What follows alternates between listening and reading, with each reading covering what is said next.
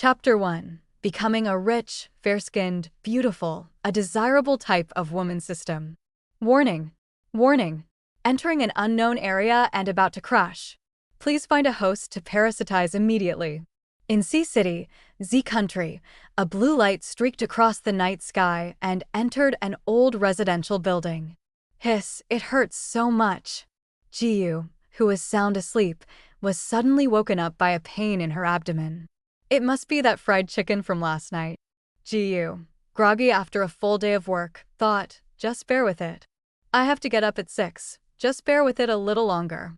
As Jiyu fell back asleep, a faint blue light appeared on her abdomen, then moved upward, finally disappearing into her brain. I overslept. Seeing 6:30 a.m. displayed on her phone, Jiyu sprang out of bed.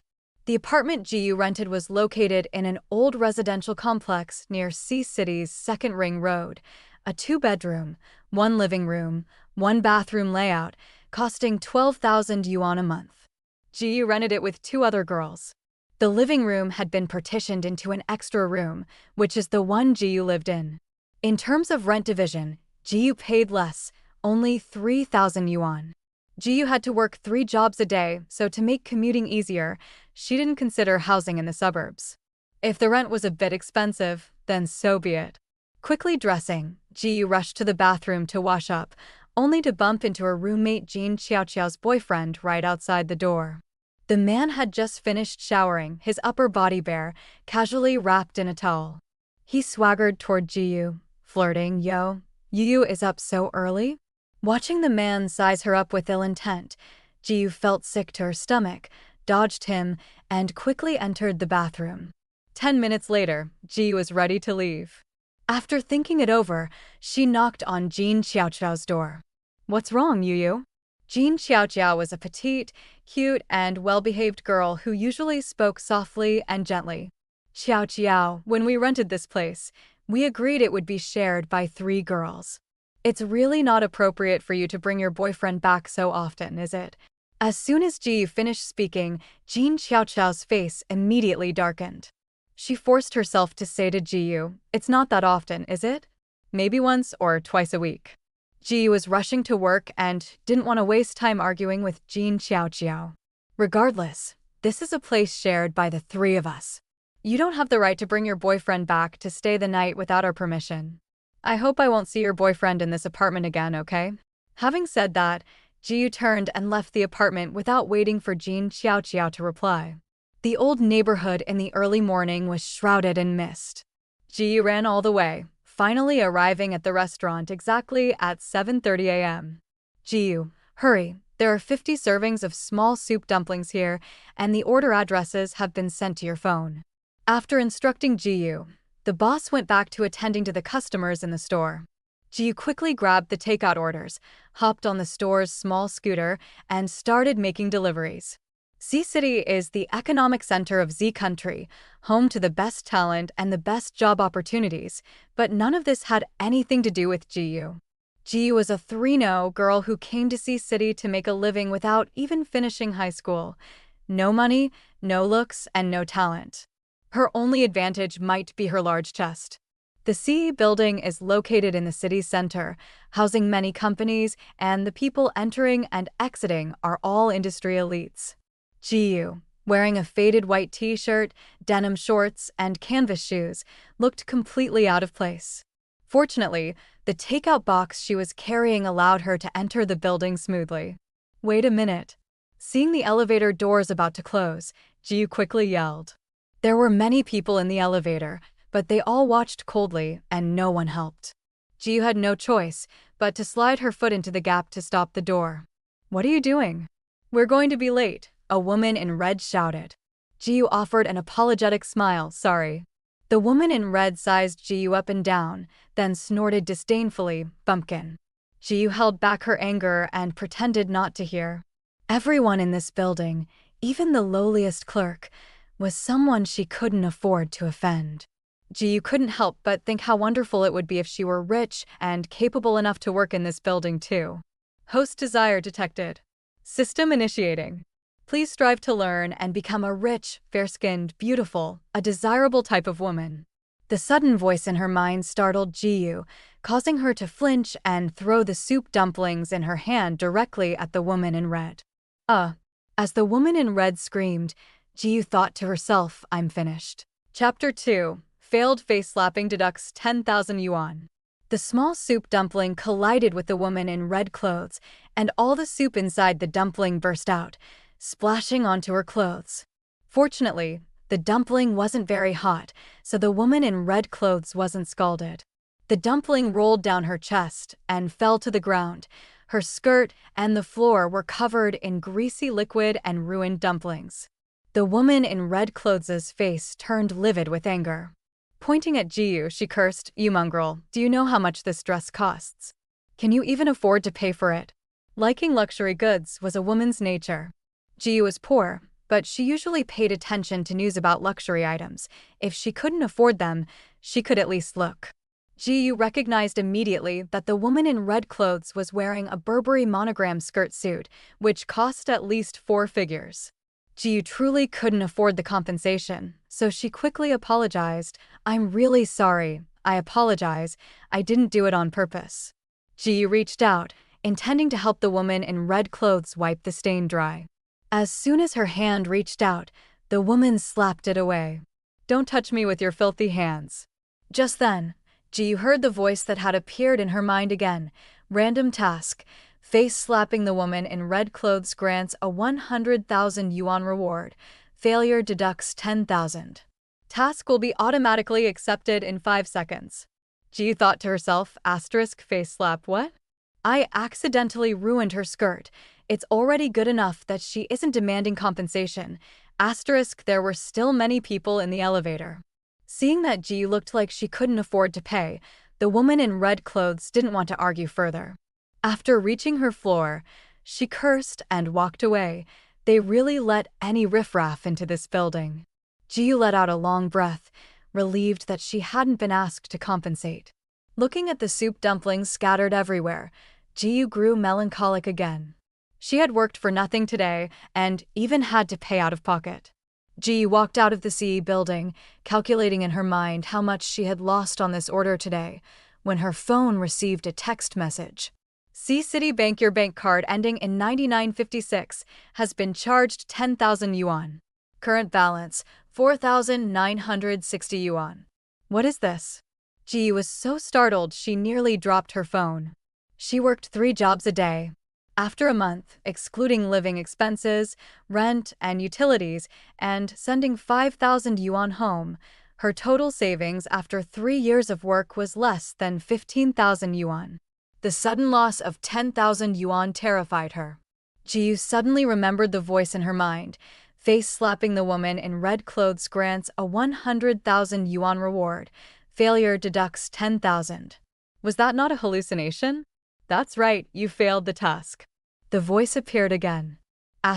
Oh my god, I haven't been chosen by one of those cheat systems from novels, have I?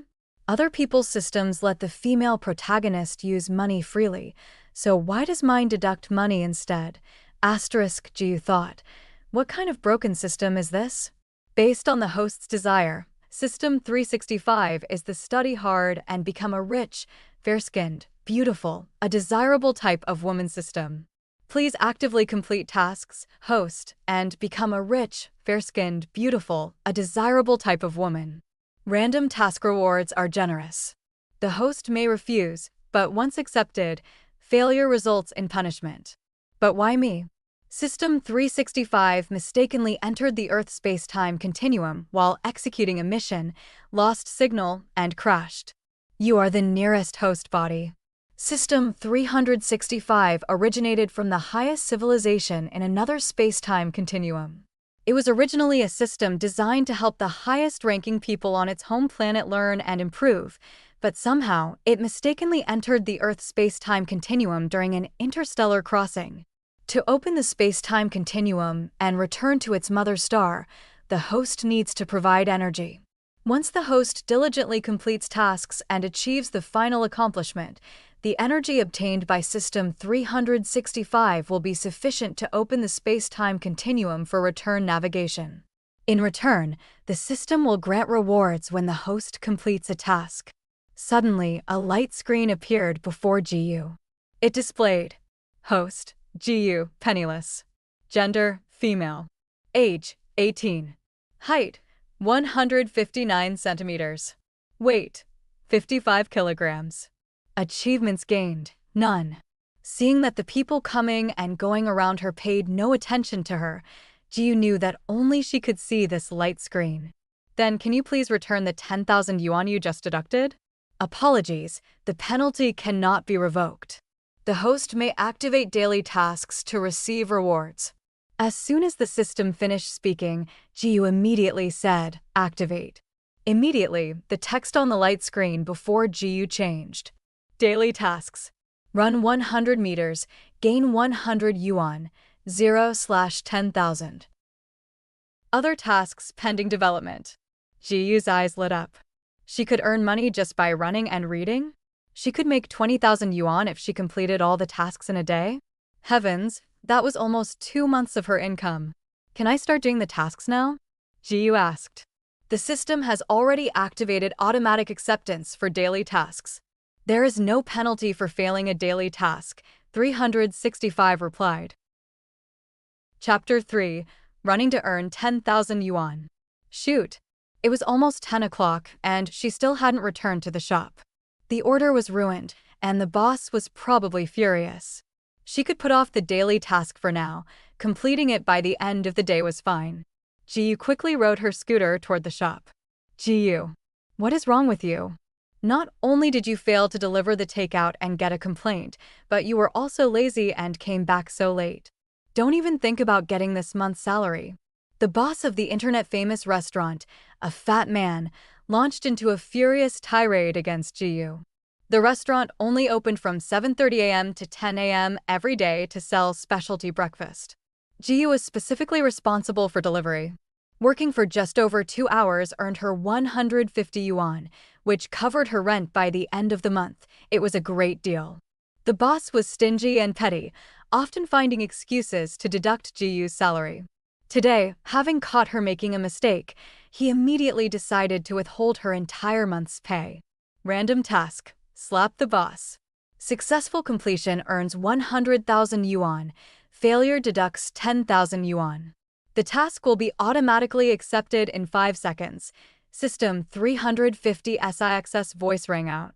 Ji-yu didn't even have time to think. The 5 seconds flew by, and the task was automatically accepted. Oh my god. She had less than 5,000 yuan left in her card.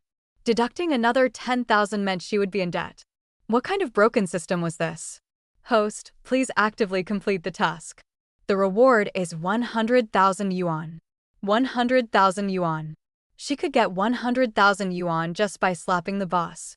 Ji looked at the boss, who was still rambling on, and wondered how she was supposed to slap his face. She didn't have money to throw at him, nor did she have a domineering CEO supporting her. Unless... Ji suddenly closed her eyes, raised her hand, and swung it towards the boss, thinking, I'm sorry, boss. Slap. The boss stared at Ji in disbelief. You actually dared to slap me? Ji, you don't want this job anymore, do you? Fine. Get the hell out. Get out. The boss grabbed the still-dazed Ji and shoved her out the door. Don't let me see you again. If I didn't refrain from hitting women, I'd kill you. Ji, who had been thrown out, was still standing dazed at the entrance. So slap the boss literally meant slapping his face. The system notified her that the random task was complete. Her phone immediately received a message. See, Citibank, your card ending in 9956 has received a deposit of 100,000 yuan. Current balance 104,960 yuan. It was real. Ji stared at her phone, counting the numbers repeatedly. It really was 100,000 yuan. System, I love you to death. Thank you. You're the little angel sent by heaven to save me. Host, diligently completing the tasks is the best way to thank me. System 365's cold, mechanical voice sounded better to Ji at that moment than any beautiful melody. All right, I'll complete them diligently. I'm going running right now. But before running, Ji had one more thing to do. Hello, brotherly, this is Ji. Sorry, I found a new job and I quit. Hello, Sister Hua, I'm not coming in today. I quit. Having quit 2 jobs in one breath, Jiyu felt refreshed. A girl like Jiyu, who lacked qualifications, could only work odd jobs and manual labor in C-City, constantly having to read people's expressions and force smiles. Now that she had the system as her cheat, Jiyu didn't have to work at all. A fixed 20,000 yuan deposited daily, plus large sums from random tasks, it was simply amazing. Host, don't worry. After the tasks level up, the rewards will be even greater, System 356 said. It can level up? Jiyu couldn't wait.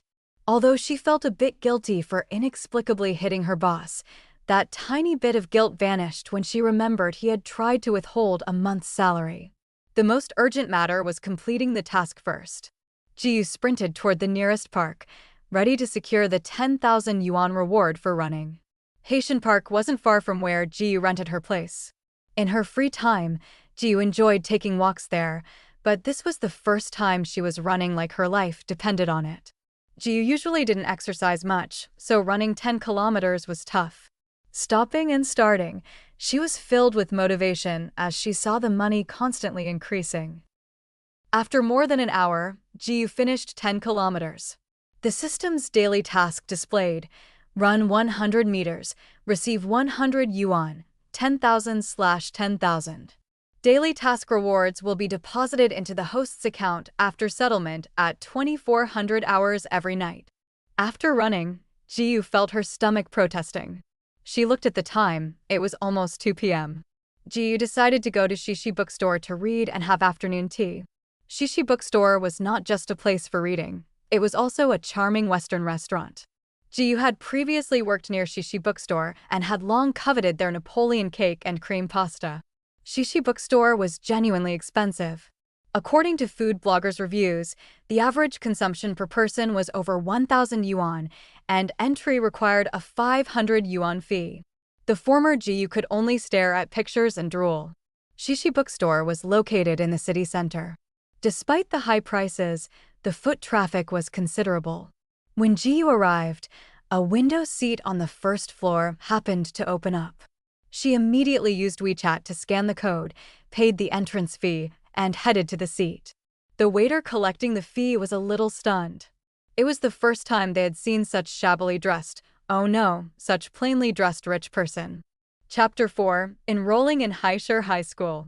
As long as you pay the entrance fee, you can sit at the Shishi Bookstore all day, and no one will chase you away even if you don't order food.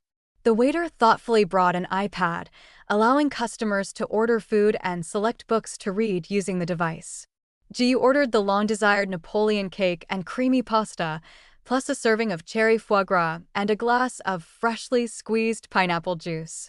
Seeing the total bill of 860 yuan, Jiyu nearly blurted out that she wouldn't eat it. After ordering, Jiyu started selecting books. The host is advised to choose 3 years of Gaokao, 5 years of mock exams. System 356 appeared. Jiyu's face was lined with black, and she silently communicated with the system in her mind. I only completed 1 year of high school. Why would I look at these?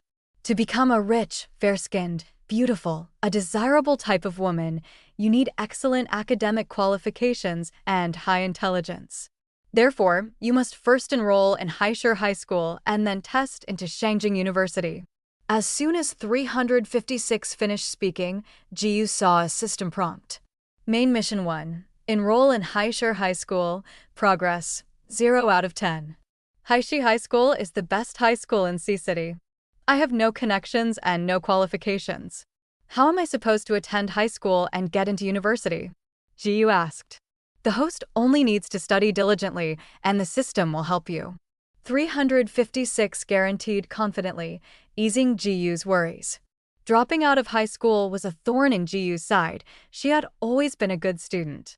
If she had continued her studies, while Shangjing might have been out of reach, she could have gotten into a regular undergraduate program.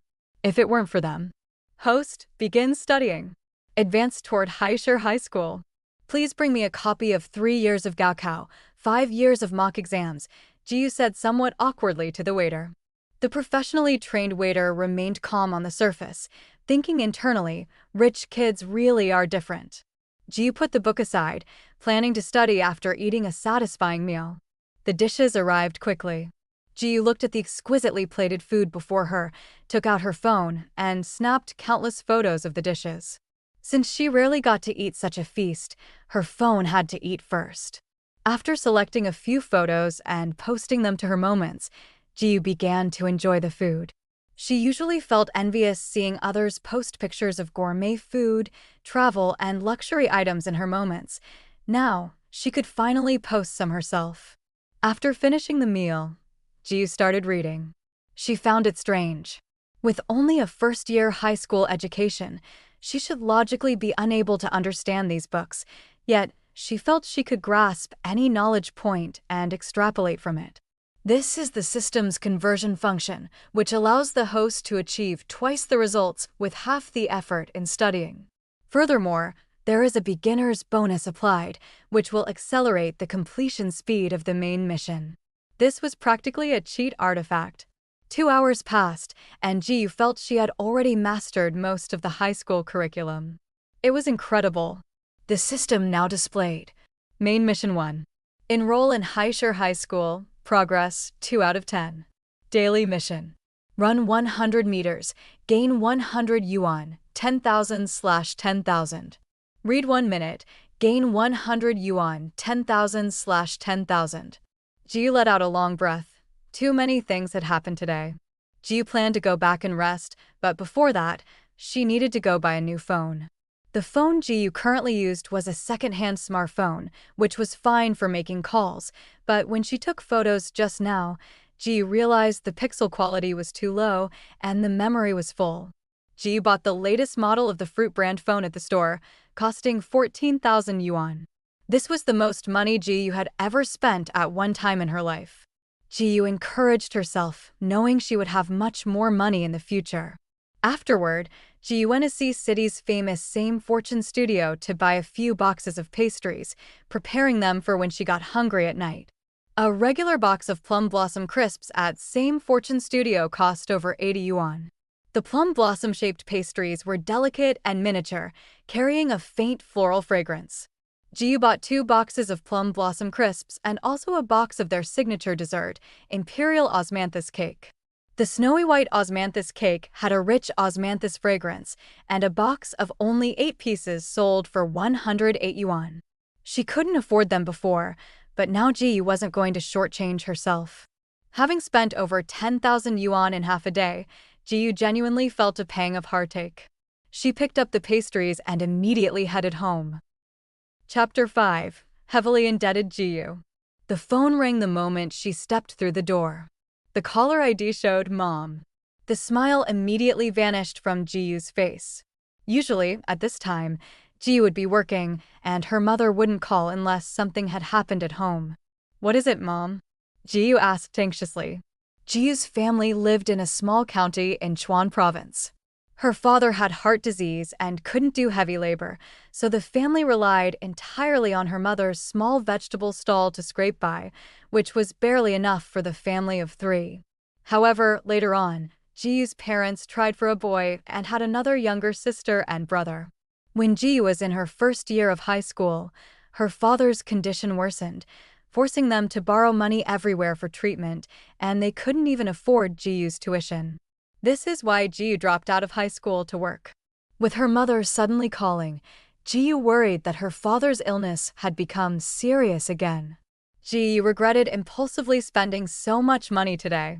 What if there wasn't enough for her father's surgery? "It's nothing, Yu. I just called to ask if you've been doing well lately." Hearing her daughter's anxious voice, Jo Mei stammered slightly. Just as Ji prepared to ask more questions, she heard someone snatch the phone from Jo Mei. "Give it to me, I'll talk." It was Jiyu's eldest paternal aunt.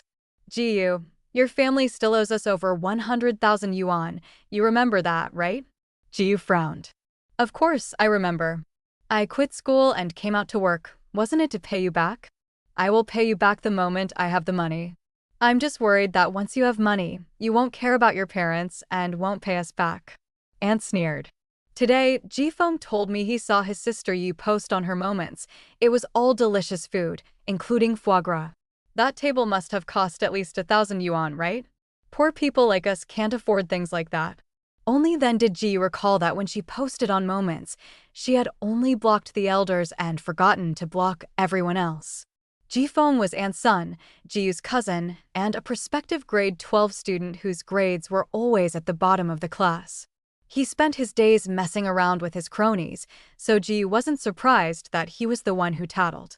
Eldest paternal aunt, you misunderstood. My friend treated me to that. How could I possibly have that much money? Ji quickly started fabricating a story. Ji could actually take out 100,000 yuan now to pay eldest paternal aunt, but she couldn't. It wasn't that she wanted to delay paying eldest paternal aunt. The Ji family owed money to more than just this one family. Over the years, the cost of Father Ji's medicine and her younger siblings' tuition and tutoring fees meant that the 5,000 yuan Ji sent home every month was nowhere near enough. Her mother's health had also been worn down these past few years, and the vegetable stall business wasn't doing well. They had gradually borrowed over 200,000 yuan from outside, and that didn't even include the 100,000 yuan from eldest paternal aunt. If she paid eldest paternal aunt's family, what would happen when others came asking? Ji couldn't raise that much money in a short time. Aunt also guessed that Ji definitely didn't have the money. She just made the call to pressure Ji. Her husband hadn't discussed it with her before lending the money to Ji's family. It was a full 100,000 yuan. By the time Aunt found out, the money had already been spent on Father Ji's surgery, so what could she do? Aunt went to Ji's house and school every day to cause a scene, forcing Ji to go out and work to pay the debt. At that time, Ji's younger sister was in junior high and her brother was still in elementary school, and the family truly couldn't afford to support 3 children's education anymore. Ji gritted her teeth, packed a suitcase, and headed north to Sea City to work. Forget it, I won't say anything more. Transfer another 5,000 yuan to me. Our Ji Feng is about to enter grade 12, and he needs some supplements to nourish his body. Ji thought, with Ji Feng's pig brain, supplements wouldn't help anyway. Eldest paternal aunt, I just sent money home. Mom should have given you this month's repayment, right? I really don't have any money on me. Chapter 6. System Upgrade. I don't care. If we hadn't emptied our savings to lend your family 100,000 yuan, would our Ji Feng have suffered so much grievance? He's gotten so thin these past few years. Aunt screamed hysterically. If you don't give it to me, I'll come cause trouble at your mother's vegetable stall every day. Ji felt a headache coming on and reluctantly agreed. I'll transfer you another 3,000 yuan. That's every last penny. Give the phone back to my mom. Aunt was satisfied and handed the phone back to Zhou Mei. Hello, Yu, Mom is useless. You've suffered. Zhou Mei's voice choked up. Ji Dehai and Zhou Mei desperately wanted a son to carry on the family line, so they tried for 3 children, but they still loved their eldest daughter very much.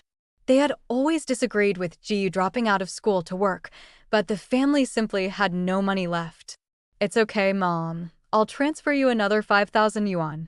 Don't tell eldest paternal aunt. Just give her 3,000 and remember to get a receipt. Use the rest for yourself. Don't worry, I have money. My boss raised my salary.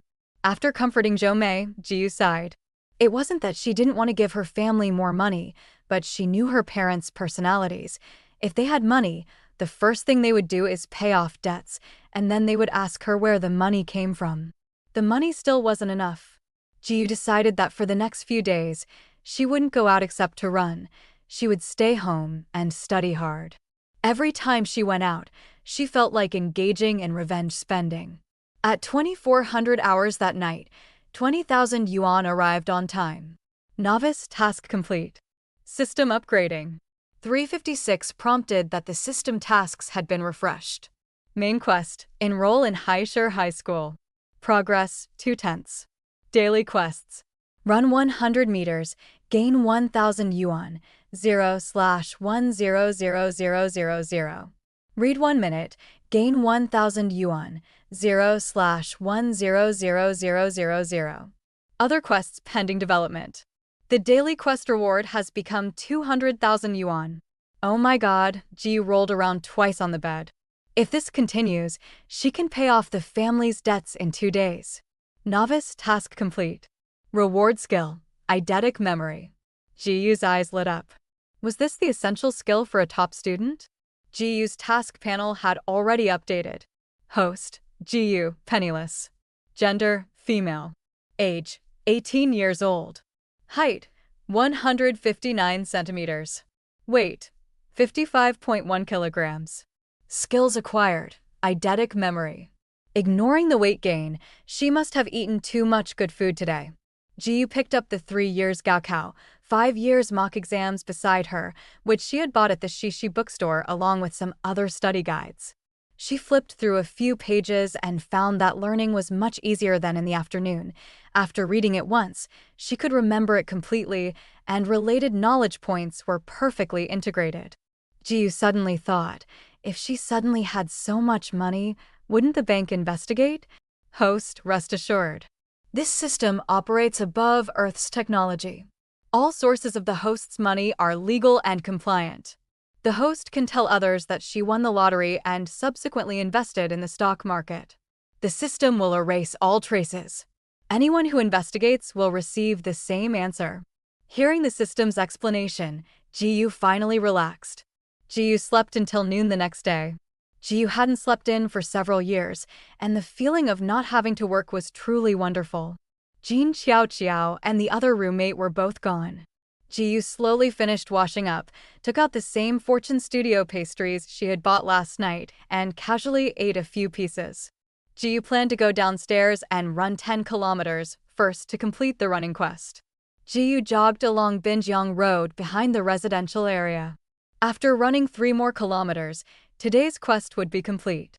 Suddenly, Jiyu heard someone shouting for help ahead. Someone fell into the water. Help! Jiyu looked into the distance and saw an elderly woman with white hair struggling in the river. Chapter 7. Saving Principal Luo's Mother. Random task. Saving Principal Luo's mother. Reward for success, 1 million. Penalty for failure, 100,000. Automatic acceptance in 5 seconds. Jiyu's hometown was a small county town by the river. Jiyu and her childhood friends often played by the river, so she was an excellent swimmer. Already intending to save the person, Jiyu didn't hesitate, immediately leaping into the water and swimming quickly toward the elderly woman. Fortunately, the river flowing through the city was not turbulent. Jiyu grabbed the elderly woman and swam toward the riverbank. On the bank, a middle-aged man was crying out hoarsely. The elderly woman was unconscious, but swimming with her didn't take much effort for Jiyu, and they reached the riverbank shortly. The middle-aged man rushed over and began performing CPR on the elder. "Mom, you can't die. Mom, wake up." Thanks to the middle-aged man's efforts, the elder reacted, spat out a mouthful of river water, and slowly woke up. Jiyu slumped to the side, panting. Seeing this scene, she couldn't help but breathe a sigh of relief. Only after seeing his mother wake up did Luo Jianming remember the young girl who had just saved her. After handing his mother over to the arriving medical staff, Luo Jianming found Jiyu and said, "Young lady, thank you so much. If it weren't for you, I truly don't know what I would have done. If you have any need, within the scope of my ability, I will certainly give it my all." Luo Jianming's mother suffered from Alzheimer's. He had finally managed to find some free time today to take his mother for a walk, but he didn't expect that in the brief moment he turned his back to answer a phone call, his mother would lose her footing and fall into the river. Luo Jianming gave Jiyu a business card, instructing her to be sure to contact him. Without waiting for Jiyu to speak, Luo Jianming and his mother left together in the ambulance. The business card read, Principal of Haisher High School, Luo Jianming, contact number 187XXXX0980. At this moment, System 356 prompted, Main Quest 1, Enroll in Haisher High School, Progress, April 10th. The bank card also showed a deposit of 1 million yuan. Jiyu thought to herself, this must have been planned by the system too. It truly is omnipotent. Host, please study diligently. When the quest progress reaches September 10th, You may contact Luo Jianming and propose taking the entrance exam for the third year of Haishir High School. Jiyu now had over 1.1 million yuan in savings. Jiyu had never imagined she could earn over a million yuan in just 2 days. After running 10 kilometers, Jiyu immediately returned home and started her grand plan for making money. Oh no, her grand plan for studying. The following week passed uneventfully for Jiyu. Every day, she fixed her routine, running 10 kilometers at 8 in the morning and studying after her afternoon nap. By the end of July, Jiyu's main quest finally reached September 10th. Jiyu immediately dug out Luo Jianming's business card and dialed the number on it. There was only 1 month left until the start of the third year of high school, so she had to hurry. "Hello, who is this?" The call connected quickly, and Principal Luo's voice came through. "Hello, Principal Luo. Do you remember me? I'm the girl who was by the river that day. My name is Jiyu, and you gave me your business card and asked me to contact you." Jiyu introduced herself politely. It's you, young lady." Luo Jianming was a little excited. He had left too hastily that day. After returning, Jiyu hadn't contacted him, and later Luo Jianming asked friends to search for Jiyu, but they couldn't find any trace of her from any source. The surveillance footage by the river that day was also somehow damaged. Luo Jianming genuinely wanted to thank Jiyu. "Jiyu, right? If it's convenient, come to my house for a simple meal tomorrow. My wife also really wants to meet you and express her gratitude." Luo Jianming guessed that Jiyu calling him definitely meant she had a request. Inviting Jiyu to his home for a meal was also a way of showing his sincerity. Whatever Jiyu asked for, he would do his best to help. Jiyu also realized this, and she felt a warmth in her heart. "I'll send you the address. See you tomorrow at noon." "Thank you, Principal Luo. See you tomorrow." Chapter 8. Early in the morning, Jiyu went to the supermarket and bought some fruit, ensuring they weren't too expensive, as this would contradict the image she wanted to project. Luo Jianming's house was in the old town, but unlike the dilapidated residential building Jiyu lived in, the Luo family home was a 3-story Western-style house located in a bustling area, complete with a small garden in the front yard. When Jiyu arrived, the nanny was accompanying Mother Luo, who was sunbathing in the garden. "Are you Miss Ji? Madam reminded me yesterday that a beautiful young lady would be visiting today." The nanny stepped forward and opened the door for Miss Ji. The nanny's praise made Jiyu blush. She couldn't help but sigh, thinking that to heap such flowery compliments on her ordinary appearance, earning money truly wasn't easy. Mother Luo, sitting nearby in a wheelchair, was saying something to Jiyu. "The old madam has that, whatchamacallit, see something disease? She's sometimes lucid and sometimes confused." "Alzheimer's disease?" Jiyu asked. Yes, that's the one." She was finally feeling a little better that day, and then that incident happened. "Luckily, we ran into you, Miss Ji." Jiyu knew the nanny was referring to the incident where Mother Luo fell into the water, so she offered a polite smile and didn't respond. "Madam, Miss Ji is here." The nanny called into the house. "Miss Ji, please go straight in. I still need to stay and help the old madam sunbathe." "Has Jiyu arrived?" Hearing the nanny's call, Mrs. Luo walked out of the house to greet her. Mrs. Luo looked to be in her early 40s, well-maintained, wearing a lake blue silk dress, with a set of snowy white pearl jewelry on her ears and neck. Every movement exuded the elegance of a well-bred lady. Mrs. Luo gently took Yuyu's hand. "Yuyu, come in quickly. I wasn't sure what you like to eat, so I prepared some Sea City's specialty homestyle dishes." Mrs. Luo was a native of Sea City. Years of privileged life had left her hands fair and smooth. Jiyu looked at the hand grasping hers and felt a little inferior. Jiyu, who had worked hard for years, had hands covered in calluses. "Thank you, Mrs. Luo. Anything is fine. I'm not picky," Jiyu replied obediently. "Such a good girl. My surname is Fong, and my name is Fong Han. Just call me Aunt Fong. Old Luo has a meeting and will be back later. Let's have some tea and wait for him." Fong Han pulled Jiyu to sit down in the living room. The Luo family's decor was typical of the old Sea City style. Red sandalwood furniture was visible everywhere, and there was a huge ink wash painting in the center of the living room. Mom, why are you bringing every stray cat and dog into the house? Ji looked toward the source of the voice. A young girl stood at the top of the stairs, glaring impatiently at Ji.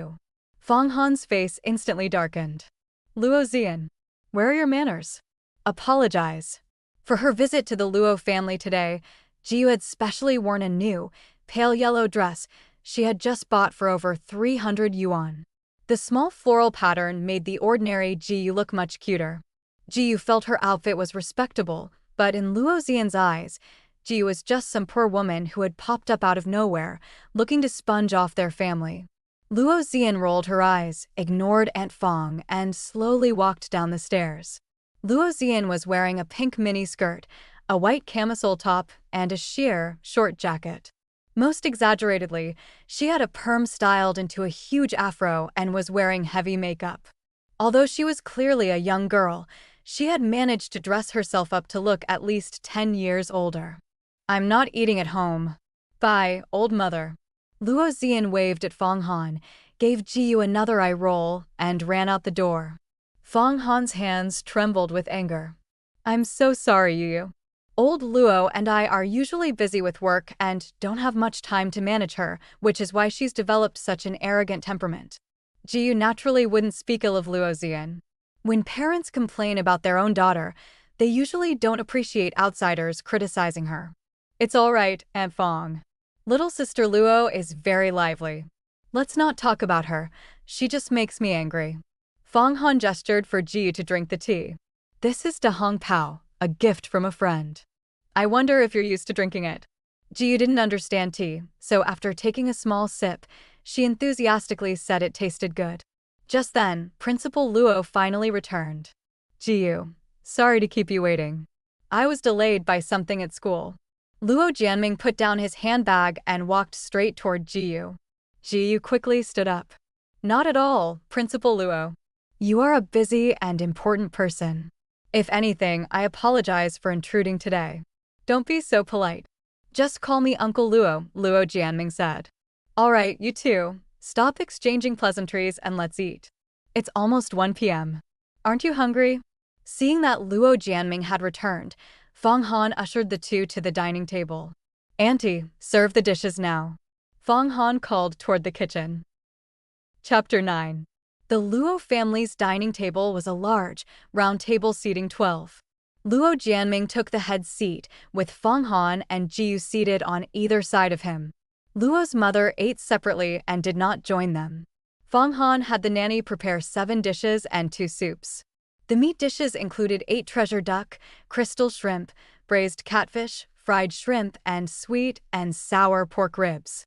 The vegetable dishes were stir-fried bok choy and cold cucumber salad, along with a vegetable soup and a Crucian carp tofu soup. For 3 people, the spread was a bit too lavish. Don't feel pressured. Usually, it's just 5 dishes and 1 soup for the 2 of us. Your Aunt Fang is very particular about food, Luo Jianming said, noticing Jiyu's discomfort and proactively starting a conversation. Aunt Fang certainly has good taste, Jiyu smiled. You have such a sweet tongue. If our Zian were half as well-behaved and sensible as you, I'd be burning high incense. Come, try this. Fang Han used the serving chopsticks to place a piece of sweet and sour pork rib onto Jiyu's plate. Thank you, Aunt Fang. Jiyu took a small bite. The ribs were perfectly crisp, sweet and sour, and very appetizing. The meal was enjoyed by both host and guest. Afterward, Fang Han excused herself, claiming she had work to handle upstairs, leaving Luo Jianming and Jiyu alone in the spacious living room. Uncle Luo, I came today because I need your help. I want to attend Haisher High School, Jiyu stated, getting straight to the point of her visit. Over the course of the meal, Luo Jianming had essentially learned about Jiyu's situation. Poor family, dropped out of high school to work. Haisher High School was Sea City's best private high school. As the principal, it was easy for Luo Jianming to get a student admitted. He had several reserved slots every year. No problem, Luo Jianming readily agreed. After a moment of consideration, he added, You've been delayed for almost 3 years, so when school starts, you'll begin again in the first year of high school. If you fall behind, I will find you a tutor. Ji was his mother's savior, and so sensible despite her young age. Luo Jianming felt a pang of sympathy and directly waived the entrance exam that every new student had to take. Luo Jianming figured that since Ji had been working for so long, she must have fallen behind significantly in her studies and definitely wouldn't pass the exam. Thank you, Uncle Luo, but I want to go straight into the third year of high school and take next year's college entrance exam. Seeing Luo Jianming cast a disapproving look, Jiu explained, I've been working these past few years, but I never stopped studying. I review diligently every day, and I've mastered all the high school knowledge. If you don't believe me, Uncle Luo, test me. Luo Jianming thought for a moment and casually tested Jiu on a few math concepts. To his surprise, Jiu answered them all correctly. Luo Jianming was somewhat astonished. The questions he asked were all difficult topics from the college entrance exam. It seemed Jiu hadn't lied to him. Uncle Luo, I can take the third-year entrance exam to prove my abilities, Jiu said. She was able to endure hardship at such a young age and had such courage. Luo Jianming nodded repeatedly. What a good child. All right. Uncle Luo believes in you. Here's what we'll do. Send me your previous high school's information and your identification documents. I'll handle the transfer of your student status first, so you can report directly to school when the semester begins. Okay, thank you, Uncle Luo. I'll organize everything and send it to you when I get back. With this matter settled, Jiu stood up to take her leave. After all, Luo Jianming was a busy man, and she didn't want to bother him too much.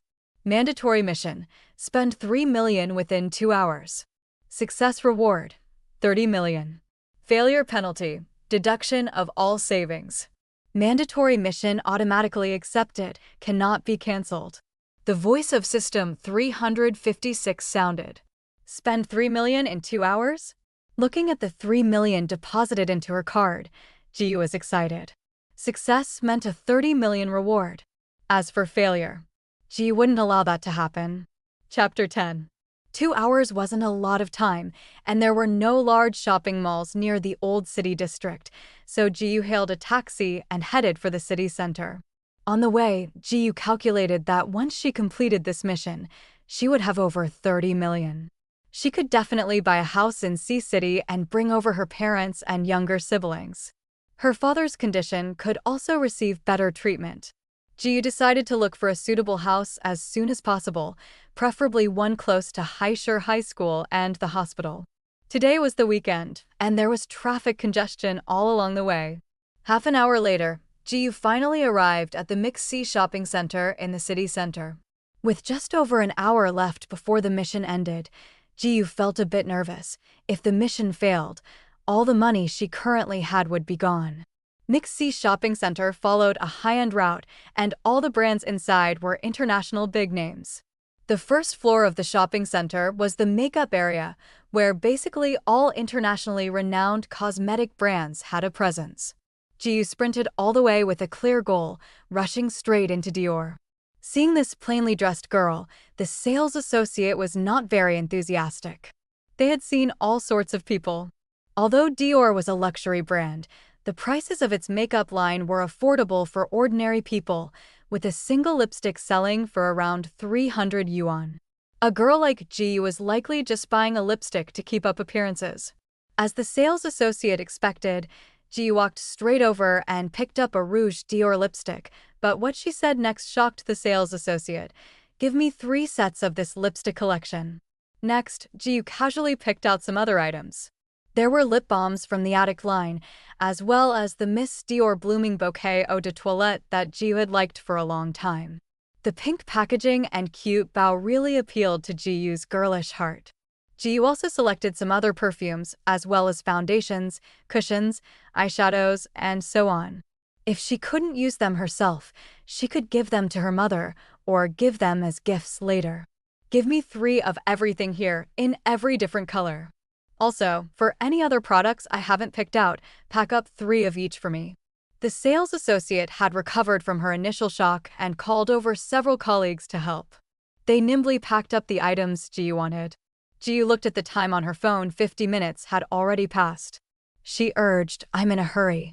Let me pay the bill first, and you can take your time packing the items. The sales associate's fingers flew across the computer. Such big customers were rare, so she had to provide excellent service.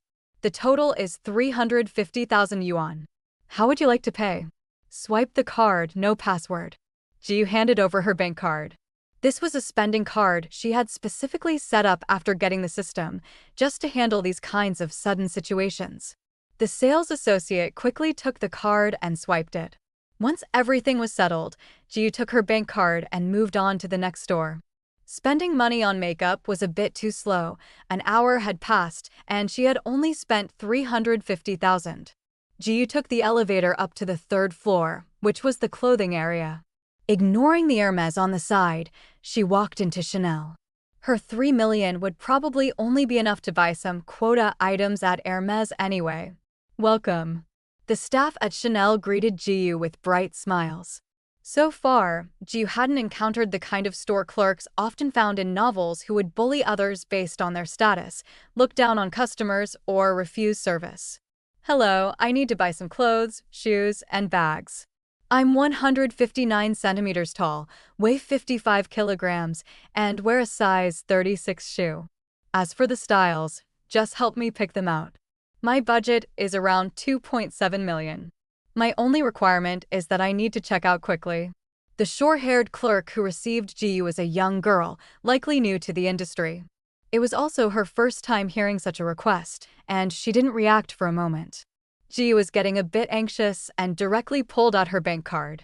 Miss, can you be quicker? I'm in a hurry.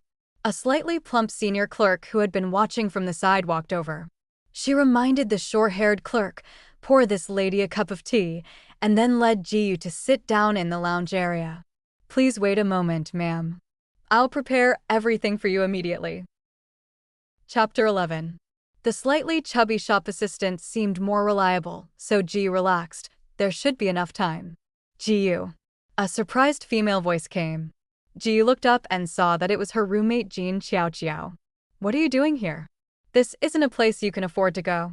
Jean Xiaoqiao usually seems gentle and mild-mannered, but her sarcastic remarks can be quite harsh.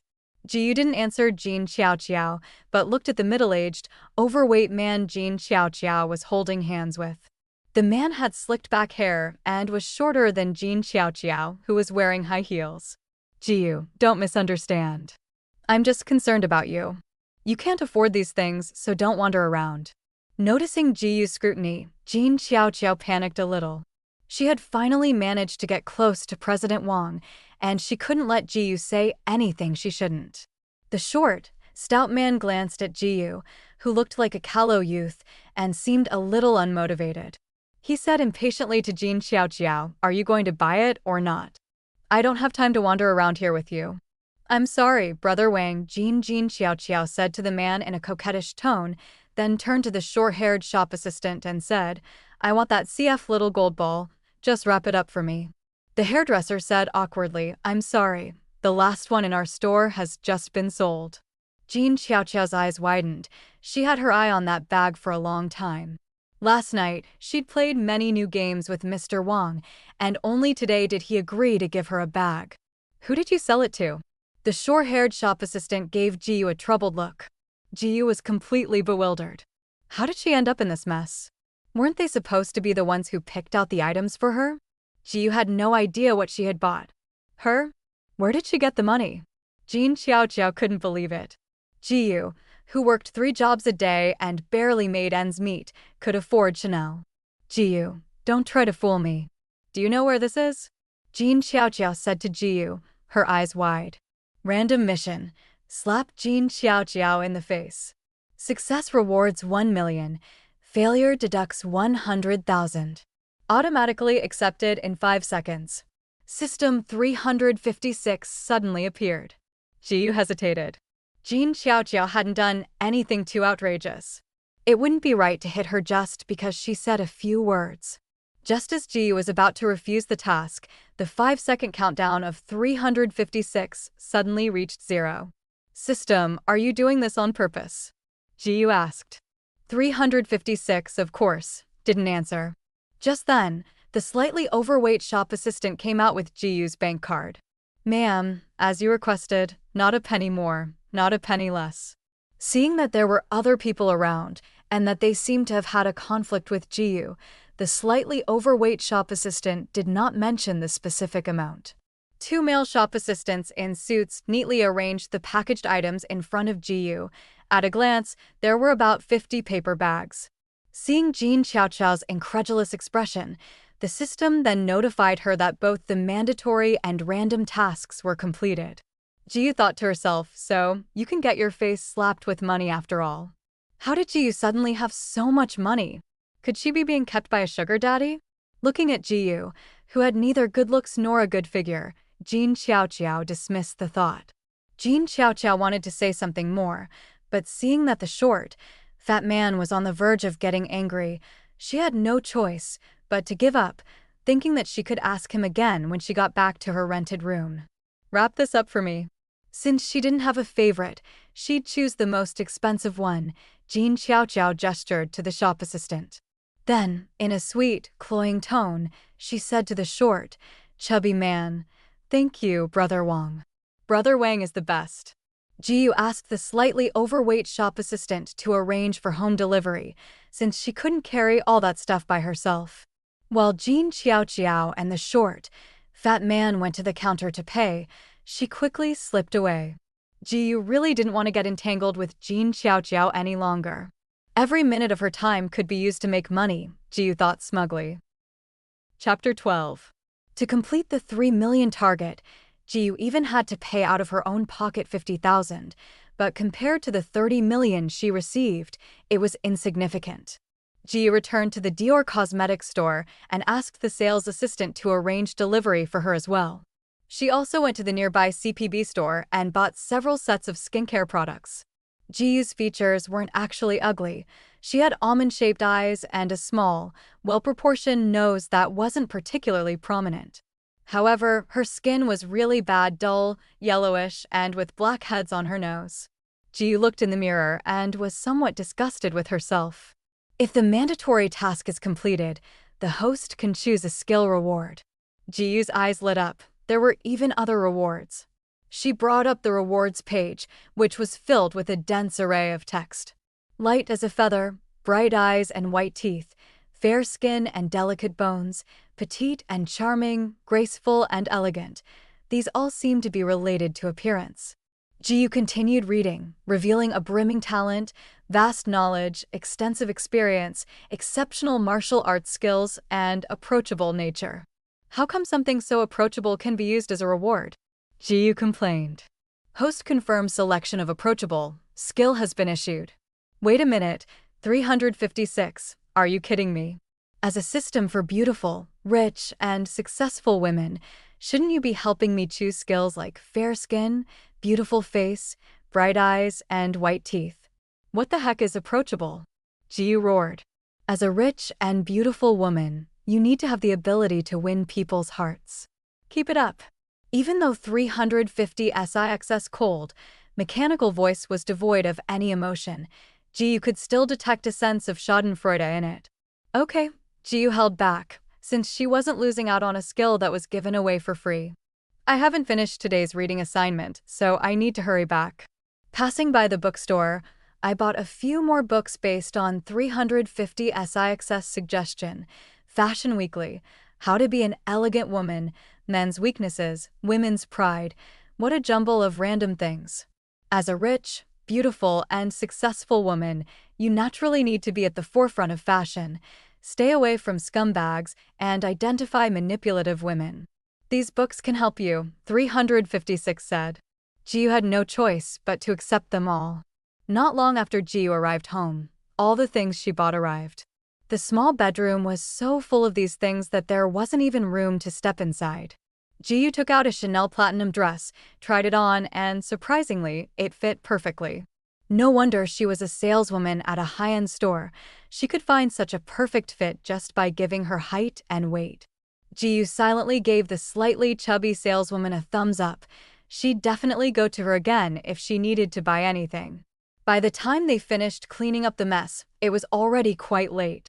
Damn it, why can't I open this damn door? A man's angry curse came from the front door. Jiyu was startled. Had she encountered a thief? Ji-yu gently opened the bedroom door a crack and cautiously checked the situation. She gripped her phone tightly, ready to call the police immediately if anything seemed amiss. The man outside the gate seemed drunk, repeatedly trying to open it with his key. Click. The gate suddenly opened, and Ji-yu, caught off guard, met the man's gaze. It turned out to be Jin Xiaoqiao's boyfriend. Ji-yu slammed the bedroom door shut and locked it. Damn, Jin Xiaoqiao had just handed over the key? Ji-yu had assumed Jin Xiaoqiao had broken up with her boyfriend and hooked up with a rich man. It seemed that wasn't the case. Ji-yu thought the man would go straight to Jin Xiaoqiao's room, but unexpectedly, the man's voice suddenly came from Ji-yu's door. "You is back so early? Open the door for your brother and let him in." The man had drunk a bit too much and seemed to be leaning against the door while speaking. Ji-yu didn't hesitate and called the police immediately. Who cares whose boyfriend he is? This is a legal entry. Chapter 13. The man was still rambling on outside. You're not pretty, and I haven't seen you bring a man home in so long. You're probably still a virgin, right? Let your brother teach you. What he meant by teach you was obvious. Hearing the man's lewd words, Ji-yu felt nauseous and really wanted to rush out and beat him up. Random mission. Punish a delinquent man.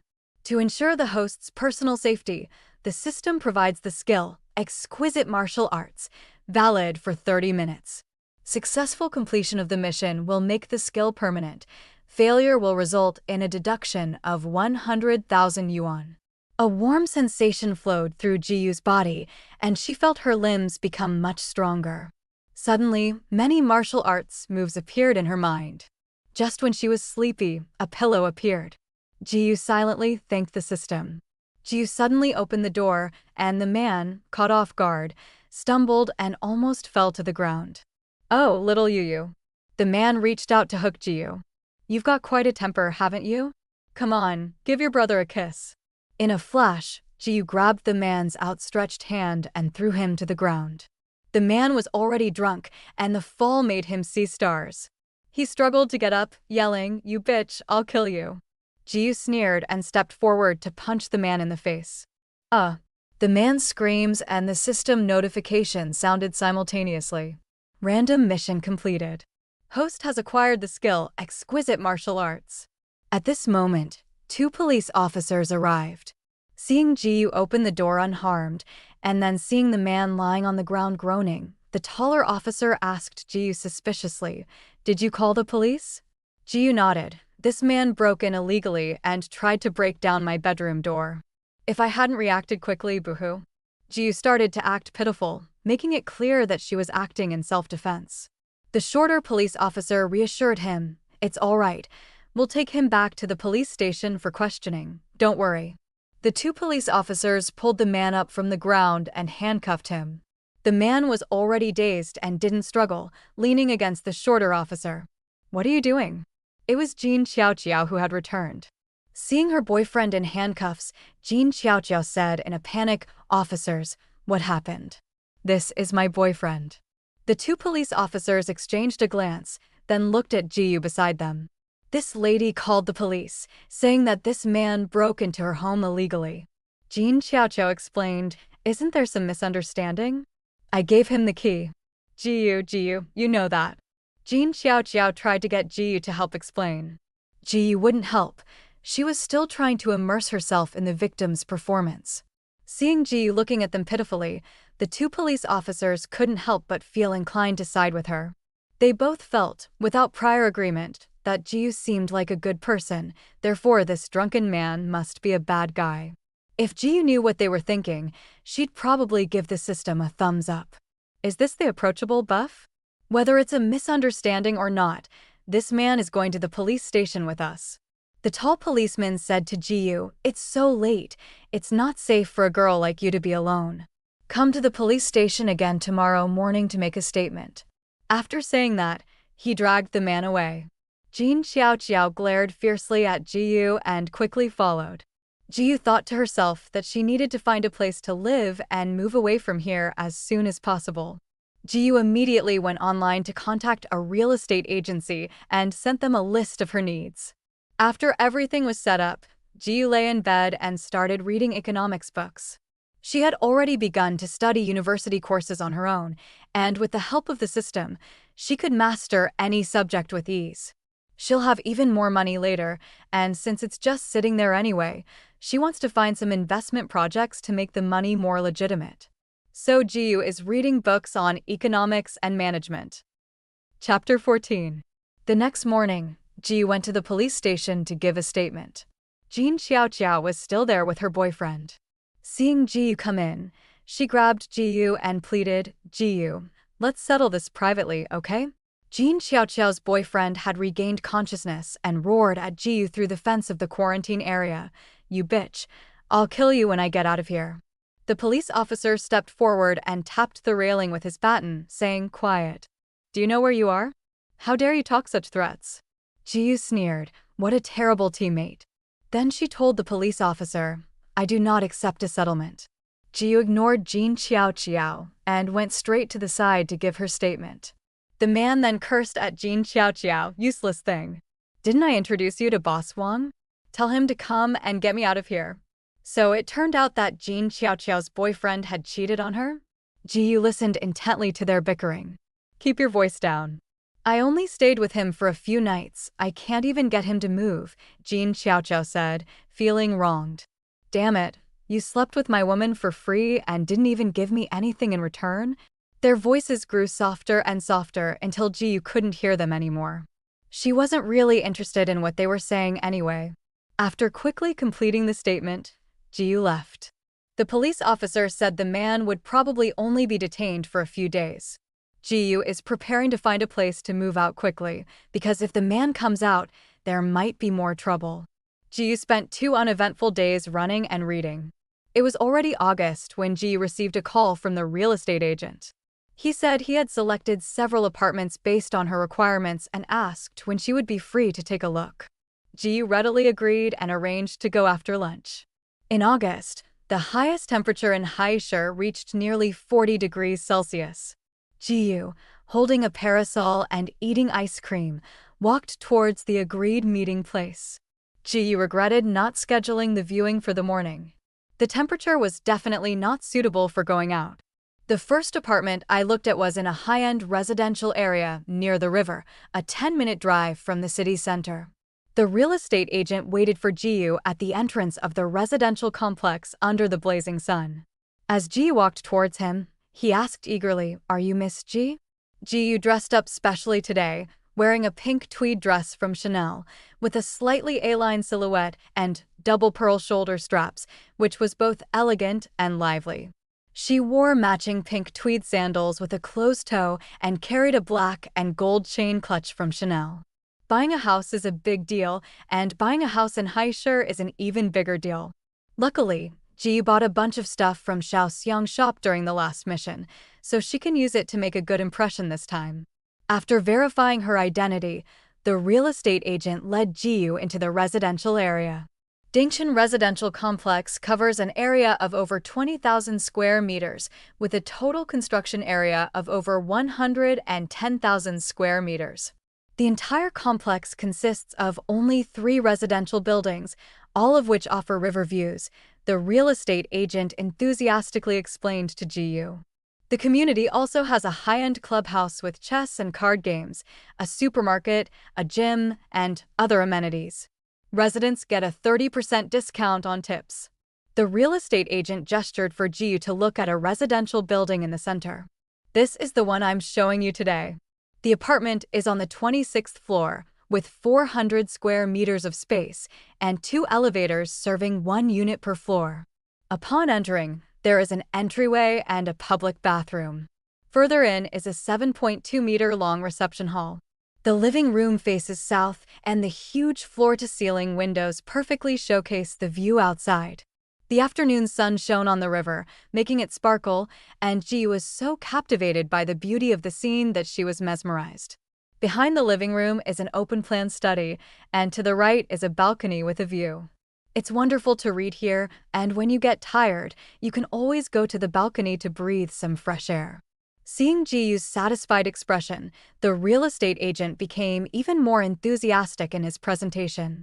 The restaurant is nearly 30 square meters, oval-shaped, and equipped with oversized Chinese and Western kitchen appliances. There is also a maid's room next to the kitchen. There are 3 separate suites on the north side, each with a 4-part bathroom with a bathtub and natural light. The 3 rooms are just right, one for the parents and one for each of the younger siblings. The master suite is even more luxurious, with a wide, south-facing, multifunctional master bedroom space. There is a transition area and a walk-in closet at the entrance. The master bathroom is over 15 square meters and includes a double vanity area, a shower area, a toilet area, and a bathtub area. The Haisher Hospital is right outside here, and there are many large shopping malls. It's just a little far from Haisher High School, but it's less than an hour away by subway. The real estate agent remembered the conditions Ji had given him. It had to be close to the hospital and school. The school being a bit far is fine. She can live on campus. It's less than a 10-minute walk to Haisher Hospital, and Jiyu is somewhat tempted. How much is the price per square meter of this apartment? Jiyu asked. The real estate agent was delighted. This apartment is priced at 50,000 per square meter, and with all the paperwork done, it will cost around 22 million. After thinking for a while, Jiyu said, I want the house. We can complete the transaction now. When can I move in? As long as you pay, it's any time. We can handle the formalities later and give them to you. The agent was overjoyed, never expecting to close such a big deal so easily today. Jiyu followed the real estate agent to their store, paid the money, took the contract, and left. I'll deliver the property certificate to you as soon as it's issued. The real estate agent respectfully saw Jiyu out of the store and couldn't help but sigh, what a straightforward girl. More than 20 million yuan. She doesn't even blink an eye when she's swiping her card. The empty house was bought, and furniture would cost another sum of money. If only the system would give me a forced task, Jiyu thought. The management system is now online, forcing a task to be triggered. Spend 10 million within 4 hours. Success will reward you with 100 million. Failure will deduct all your savings. 100 million. Jiyu was shocked but also full of energy. Keep it up, you'll be a billionaire soon. Chapter 15. The apartments in Dingchen community are all fully furnished, but each apartment has a different style. Jiyu's apartment is in a modern minimalist style, mainly in black and gray tones, so she also bought modern furniture to match it. Jiyu silently planned out which furniture to buy: a bed, sofa, dining table, desk, dressing table, and appliances like a TV and refrigerator. Other small items could wait until her parents arrived, and they could arrange them according to their own preferences. 4 hours was plenty of time. Jiyu chose the most famous brand store in the furniture mall and bought all the furniture she needed. She selected only the best items that were already in stock, and the total cost was around 7 million yuan. The salesperson promised delivery and installation that day. I went to a German brand appliance store next door and bought a 100-inch color TV, a double-door super-large refrigerator, and a robot vacuum cleaner. There doesn't seem to be much else to buy. The dishwasher, oven, steam oven, and water dispenser are included in the fully furnished apartment and installed along with the kitchen cabinets. Jiyu filled in the delivery address and scheduled an appointment with the appliance installer for the installation. It only cost 8 million in total, and only a little over an hour had passed. Jiyu could take her time to choose something she liked. Jiyu no longer wants to wear her old clothes. Now she wears Chanel clothes she bought before. Jiyu feels they are too flashy. Wearing them casually is fine, but with school starting soon, it's too conspicuous for a senior high school student like her to dress like this. Che is a high-end domestic design brand specializing in women's clothing. A dress typically costs between 3,000 and 10,000 yuan. Jiyu has always liked this brand. Unlike the monotonous elements of big brands, each piece of Che has the designer's little touches, balancing elegance and girlishness at the same time, which is rare. After seeing the brand's clothes in a magazine, Jiyu really wanted to own them. She spent over 1 million yuan at Che in one go. She then went to other brands like Celine and Gigi to buy bags, shoes, and accessories, having them delivered to her Dingchen residential complex. With all these purchases, she had spent exactly 10 million yuan. Complete the mandatory task and receive a reward of 100 million. A small goal has been achieved. Jiyu is overjoyed. Successfully complete 2 mandatory tasks and be rewarded with 1 skill. Another unexpected surprise. Jiyu absolutely adores 356. Accessing the rewards page and drawing on past experience, Jiyu set her sights on 1 goal this time, the skill of becoming beautiful. Light as a feather, bright eyes and white teeth, skin as smooth as jade. That's it. Jiyu's eyes lit up. She chose the skin as smooth as porcelain. As a potential candidate for a rich, beautiful, and fair-skinned woman, fair and delicate skin was a must, okay? Select the skill skin like jade. The skill will modify the host's body within 24 hours. Please be aware of the changes. It seemed she wouldn't turn white instantly, and Jiyu breathed a sigh of relief. After all, there were so many people around. If she suddenly went from having yellowish-black skin to snow white, she'd probably be arrested and dissected. After selecting the skills, Jiyu looked at the balance of over 100 million in her card and felt extremely satisfied. Jiyu contacted a moving company and prepared to move out of that shabby little rental house tonight. Actually, there wasn't much to move. It was just the things she bought last time and some books, etc. Jiyu didn't plan to keep the old clothes and furniture. Oh right, I completely forgot to buy a computer. Jiyu's computer is an old, clunky desktop that her landlord sold her cheaply. It's bulky and prone to crashing, so she definitely won't be moving it. It's convenient to just buy one directly from the official website.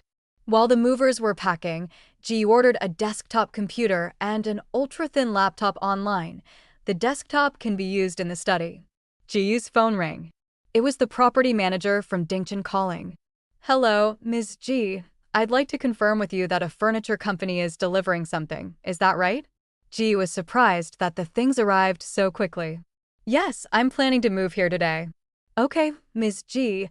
All of us at the property management are looking forward to your move-in. We wish you all the best. As expected of a high-end community, every word from the property management staff is so pleasant. Just as the property management call ended, Jomei called. Chapter 16. Mom, what's wrong?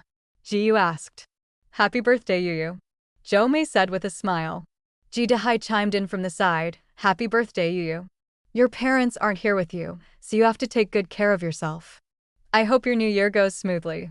Jiyu then remembered that today was her 19th birthday. On the other end of the phone, her younger siblings chattered excitedly, wishing her a happy birthday, and a gentle smile unconsciously spread across Jiyu's face. Thank you, Mom and Dad, and thank you Yuan Yuan and Dongdong too. Ji Yuan and Ji Dong are the names of Jiyu's younger sister and brother. After inquiring about her parents' recent situation, Jiyu said, I should come back in a few days. Jomei asked worriedly, has something happened? Since Jiyu went out to work, she only came back for a few days during the Spring Festival. According to Jiyu, the salary is higher during holidays, and she doesn't want to miss them. Jomei was a little worried about her sudden decision to come back. Don't worry, it's good news. I'll tell you when I get back.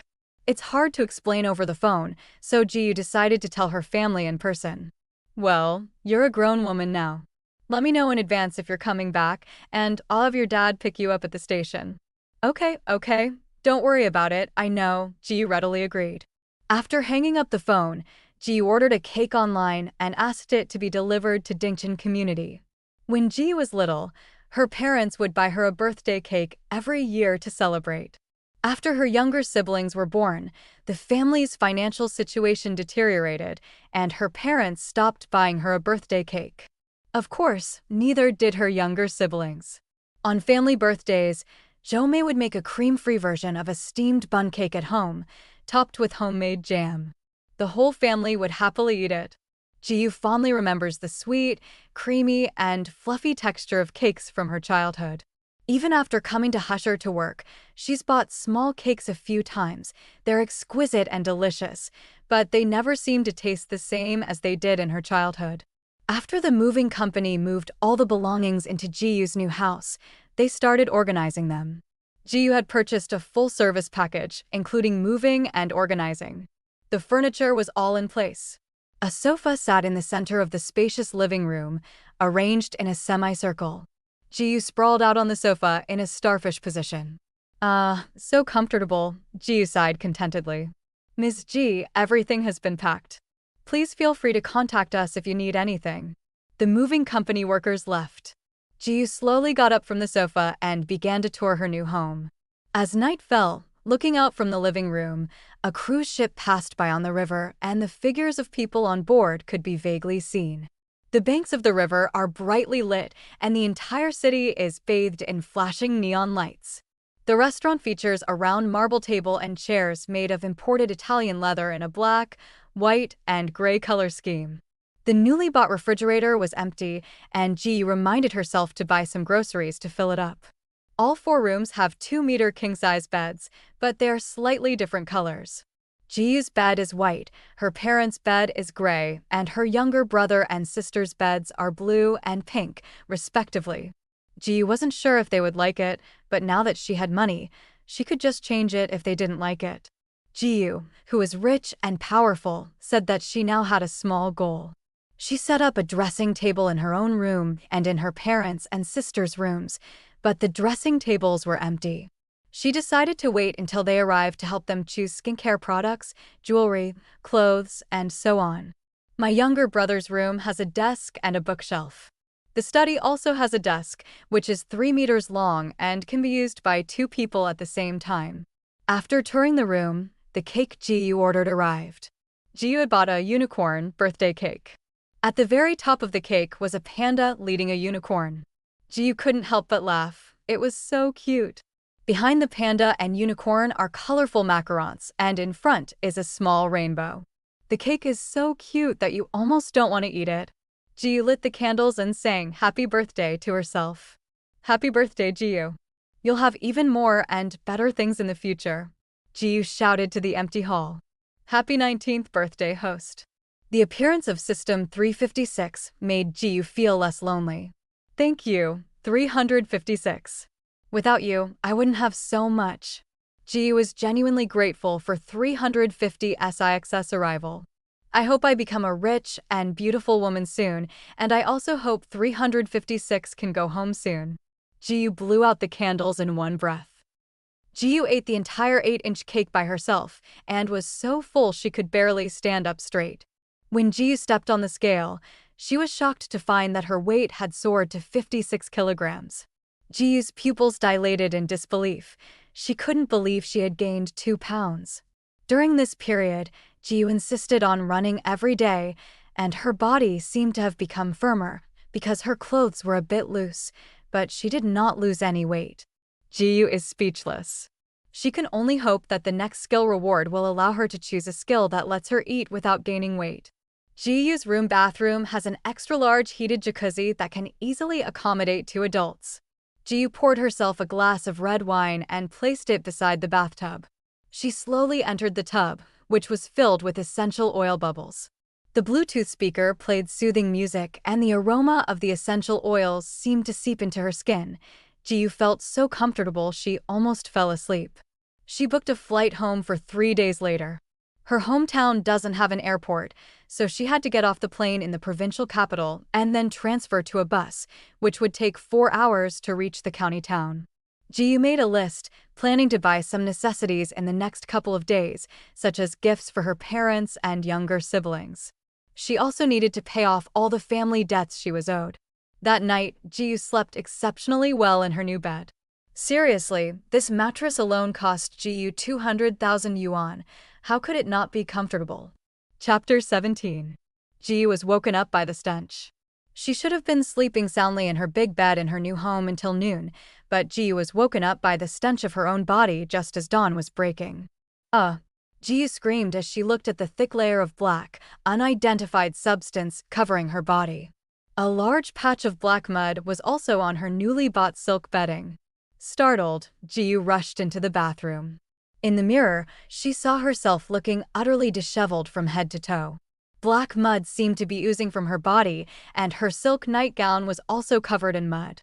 Host, don't worry, this is the skill skin like cream taking effect, expelling impurities from your skin and body. Hearing System 350 SIXS explanation, Jiyu breathed a sigh of relief. Taking a bath is out of the question. Jiyu plans to just take a shower to wash away the dirt. Warm water flowed over Jiyu's body, washing away the black grime. Through the hazy steam, her delicate skin was faintly visible. Is this really me? Jiyu looked at herself in the mirror in disbelief after taking a shower. The woman in the mirror had snow-white skin that seemed so delicate it could be broken with a touch. Her face was so smooth that you couldn't even see any pores. Jiyu blinked, and the woman in the mirror blinked too. If her facial features hadn't remained unchanged, Jiyu really wouldn't have believed it was her. Water droplets slid down her damp hair, barely clinging to Jiyu's fair and smooth skin. Jiyu touched her face, then her hands, and exclaimed, "So smooth and soft. Now I consider myself a fair-skinned, average-looking girl?" Jiyu already meets two of the criteria for a rich, beautiful, and fair-skinned woman, so doesn't that mean she only has one criterion, beauty? Jiyu asked the system to bring up the character panel to check her data. Host, Jiyu, with modest assets. Gender, female. Age, 19. Height, 159 centimeters. Weight, 54 kilograms. Acquired skills, photographic memory, as the words suggest, approachable, making kind-hearted people unconsciously like you, superb martial arts skills, no problem fighting 3 strong men, and flawless skin, an essential tool for rich and beautiful women. But be careful not to damage your delicate skin. Having 100 million yuan is considered having some assets? Jiyu asked the system, somewhat shocked. How much money do I need to reach the rich, beautiful, and successful stage? The world's richest man. Jiyu was sweating profusely. How long will this take? Jiyu continued reading. The weight loss was probably due to the expulsion of black sludge. To achieve flawless, porcelain-like skin, one must be careful not to damage delicate skin. Don't all the heroines in novels end up with bruises all the time? Don't worry, host, it just looks scary. Jiyu understood. It was just like in those domineering CEO novels. The male lead grabs the female lead's wrist to prevent her from leaving, and although he doesn't use much force, he leaves purplish-blue finger marks on her fair and delicate skin. Listening to Jiyu's wildly imaginative scenarios, 356, who was clearly devoid of emotion, suddenly felt what it meant to be speechless. Daily tasks. Run 100 meters and you can get 100,000 yuan, 0/100, 000. Earn 100,000 yuan for reading in 1 minute, 0/1, 000, 000. Jiyu suddenly realized that the daily task limit had risen to 2 million, but he was still far from becoming the world's richest man. Side quest triggered. Help Deng Yuan. Success will yield no reward. Failure will result in the deduction of all assets. This was the first time Jiyu had encountered a task with no reward. She hadn't even completed it, and all her assets were gone. The crucial point was that she didn't even know Deng Yuan, so how could she help him? Please arrive at 10 p.m. tonight and wait at Jiufeng Road, Ingbin Avenue. There was also the time and place. Jiyu wanted to ask about the details of the mission, but the system started to play dead. Well, the mission definitely needs to be done. Jiyu doesn't want to go back to square one. Chapter 18. Ingbin Avenue is located outside the 3rd ring road of Haishur City and is a fast road connecting the suburbs to the expressway. Jiufeng Road is a small road on Ingbin Avenue that connects to the suburbs, and apart from the dense trees on both sides, there is nothing else. At 9:40 p.m., Jiyu had arrived at the location designated by the system. The area was sparsely populated, and no vehicles passed by. Jiyu had ridden an electric scooter there. It had taken her over 2 hours to get there from the city center. She had just bought the scooter that afternoon, thinking it would be convenient in case of any dangerous missions. Jiyu was scrolling through Weibo out of boredom, her legs already covered in mosquito bites. You see, Jiyu had specifically worn a black tracksuit, long sleeves, and pants, yet she still managed to get attacked by mosquitoes. Finally, a commotion came from the main avenue. Ji peeked out from under a tree and saw a large truck crash into a bright orange sports car parked on the side of the road, completely wrecking the car. 3 more black sedans pulled up on the main road, and more than 10 burly men dressed in black got out. The truck driver went inside the wrecked sports car to take a look and said something to the men. Then the 10 or so men scattered and began searching the surrounding area. This is a scene of intentional homicide. Ji was having second thoughts. Compared to money, life is definitely more important. Just then, Ji felt a chill on her neck as a steel knife was pressed against her throat. A young man's voice came from behind her, "Don't move." The man's voice was weak. Ji's skin crawled, and before she could even hear what the man said, she reflexively threw him over her back. The man groaned weakly as he lay on the ground. Ji noticed that the man seemed to have an abdominal injury. The blood had stained his clothes black, indicating that the injury had been there for some time. This was no place to linger, so Ji decided to slip away.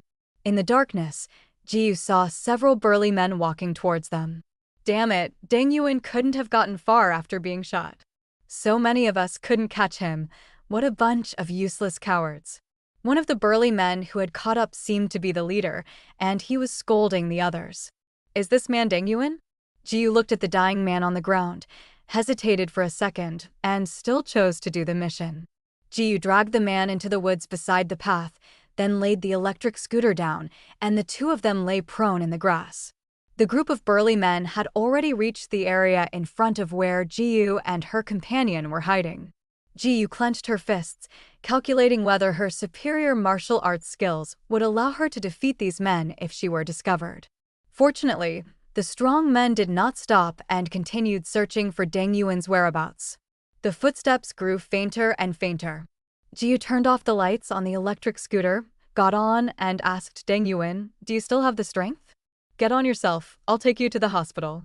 Panting heavily, Deng Yuan slowly stood up, one hand clutching his abdomen and the other supporting himself on a tree trunk. "Don't go to the hospital, take me to number 19, Jiuan Lane, Huanan District."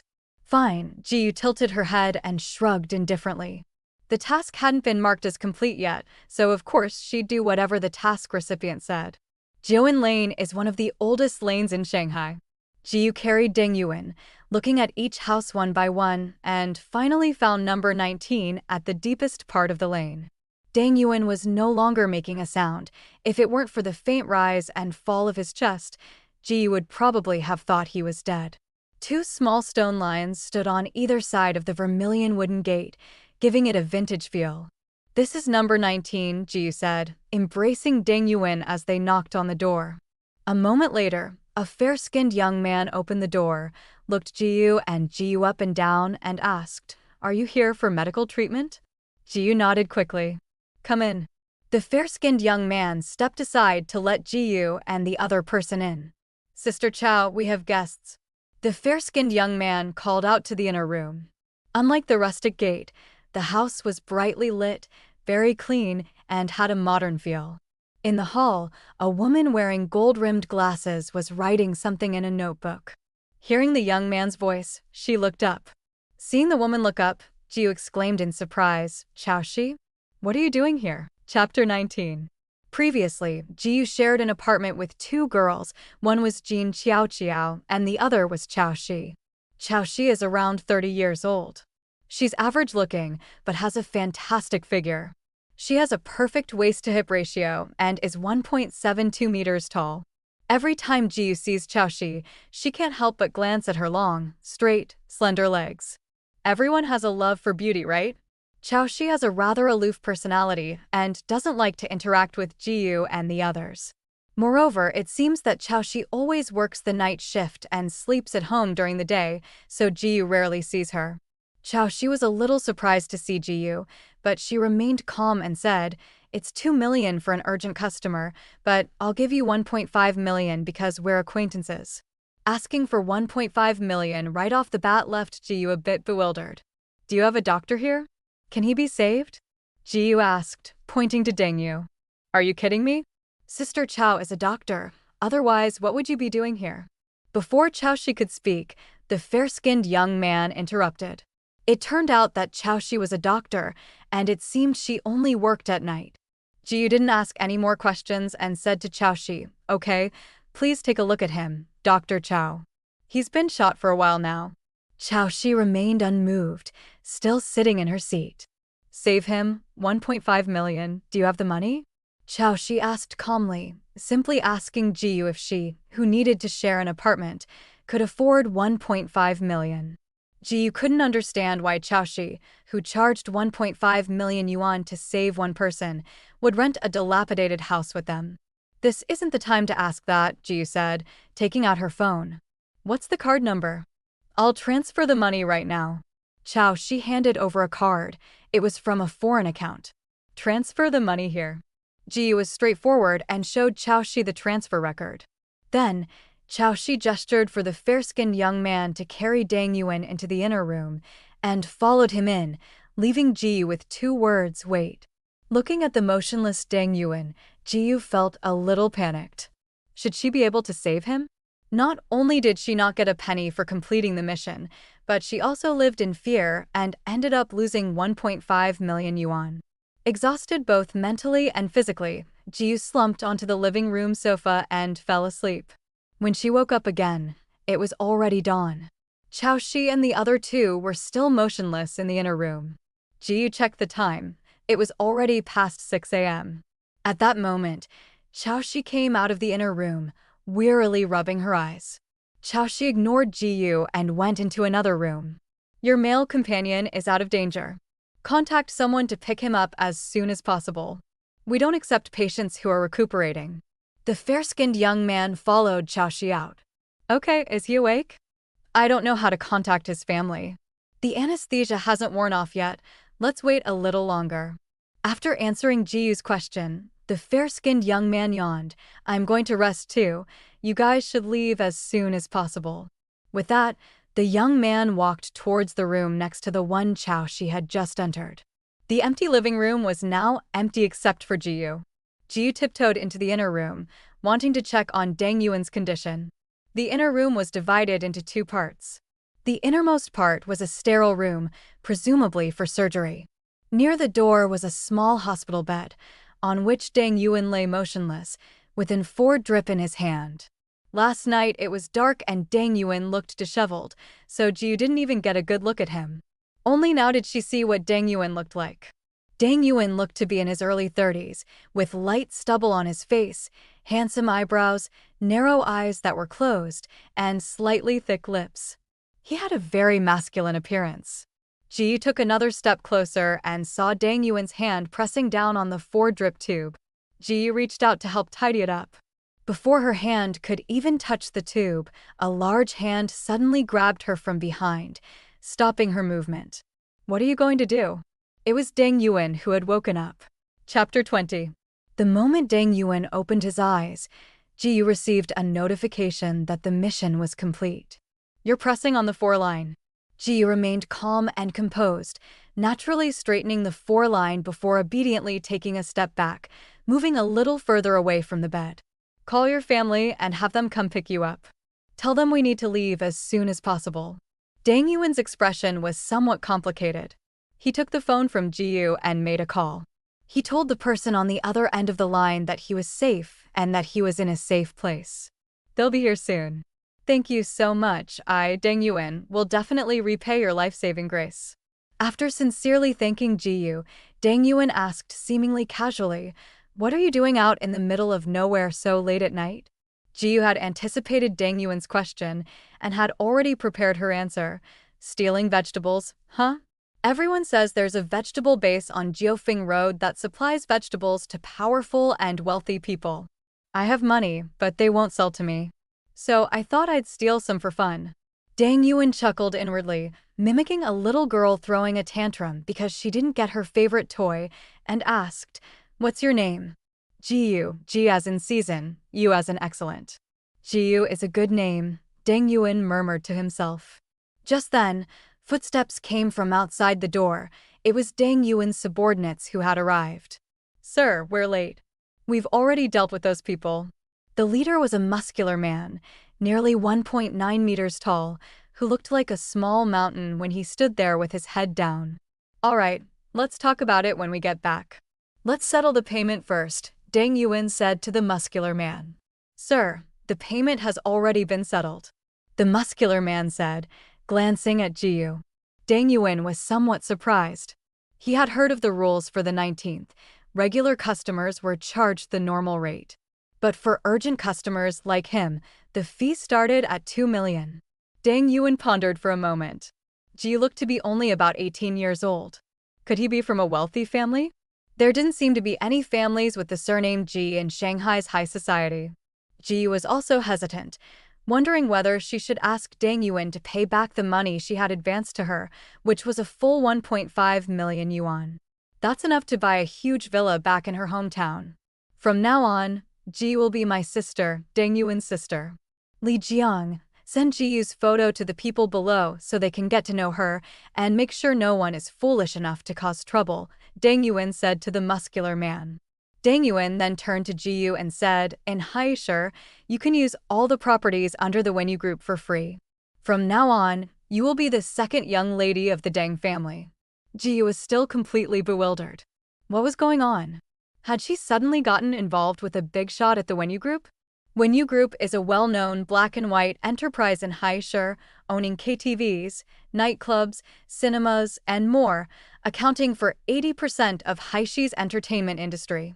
In recent years, Wenyu Group has transformed itself, opening hotels and clubs. Its business has grown significantly. Deng Yuan, Wenyu Group. Jiyu pounded her head in frustration. She should have realized it sooner. Why would the system ask her to run so far to save an insignificant person for no reason? Deng Yuan and Jiyu exchanged phone numbers, and Deng Yuan said that he would arrange a family reunion party later and formally accept Jiyu as his godsister. "Don't worry about who those people were yesterday. Your brother will have them taken care of," Deng Yuan said. He was still quite weak after his surgery. After arranging for someone to take Jiyu home, he left by car. The black Mercedes sped along the road, with Deng Yuan leaning back in the back seat. He had just escaped death, but for Deng Yuan, who had once tasted blood on the edge of a knife, it was nothing. "Sir, I have received the full report regarding Miss Ji's identity. Would you like to see it now?" Li Jiang, sitting in the passenger seat, was a burly man of 1.9 meters tall, but he was very low-key in front of Deng Yuan. Deng Yuan, who had been resting with his eyes closed, looked up at Li Jiang and asked, "Did I tell you to investigate her?" The sharp gaze forced Li Jiang to lower his head. "I'm sorry, sir, I took it upon myself to do so." Deng Yuan rubbed his eyes, pondered for a moment, and asked, "Is there a problem with her?" "No problem, the family is very clean. The parents are ordinary people, not from Haishur." Miss Ji dropped out of high school in her first year to come to Haishur to work, and recently won 100 million yuan in the lottery, Ji Jiang replied.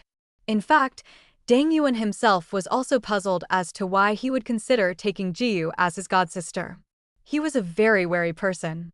It was true that Jiyu had saved his life, but to repay that debt by making her his godsister was a heavy burden. Since taking over the company from his father, he's encountered countless open and covert attacks, some of which involved loyal brothers risking their lives for him. Offering money was Deng Yuan's usual tactic for appeasement. However, Jiyu is not short of money, and it seems that there is a voice in the dark that keeps telling Deng Yuan to take good care of Jiyu and help her. Now that it has been confirmed that Jiyu's approach to him was not malicious, Deng Yuan has decided to keep his promise and treat Jiyu as his own younger sister. Chapter 21. On the day Jiyu returned home, Deng Yuan sent someone to take her to the airport. "Miss Ji, you have been upgraded to first class." Li Jiang personally checked Jiyu in and automatically upgraded her. Jiyu took the plane ticket and thanked him. "Thank you for your help, brotherly." "Miss Ji, please don't call me that. Just call me Lao Jiang if you don't mind." Li Jiang thought to himself, Mr. Deng is Miss Ji's brother. What right does he have to be called that? Jiyu's phone rang. It was Luo Jianming calling. "Yu, your student registration is all set up. The exams start on September 3rd, so don't be late. I'll send you the details to your phone." Jiyu smiled gently, her eyebrows arching slightly. "Thank you, Uncle Luo, for your trouble." As she hung up the phone, the system notified her that the main quest one, attending Haishur High School, was complete. Congratulations, host, on becoming a prospective high school student at Haishur High School. Main mission 1 completed. Reward, 23% of China Eastern Airlines shares. Congratulations, host, on becoming the second largest shareholder. System 356 delivered another surprise to GU. This is a share of China Eastern Airlines. The airport GU is currently at is the largest airport in Haishur, and you should know that this airport was wholly built by China Eastern Airlines. Z Country has 3 major airlines and more than 20 smaller airlines. The largest airline is Z Country Airlines, which is wholly owned by the state. The second is Beijing Airlines, which is controlled by the country's largest conglomerate family. The third is China Eastern Airlines, with a market value of 150 billion yuan.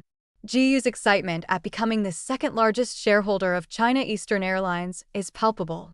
Based on a market capitalization of 150 billion yuan, how much would 23% of the shares be worth? More than 30 billion yuan? GU was stunned and didn't react until she boarded the plane. It takes 2 hours to fly from Haishur to Sichuan province. This is GU's first time flying. It's a sad story. She used to come to Haishur by train, a shaky journey that took a whole day and night. China Eastern Airlines first class is very comfortable. Each seat is a private space where you can comfortably lie back, listen to music, and watch movies. We ate lunch on the plane. For the main course, we ordered the first-class special, braised duck slices with tofu skin and lettuce rolls, and steamed chicken with 5 color vegetables. For dessert, we ordered coconut avocado mousse and also had a morel mushroom soup. GU's appetite has increased significantly recently, but she has been consistently exercising, so her weight hasn't increased. The exercise has made her muscles firmer, and GU actually looks thinner. Before long, the pretty flight attendant brought out the steaming dishes. There was also a pre-meal salad and fruit, and the table was piled high with food. GU thoroughly enjoyed the meal. After eating until her stomach was completely full, she took a nap. As the plane was about to land, the flight attendant kindly stepped forward and gently reminded GU, "Madam, the plane is about to land in Duqing." Duqing is the capital of Province C. Stepping off the cool plane, GU felt a wave of heat wash over her. First-class passengers were picked up by private cars and taken directly to the terminal exit. Other passengers had to queue for shuttle buses. GU's hometown is County, which is a 4-hour bus ride from the capital. From the airport to the capital's bus station, it takes another hour by subway. GU abandoned her plan to take the bus and hailed a taxi directly outside the airport. Going to County? I'll give you 1,000 yuan. The bus fare from the capital to County is only about 90 yuan. The driver initially wanted to refuse when he heard we were going to County, but when he heard we'd get 1,000 yuan, he agreed. After deducting the round-trip fuel and toll fees, we'd still have half of that money to make. On the way, G received a call from an unknown number. "Hello, who is this?" "Hello, is this Ms. G?" "I'm Wang Ji, the secretary to the chairman of China Eastern Airlines. I just received your share information. The company will be holding a shareholders meeting next Friday, and I'd like to confirm the time with you. Are you available to attend?" Wang Ji is the head of the company's chairman's office, and this change in shareholding was very sudden. This GU appeared out of nowhere and still holds 23% of the shares. The chairman sent people to investigate, and it seems that GU has some connection with the chairman of Wenyu Group. Other information seems to be protected and cannot be found at all. Next week's shareholders meeting is crucial for the election, and at this critical juncture, GU's emergence has completely disrupted the situation. Ping Huanan, the current chairman of China Eastern Airlines, is the largest shareholder with 36% of the shares, while Wu Kong, the original second shareholder, held 12%. Ping Huanan's approval ratings were more than enough to secure his position as chairman. But now, GU has become a variable. GU holds 23% of the shares. If she is won over by Wu Kang, combined with Wu Kang's 12% and the 15% held by Wu Kang's faction, Ping Huanan's position will be unstable. Conversely, the same applies. Even if they didn't know Jiyu's background, both groups wanted to win her over. Ping Huanan, having the advantage of knowing Jiyu's contact information in advance, sent his capable assistant to find Jiyu. Today is Monday, and Jiyu is unsure if she can return to High City next Friday. Not sure, I'll get back to you next Monday. Wang Ji was a little anxious, but his voice remained calm and steady. Almost all shareholders will be present at the shareholders' meeting. It is a very suitable occasion for Ms. Ji's first public appearance. I hope Ms. Ji will definitely attend. Wang Ji added, Chairman Peng also wants to meet Ms. Ji before the shareholders' meeting. He greatly admires Ms. Ji for her great achievements at such a young age. I'll try my best and get back to you as soon as possible.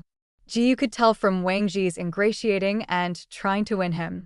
Although she didn't know why he was being so attentive, Jiyu accepted it all. Chapter 22. The car stopped in front of a gray, old residential building. Jiyu brought 2 large suitcases home this time. Besides a few sets of clothes, the rest were all gifts for her family. Looking at the 2 suitcases, Jiyu regretted bringing so much stuff back. Jiyu's home was on the 6th floor, the top floor, and the building didn't have an elevator. It was also because there was no elevator that Ji Dehai had bought the apartment at a very low price. It was a second-hand apartment. Jiyu stopped the driver and gave him another 200 yuan, asking him to help carry her suitcase upstairs. It's already 5 p.m. and nobody's home. My parents are probably still at their stall and haven't come back yet, and my younger siblings are probably out playing. The Ji family's house is a 90-square-meter 2-bedroom, 1-living-room apartment. In this small county town, the shared area is low, so the actual usable area is about 90 square meters. The living room is large, and the area near the window is divided into 2 small rooms. One side is the daily drying area, and the other side is Jiyu's younger brother Ji Dong's small room. Jiyu moved her things into the room to tidy up, only to be shocked by what she saw. One half of the room was a mess, piled high with clothes and books, while the other half was spotless. Jiyu shares a room with her younger sister, Ji Yuan. The messy side is Ji Yuan's territory, while Jiyu's side is clearly cleaned regularly. In the small room, which was about 10 square meters, 2 single beds were placed against each wall. In the center of the room was an old-fashioned steel window, and below the window was a long desk. To the right of the entrance was a row of 2-meter-long wardrobes. Jiyu's bed was on the left. After putting her things down, she lay down on the bed with her head tilted back. There is no air conditioning in the house, but there is an old-fashioned standing fan blowing air in the room. Ji wanted to have a nice meal with her family that evening. Knowing her parents would be home late and going out to eat wouldn't be convenient, she decided to use a food delivery app to order food to be delivered to her home. Yu County is a small county town with limited food options, but it boasts a 5-star hotel. Nestled against mountains with natural hot springs, the hotel attracted investment and was built thanks to these hot springs. The 5-star hotels built in Yu County are not intended for ordinary people to consume. They are mainly for entertaining high-ranking government officials or wealthy businessmen from other places who come for tourism. The hotel offers takeout service, but in the 2 years since it opened, only 2 people have ordered food, one of whom is Jiyu. Ji ordered 8 dishes and a soup, and just after paying, a system notification popped up. Mandatory task: spend 30 million within 1 hour. Success will reward you with 3 billion. Failure will result in the deduction of all your assets. Jiyu jumped out of bed. An hour? Where could she possibly spend 30 million in this small county town? There wasn't even a single large shopping mall. Shopping app. Jiyu opened Taobao and started shopping like crazy, adding expensive items to her cart. Suddenly needing to buy things online, Jiyu had no plan and could only randomly select items. Half an hour later, Jiyu's total was only a little over 9 million. Jiyu panicked, but then she saw another app called Weibo, and a brilliant idea struck her. Jiyu is a Weibo addict. Every morning when she opens her eyes, she checks for the latest news, and before going to bed, she also checks for gossip. If you ask Jiyu what she loves most, it's participating in giveaways on Weibo. She once won 100 yuan in a giveaway from a blogger, But afterwards, she lost 9 out of 10 times, and the few times she did win were just some worthless trinkets. Jiu has decided to hold a giveaway on Weibo, selecting 3,000 lucky winners to each receive 10,000 yuan. It's a giveaway for everyone. Jiu deposited 30 million yuan into Weibo's backend and set up a draw 20 minutes later. Then she tagged many influential Weibo users, hoping they would help retweet. Jiu had made 2 preparations. If not 3,000 people participated, the remaining 10 minutes would be enough to empty the shopping cart. Jiu started adding items to her shopping cart again, setting the quantity of all items to 3 so that she could collect 30 million, but they were all things that Jiu didn't need. Less than 10 minutes later, Jiu's phone started ringing incessantly. It was a notification from Weibo's backend system. Jiu opened Weibo and saw that all her likes and comments showed 99 plus unread messages, plus a bunch of private messages. Jiu discovered that the Weibo post about the giveaway had gone viral. Chapter 23. At 5:40 p.m., Wang Xiaowei was watching the sunset on the beach. She scored 670 on the college entrance exam, securing her admission to University A. To reward her, her parents booked her a 7-day, 6-night luxury island tour. Lying on a beach chair, Wang Xiaowei took out her phone and scrolled through Weibo for a while. She saw that a popular influencer she followed had retweeted a giveaway post. The influencer's name was Yuran. 30 million yuan in cash, to be divided equally among 3,000 people. Upon seeing the Weibo post, Wang Xiaowei abruptly sat up in her recliner. She considered herself a seasoned internet user and knew all the popular Weibo influencers. Where did this Yuran come from? And give away 30 million yuan in one go? Upon entering the homepage, Wang Xiaowei discovered that Yuran didn't even have a verified Weibo account. Too lazy to even think about which wealthy person had discovered incognito, and with less than 10 minutes left before the prize draw, Wang Xiaowei quickly clicked to join the lottery, and then retweeted, commented, and liked Yuran's Weibo post. A triple act of worship.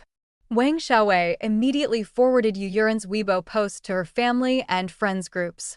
Vivi is a top student. Hurry. A tycoon is throwing money away. The lottery is about to end. Pretty angel, Mom Vivi, don't believe these things easily. They might be scams, trying to steal your information. Wang Xiaowei was speechless. These kinds of lotteries always require you to pay money first, okay? What are they trying to scam you out of 30 million? Yining, cousin, what a wonderful thing. I'm going right now. Pippi, cousin, it's over. I can't participate anymore. They said the draw would be in 3 minutes. Yining will shine, cousin, ha ha ha, I successfully registered. Now I'm just waiting for Lady Luck to smile upon me. Danran, Aunt Yining, what's wrong with you? What kind of talk is that for a young lady? And what about favoring someone? I'll confiscate all your lousy books. Wang Xiaowei watched as her cousin silently retracted the message and found it amusing. The same situation occurred with many people, the scenario that Ji was worried about, not being able to gather 3,000 people, did not happen at all. At 5:50 p.m., the 30 million yuan grand prize draw was held on time. Far more than 3,000 people participated in the back-end lottery, but only 3,000 were lucky winners. Ji felt a sense of satisfaction as she read the messages of thanks left by the winners. Ji felt that possessing System 356 was like winning the lottery.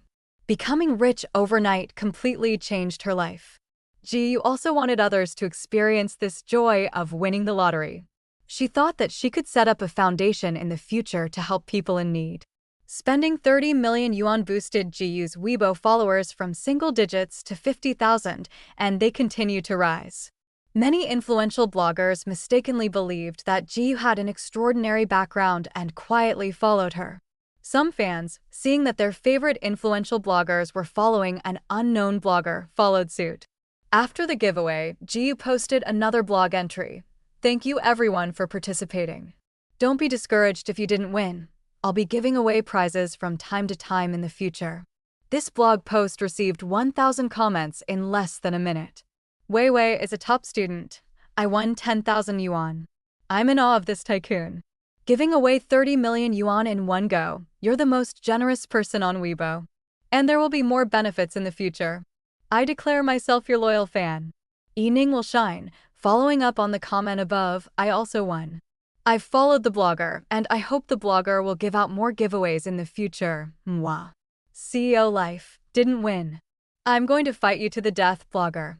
I'll definitely be on the list of winners next time. Chicory like chrysanthemum. What a gem of a blogger. Followed. Let me know sooner for the next giveaway. Dear. Don't peek at me while I'm bathing. Which rich man's spendthrift daughter is this blogger? The outside world is dangerous. Come home with me.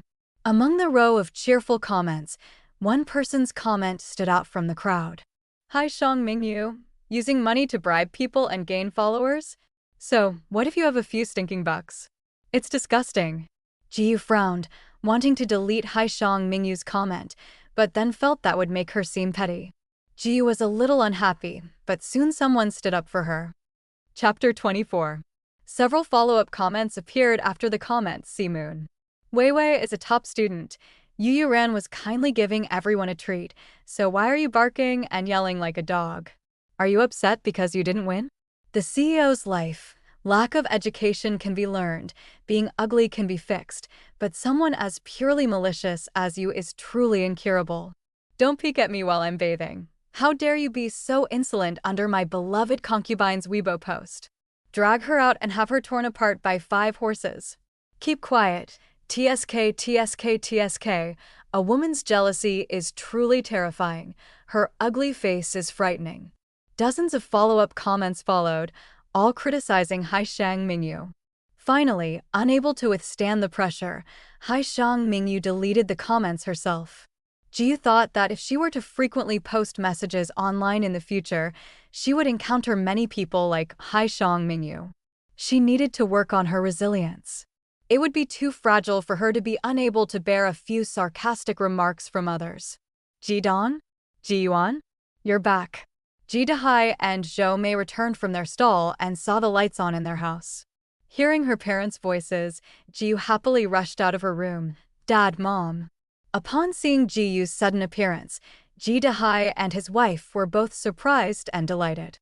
Jiyu stepped forward and hugged Ji Dahai and Zhou Mei. Being hugged by his daughter after so long made Ji Dahai both happy and a little embarrassed. He pretended to put on a stern face and said, You're all grown up now and you're not mature at all. Zhou Mei sneered at Jiyu, Don't listen to your dad. He clearly misses you terribly, but he's still pretending. Jiyu, of course, didn't take it to heart and said with a smile, I miss you guys too. Where are Ji Yuan and the other two? Ji Dahai's face darkened immediately. That brat Ji Dong has probably gone out to play with Ji Feng again. And that wretched girl Ji Yuan doesn't keep an eye on things at home. I wonder where she's gone. Jiyu tried to smooth things over. Dad, don't be angry. Kids like to play. They'll probably be back in a bit. Zhou Mei chimed in. Ji Yuan is still young. He'll be a high school freshman this semester, and he's so immature. You were already out working back then. Seeing Ji Dahai wink at her, Zhou Mei realized she had said the wrong thing and quickly changed the subject. What does Yu want to eat tonight? You didn't tell me you were coming back sooner, and there's no meat at home. I'll go buy some now. Jiyu quickly stopped Zhou Mei, who was about to leave. Mom, no need to bother, I've already ordered takeout. Just then, there was a knock on the door. The delivery guy, still panting after climbing 6 flights of stairs, said, Ms. Ji? Your delivery, 8 dishes and 1 soup. Please sign for it. 8 dishes and 1 soup? Yu, isn't that a bit too much? Zhou Mei asked in surprise. Not much, there are 5 of us. Jiyu put all the dishes on the table. The takeout from a 5-star hotel is really different. The packaging is exquisite, and there are even heating packs to keep the food warm. Jiyu is the first child of Ji Dahai and his wife, and they devoted the most effort to her. She was very opinionated from a young age and always had the final say at home. So even though they felt ordering so much food was inappropriate, Ji Dahai and Zhou Mei didn't scold them too much. Since their child had finally come home, Ji Dahai and Zhou Mei exchanged a glance and remained silent.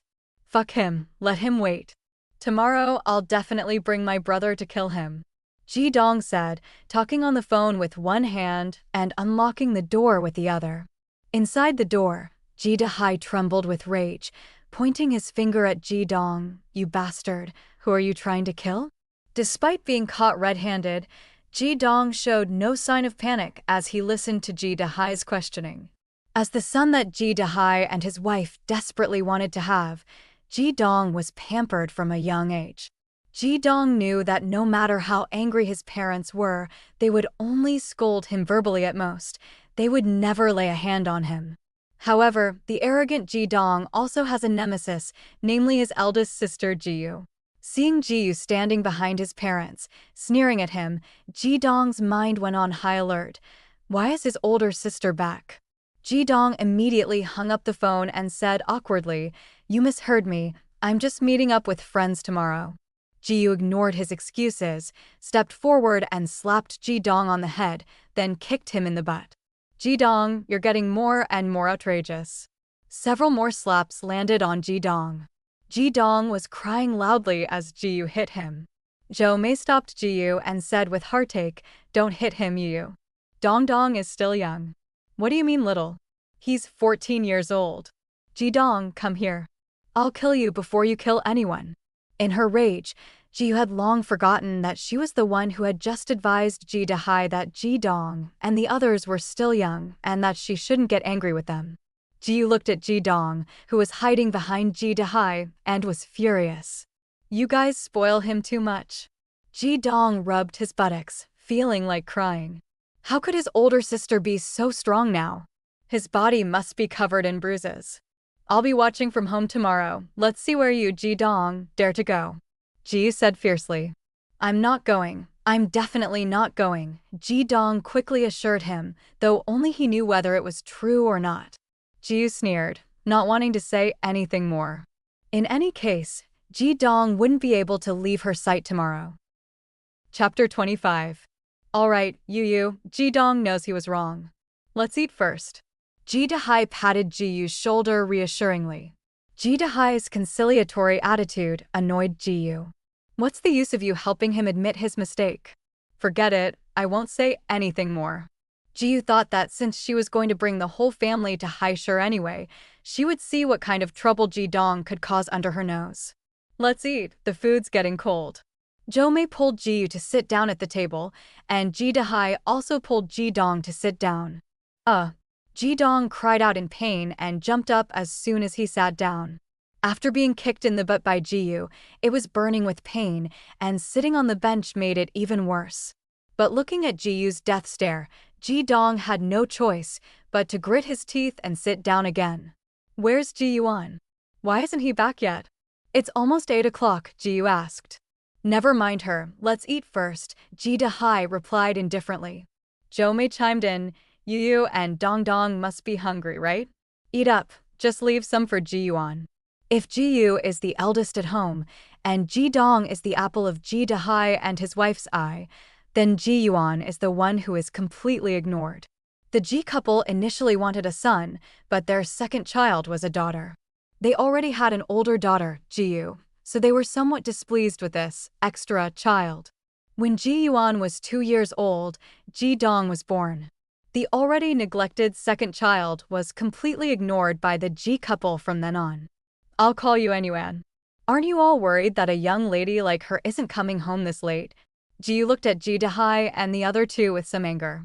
The phone remained unanswered, so Ji asked Ji Dong again, "Do you know Ji-yuan's friends? Where do they usually hang out?" Ji Dong shook his head. "I don't know. She usually keeps to herself." Ji was so angry that she wanted to kick Ji Dong again. "She's your sister. I'm usually out working and mom and dad are busy too. Don't you know how to care about her? She's the older sister and I'm the younger brother.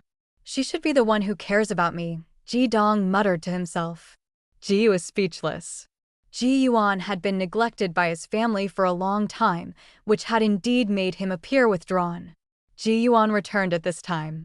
He opened the door very quietly and stood there, covered in dirt. Ji-yuan didn't greet Ji Dahai and his wife. When she saw Ji return, she stammered, "Sister, you're back." Ji had mentioned on the phone that she was coming back, but Ji-yuan didn't expect it to be so soon. "Yuan, what happened to you? You're all dirty." Ji rushed over anxiously, pulled Ji-yuan around, and checked if Ji-yuan was injured. Ji Dahai and Zhou Mei remained seated in their dining chairs, as steady as mountains, showing no inclination to ask any questions. "It's nothing, I just tripped and fell while going upstairs," Ji Yuan said, squeezing Ji Yu's hand to comfort her. Ji Yuan always knew that the only person in the family who cared about her was her older sister. "If there's nothing else, hurry up and eat." "I'm starving." Ji Dong started to nag. Yes, it's time to eat." Hearing that her precious son was hungry, Zhou Mei quickly opened the lunchbox. Ji Yu glared at Ji Dong, then told Ji Yuan to quickly wash his hands and eat. "Wow, sis, you ordered takeout from Biluo? This meal must have cost at least 2,000 yuan." Ji Dong exclaimed excitedly, looking at the takeout box. Biluo was the name of that five-star hotel. "Shut up and don't swear." Ji Yu picked up her chopsticks and hit Ji Dong on the head with a stick. The Ji couple standing nearby were stunned. Zhou Mei stammered, "Yu, it's too expensive. Our family can't afford it." Ji Dahai was also a little angry and wanted to scold Ji Yu for wasting money, but he held back, thinking that the child had finally come back for a visit. Ji Yuan also came out after washing his hands and chimed into Ji Yu. "Most of our family's money comes from my sister's earnings, so what's wrong with her ordering takeout?" Ji Yuan was actually a little puzzled as well, wondering what was wrong with his usually frugal sister. Ji Yu could tell that her parents were a little unhappy. She had originally planned to explain things to her family slowly after finishing her meal, but seeing the current situation, she decided to talk to them first. "I won 100 million yuan and bought a house in Haishur. I came back this time to bring you all to live with me. The house is very close to Haishur Hospital, which has top-notch medical resources in the country, and it will also help with Dad's condition." Ji Yu's words were so informative that the whole family was caught off guard. Seeing her parents and younger siblings staring at her in disbelief, Ji Yu continued, "I've already become a student at Haishur High School. I'll be a senior when school starts. I'll also try to transfer Ji Yuan and Ji Dong to Haishur High School." You, Ji Dahai stammered, "Are you feeling unwell? Are you too tired after coming back? Do you want to go and rest first?" Zhou Mei nodded in agreement, saying, "Yu must be tired after such a long car ride." Seeing their disbelief, Ji Yu found it amusing and took out her phone, handing it over. "Look at my bank balance, I really am a billionaire." Ji Dong snatched the phone away. "Let me see." Ji Dahai and his wife, along with Ji Yuan, also leaned over. "My goodness, how many zeros are there?" Zhou Mei exclaimed in astonishment. "Oh no!" Ji Yu suddenly remembered that she had more than 100 million in her account. The 3 billion she had just earned from completing the task had also been deposited into her account. Ji Yu's mind raced, trying to come up with an excuse to explain away the 3 billion. Chapter 26. After I won the lottery, I invested the money in the stock market and made some money. Hearing Ji Yu's explanation, the whole family looked at her with disapproval. "Aren't there plenty of people who lose everything in the stock market?" Ji Yu continued, "I'm not involved in the stock market anymore. A benefactor helped me do some small business, which is why I've made so much money. I guarantee that the money came from absolutely legal and compliant sources, and there will be more money coming in later." Hearing this, Ji Dahai and his wife didn't ask any more questions. They had been poor their whole lives, and their combined experience didn't match that of Ji Yu alone. Ji Yu had been independent and sensible since childhood, and they trusted her. Seeing her family accept the news of her sudden wealth, Ji Yu breathed a sigh of relief. "Eat quickly. I brought you a lot of gifts. I'll give them to you after we finish eating." Ji Yu's dishes were plentiful. Ji Dahai and the others had never eaten such good food in their lives. As Ji Yu served food to Ji Dahai and Zhou Mei, she introduced them to them. "This is rose soy sauce chicken, roast goose with jellyfish, and roasted pigeon. Mom and Dad, please eat more." Ji Dong didn't need to be called. He had already placed a plate of braised goose feet in abalone sauce in front of him and was gnawing on it with his mouth full of oil. "Ji Yuan, what are you standing there for? Eat up." Ji Yu urged Ji Yuan, who was still in a daze, and served him another bowl of bamboo fungus and fish maw soup. "Look at how skinny you are, eat more to nourish yourself." Ji Yuan, who was deep in thought, also came back to his senses. After taking the soup, he asked curiously, "Sister, I noticed that you seem to have become more beautiful. Your skin is much whiter." Ji joked, "You'll naturally become beautiful when you have money." "Really? Big sister, your face is really, well, you can't even describe it." Ji Dong said, munching on a chicken leg, his words slightly muffled. "She's so delicate she could be broken with a touch." Ji Yuan rolled his eyes. "Your skin is better because you're using better skincare products. I bought skincare products for each of you."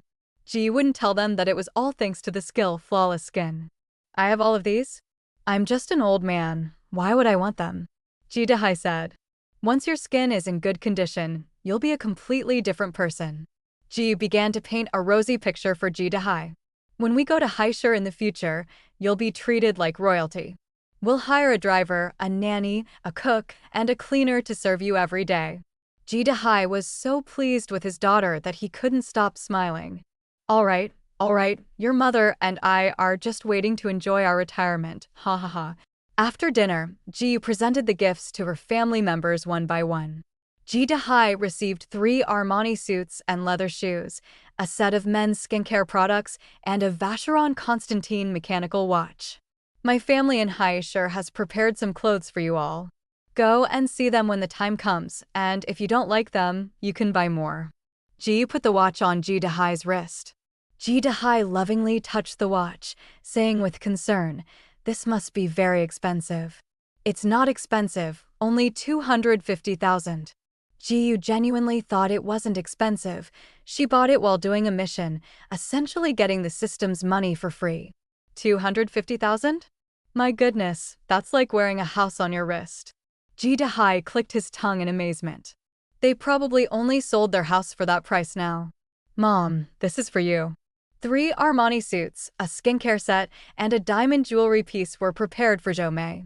The silver chain was adorned with a 3-carat white diamond, elegant and luxurious, along with matching 1-carat earrings and a Cartier bracelet studded with small diamonds.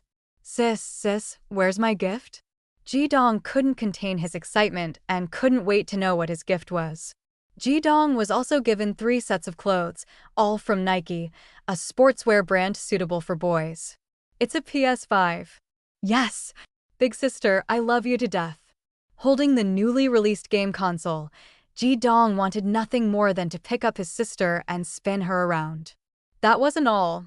There was even a new Nike collaboration sneaker. Ji Dong felt like he was about to faint from happiness. In addition to clothes, shoes, and skincare products, Ji Yuan also received a brand new Apple ultra-thin laptop and a Tiffany necklace. Ji also prepared the latest model of Fruit brand mobile phones, one for each person, in different colors.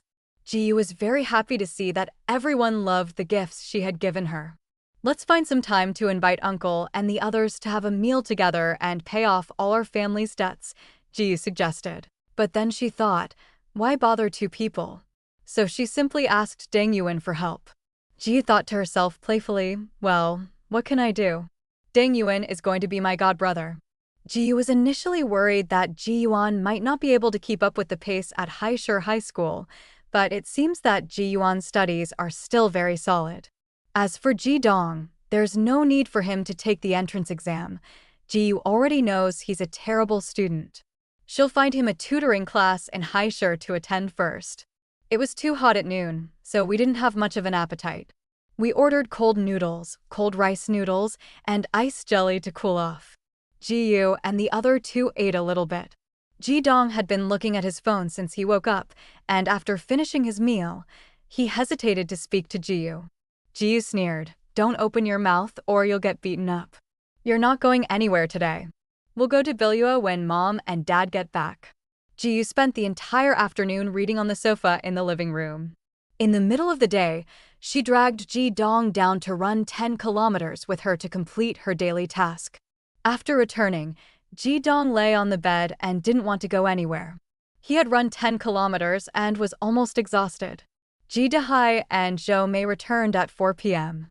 Ji had packed all the family's things, planning to stay in Billua for a few more days. If they could afford a nice hotel with air conditioning, they certainly wouldn't settle for a small, run-down room with only a fan.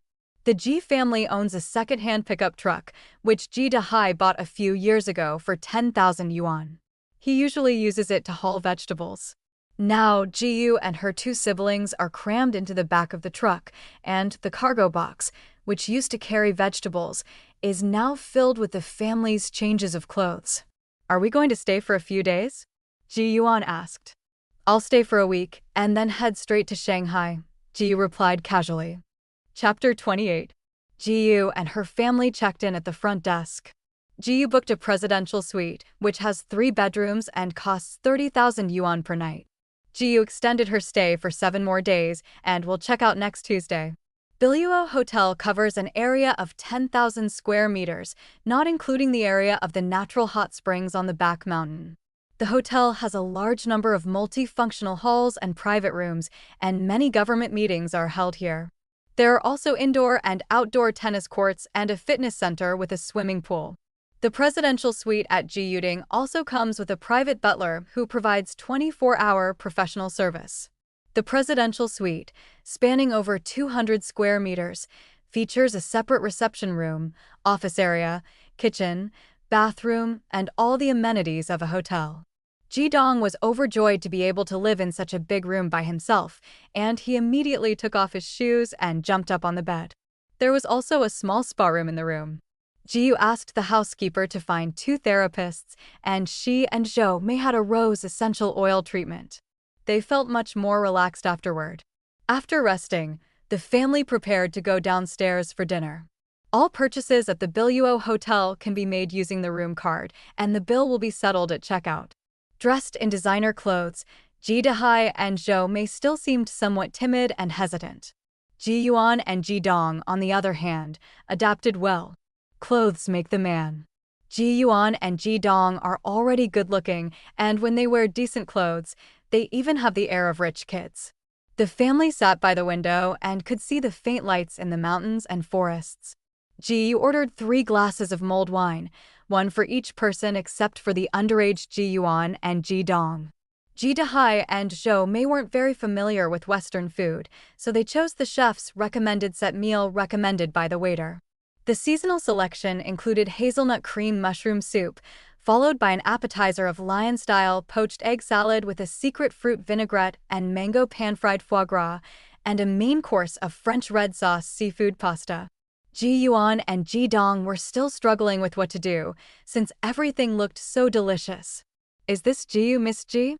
The unfamiliar middle-aged man approached the location where Ji Yu and her family were.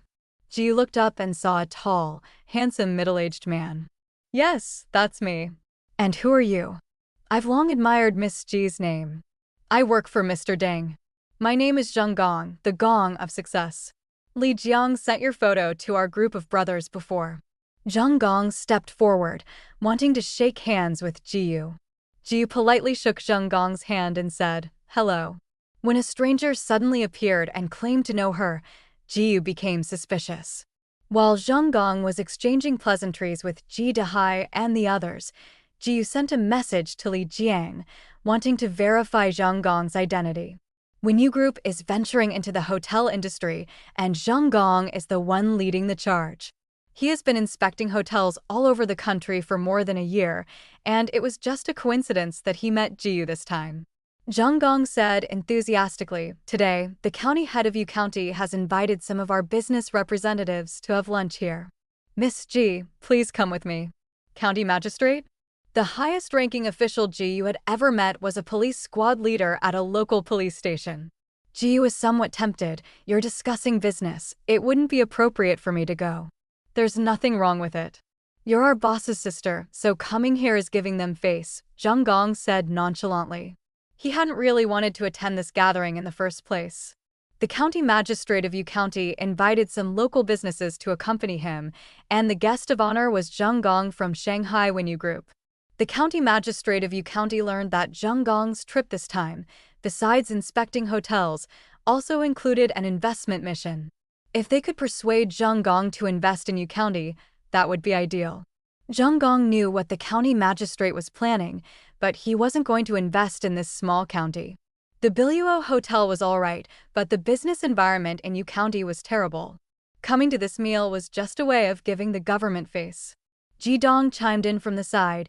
"Go ahead, sis, I'll finish what you ordered for you." Jiyu glanced at Ji Dong. All he knew was eating. Jiyu then received a reply from Li Jiang confirming that Zheng Gong was indeed one of their people. Jiyu then agreed to have the meal with Zheng Gong, hoping to broaden his horizons. After saying goodbye to Ji Dahai and the others, Jiyu left with Zheng Gong. The private room was on the second floor of the hotel. When Jiyu and Zheng Gong arrived, everyone was already there. The man sitting at the head of the table had gray hair. He must be Su Bin, the county magistrate of Yu County. A seat was reserved next to Su Bin for Zheng Gong. Seeing that Zheng Gong had brought a girl, a young man in a dark blue suit immediately noticed and asked the waiter to add another seat next to Su Bin's seat. Su Bin's expression remained unchanged as he stood up with a smile to greet Jiyu and the other person, President Zheng. "We must have a good drink tonight." He then casually turned to Jiyu. "This is." Zheng Gong laughed loudly. "I'll drink, of course I'll drink." Drinking was one of Zheng Gong's great hobbies. He was known as someone who could drink 1,000 cups without getting drunk. "This is our boss's younger sister, Jiyu. We brought her out for some fun today," Zheng Gong introduced to Su Bin and the others. Upon hearing this, Su Bin's spirits lifted. He had assumed Jiyu was Zheng Gong's companion, but it turned out she was the sister of the owner of Wenyu Group. Tonight, Su Bin wants to attract investment from Wenyu Group to Yu County. Now that the sister of the Wenyu Group's owner is here, Su Bin believes the chances of success are quite high. After everyone took their seats, County Chief Su introduced them to each other and then began the drinking culture. Jiyu ate quietly beside them, listening intently to their mutual flattery. After a while, Jiyu started to get bored, having hoped to hear some gossip. After a few rounds of drinks, County Magistrate Su got down to business. Chapter 29. President Zheng, I heard that you are here with an investment mission. What do you think of Yu County? County Chief Su toasted Zheng Gong and said, "If Wenyu Group wants to build a factory or make investments in Yu County will definitely offer the best preferential policies and give full support to Wenyu Group." County Magistrate Su spoke sincerely, but Zheng Gong simply looked down on this small county. Zheng Gong began to evade the question, saying, "Yu County is indeed very good, but I can't make the final decision. I'm just a vanguard. The specifics are up to the leadership." County Magistrate Su was a shrewd man who had been in officialdom for many years, and he could easily tell that Zheng Gong was trying to decline. Ji watched the two exchange blows from the sidelines. "Why not invest some money to build up my hometown?" Jiyu suddenly realized that the system would definitely give him more opportunities to make money in the future. He now had more than 3 billion yuan and shares in China Eastern Airlines, so why not take out a portion of it to contribute to the development of his hometown? "How much money does County Chief Su need?" Jiyu suddenly asked, interrupting Su and Zhang's conversation. County Chief Su didn't react immediately. Thinking that this was boss Zheng Gong's sister, he tentatively held up one finger. 100 million? Is that enough? Jiyu asked doubtfully. County Chief Su was taken aback. He only wanted 10 million. After all, he could tell that Zheng Gong genuinely didn't want to invest in Yu County. County Magistrate Su assumed that Miss Ji was young and soft-hearted, which was why she offered to give County Magistrate Yu some of her personal savings. However, he did not expect that Miss Ji would ask for 100 million yuan right off the bat. Seeing that County Chief Su did not speak, Ji pondered for a moment and said, "I will give you County 1.5 billion yuan, and I don't need any return on investment. As long as you promise me that this money will be used for people's livelihood projects, such as building bridges and roads and rural construction." County Chief Su remained outwardly calm, but inwardly he was screaming with excitement. 1.5 billion. He never imagined his small, run-down county could attract so much investment. He was currently the acting county party secretary. If the 1.5 billion arrived, he figured his official appointment wouldn't be far off, and he might even get promoted. Zheng Gong was also stunned. He was representing the group this time, and he could only flexibly utilize a few 100 million yuan. Investments exceeding 1 billion yuan required a report and approval from headquarters. Ji was offering Yu County 1.5 billion yuan for free. Zheng Gong even wanted to ask his boss, "Where did you find such a wealthy sister?" Zheng Gong wanted to persuade Ji Yu to reconsider, but County Chief Su spoke first. "I guarantee that the whereabouts of this money are clear. Miss Ji can send someone to check the accounts at any time." Ji Yu nodded. "Then give me your financial account number, and I'll transfer the money to you right now." County Chief Su hadn't expected Ji Yu to ask for money so soon. Luckily, the director of the County Finance Bureau was also at the dinner. Ji Yu swiftly transferred 1.5 billion yuan to Yu County's fiscal account. The amount was so large that the bank's app indicated it wouldn't arrive until tomorrow. The County Finance Bureau chief looked at Ji Yu as if she were an angel, and he decided to go to the bank first thing tomorrow morning to wait for the money to arrive in his account as soon as possible. "Miss Ji, on behalf of all the people of Yu County, I thank you." County Chief Su raised his glass and drank it all in one gulp. Ji Yu doesn't drink alcohol, so she returned the courtesy with tea instead. "You're too kind. I'm actually a native of Yu County, so I also want to make a contribution to Yu County." "So Miss Ji is from Yu County. No wonder, no wonder. But I still want to thank Miss Ji. There aren't many people like you who still care about their hometown after achieving success," County Magistrate Su exclaimed. "Everyone knows that Deng Yuan is from Haisher, so how come his sister grew up in Yu County?" County Magistrate Su wisely didn't ask further. After all, wealthy people's family relationships are often quite complicated. The host has actively contributed to the development of his hometown and completed a hidden mission. He will be rewarded with 10 billion yuan and the Skillsharp Eyes. System 356 suddenly appeared. Chapter 30. The scene of my aunt's husband's infidelity? Is there a hidden surprise? Ji Yu's eyes lit up as she opened the skill panel. Host, Ji Yu, a local tycoon. Gender, female. Age, 19. Height, 159 centimeters. Weight, 54 kilograms. Acquire skills, photographic memory, as the name suggests, approachable, making kind-hearted people unconsciously feel good about you. Superb martial arts skills, no problem fighting 3 strong men, flawless skin. An essential tool for rich and beautiful women, but be careful not to damage your delicate skin, and keen eyesight, money can't escape your eyes. The shape of money? What does this skill mean? It lets me identify counterfeit money? This is so useless. Ji Yu roared at System 356 in her mind. System 356 didn't answer and started playing dead again. Having secured 1.5 billion yuan in investment, County Head Su and his entourage exceeded their targets. After the dinner, County Head Su left with his subordinates, satisfied. "Miss Ji, let me take you back to your room," Zheng Gong said. "No need, I still need to go find my dad and the others. They've probably gone to the hot springs in the back mountains." Ji Yu declined. She had previously arranged to go to the hot springs in the back mountains after dinner with Ji Dahai and the others. All right then. Zheng Gong and Ji Yu exchanged contact information. He had already decided to latch onto Ji Yu as a powerful ally. Not only because Ji Yu was the boss's sister, but also because Ji Yu's own strength was simply too formidable. After agreeing to contact each other again upon returning to Haisher, Zheng Gong and Ji Yu parted ways. Ji Yu now has over 10 billion yuan in liquid assets. After returning to Hai City, he can start preparing for a charitable foundation. He will then entrust it to Ji Dahai and his wife for management, and of course, they will need to find professionals to help them. Although it is summer, the temperature in the mountains is low at night, estimated to be less than 20 degrees Celsius, which is perfect for soaking in hot springs. The hot springs at Biluo Hotel are all natural, without any artificial additives, and the humid air carries a hint of sulfur.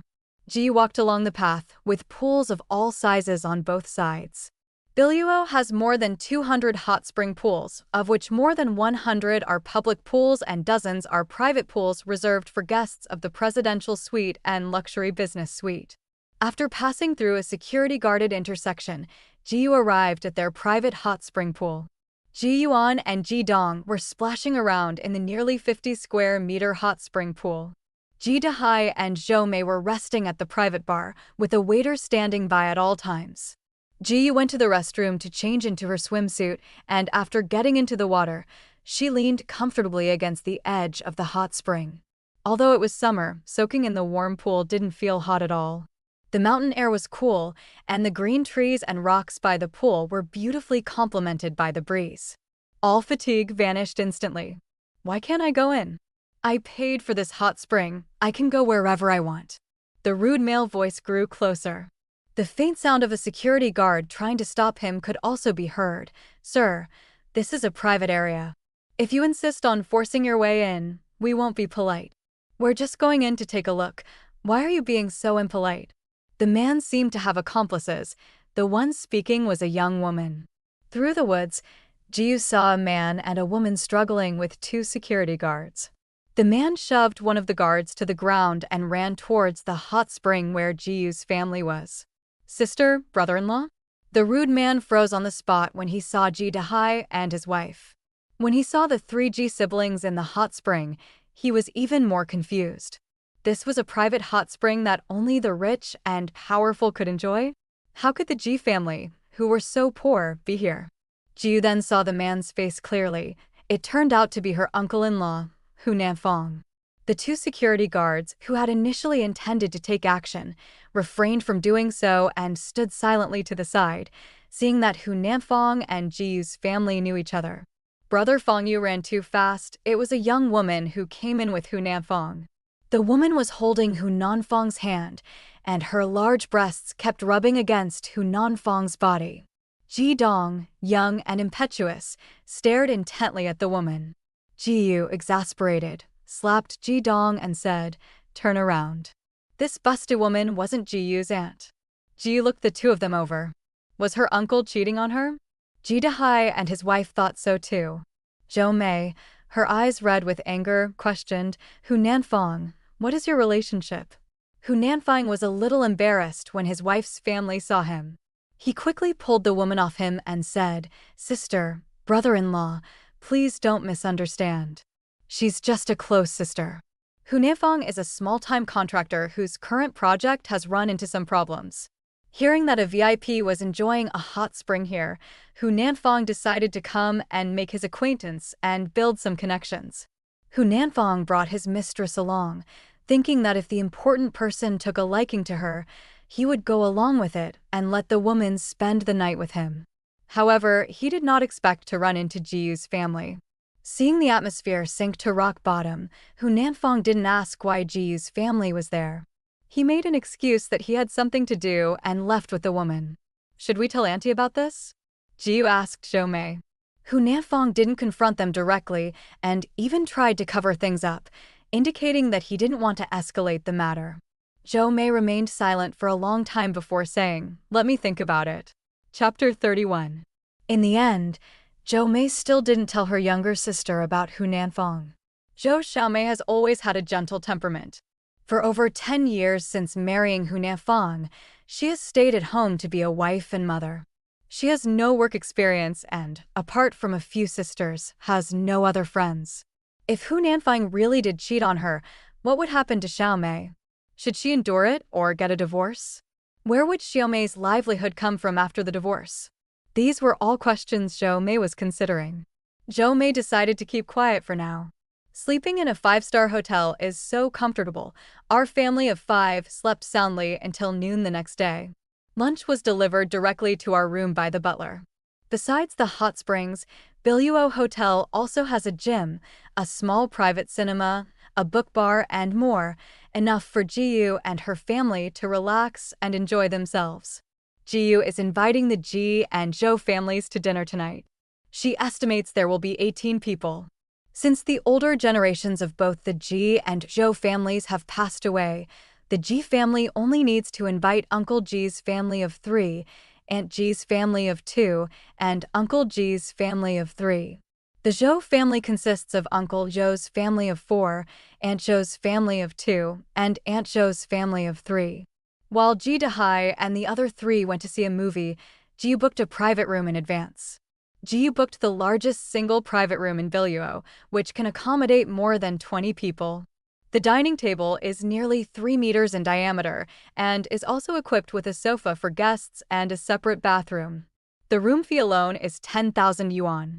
Ji instructed the kitchen to prepare dishes according to the standard of 5,000 yuan per person.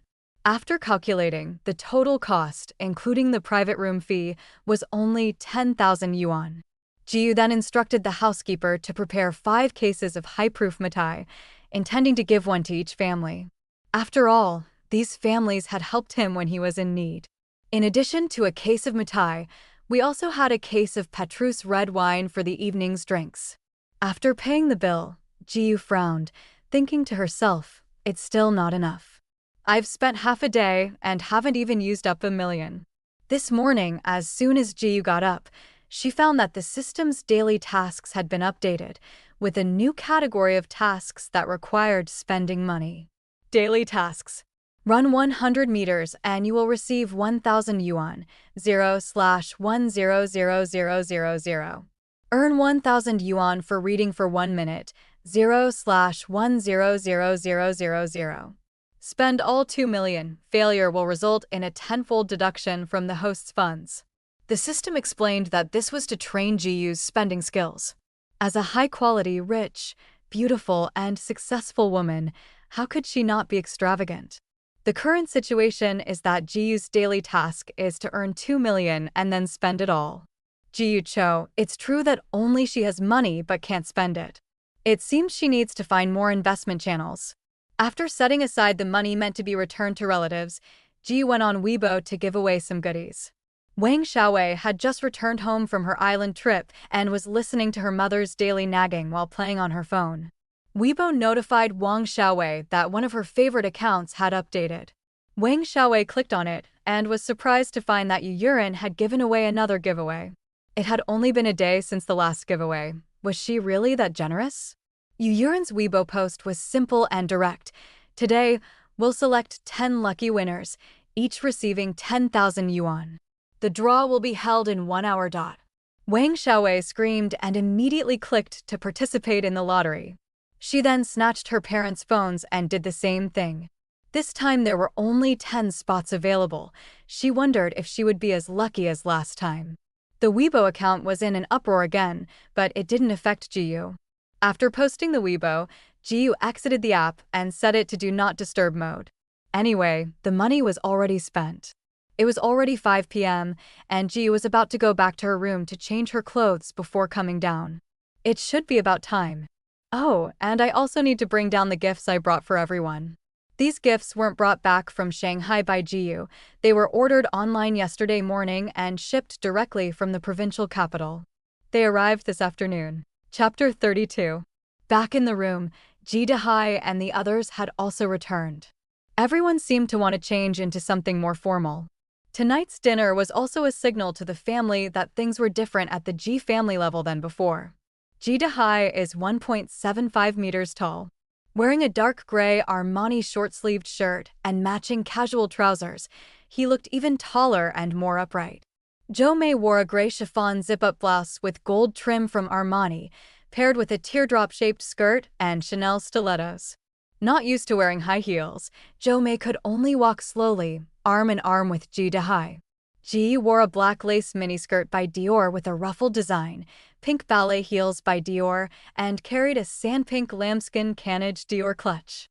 She wore CD-style earrings, featuring gold-plated metal and white resin beads paired with pink stone ornaments, creating a look that was both cute and feminine. Ji Yuan wore a simple pink dress with the brand Chen on it, looking fresh and lively. She wasn't too particular about her clothing.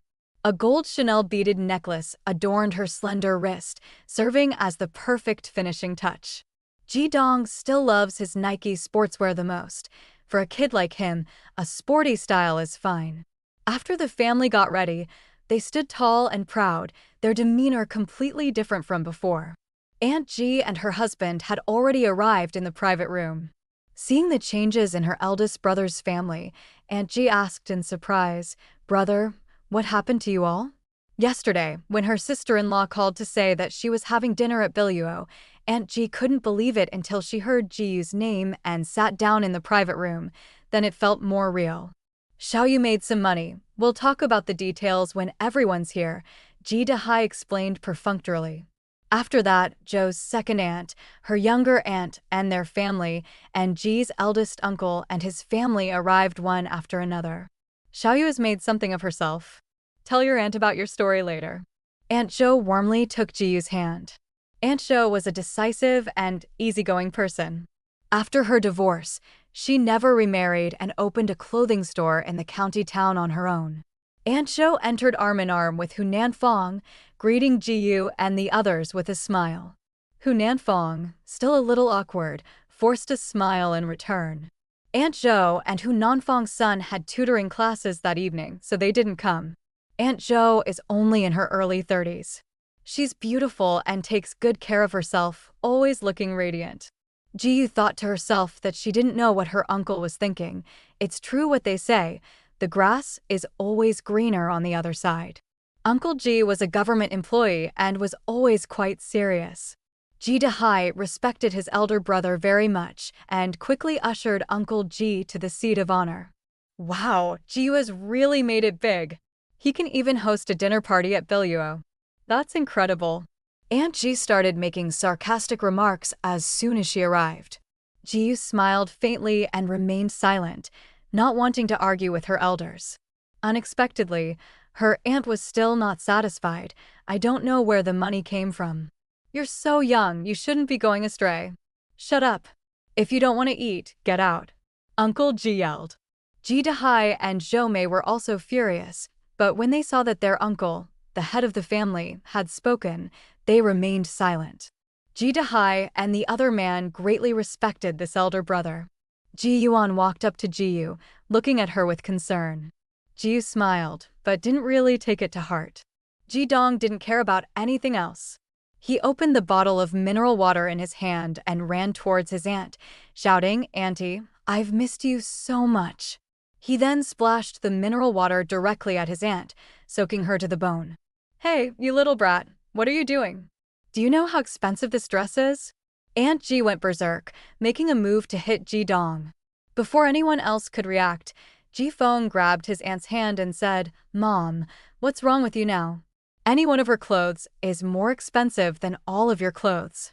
Ji Feng dislikes studying and prefers to hang out outside, but he's not a bad person at heart. Seeing Jiyu's family become successful, Ji Feng isn't stupid. He doesn't want to make enemies with them, and he also doesn't want to see his mother humiliated in front of so many people. After being scolded by her beloved son, Aunt Ji was full of anger, but she stopped arguing. The group took their seats, except for Zhou's uncle's family. Zhou Mei's expression was a little unpleasant. Let's eat first, we won't wait for them. Can you even wait a little while? Is this how you treat your guests? I'm still your older brother. It was Uncle Zhou who arrived with his wife and daughter. Big brother. Zhou Mei called out awkwardly in a low voice. Chapter 33. Zhou Mei fell silent. Zhou Xiaomei, who was standing nearby, had no choice but to step forward to smooth things over. Big brother, you've misunderstood. Second sister didn't mean it that way. How could we dare to make a move first if big brother didn't come? Uncle Zhou gave little sister Zhou some face, saying, "You don't need to speak up for your second sister." Zhou Mei forced a smile and stepped forward. "All right, brother, it was my oversight. Please sit down." When the Zhou family elders were alive, they always instilled in the three Zhou sisters that their eldest uncle was the root of the Zhou family, and that they must obey him and respect him. When the Zhou family elders passed away, they made the three Zhou sisters swear an oath to take care of their eldest brother for the rest of their lives. Uncle Zhou is a good-for-nothing, spoiled rotten by his parents. Even the money for his wedding was raised by his three sisters. Thanks to Hunan Fong, he got a job in factory logistics, but all he does is play cards and smoke every day. Uncle Zhou came today with a purpose, so he stopped cursing and sat down after Zhou Mei spoke. Sister-in-law, yeah, please sit down. Zhou Mei greeted her sister-in-law and niece Zhou, who were still standing. No, you sat down next to Jiyu, her eyes lighting up as she looked at Jiyu's bag. Sister Yu, is this a Dior bag? I saw it online that costs over 40,000 yuan. Jiyu smiled politely, I guess so, but I'm not sure. Jiyu bought her bags in batches, so she really didn't know the price per bag. These words made Zhou Yu uncomfortable. Was Jiyu showing off? Sister Yu is really rich. She doesn't care about these things. Then why don't you just give me this bag? Sister Yu has never given me anything before. Ji is speechless, giving Yu no face at all in her refusal.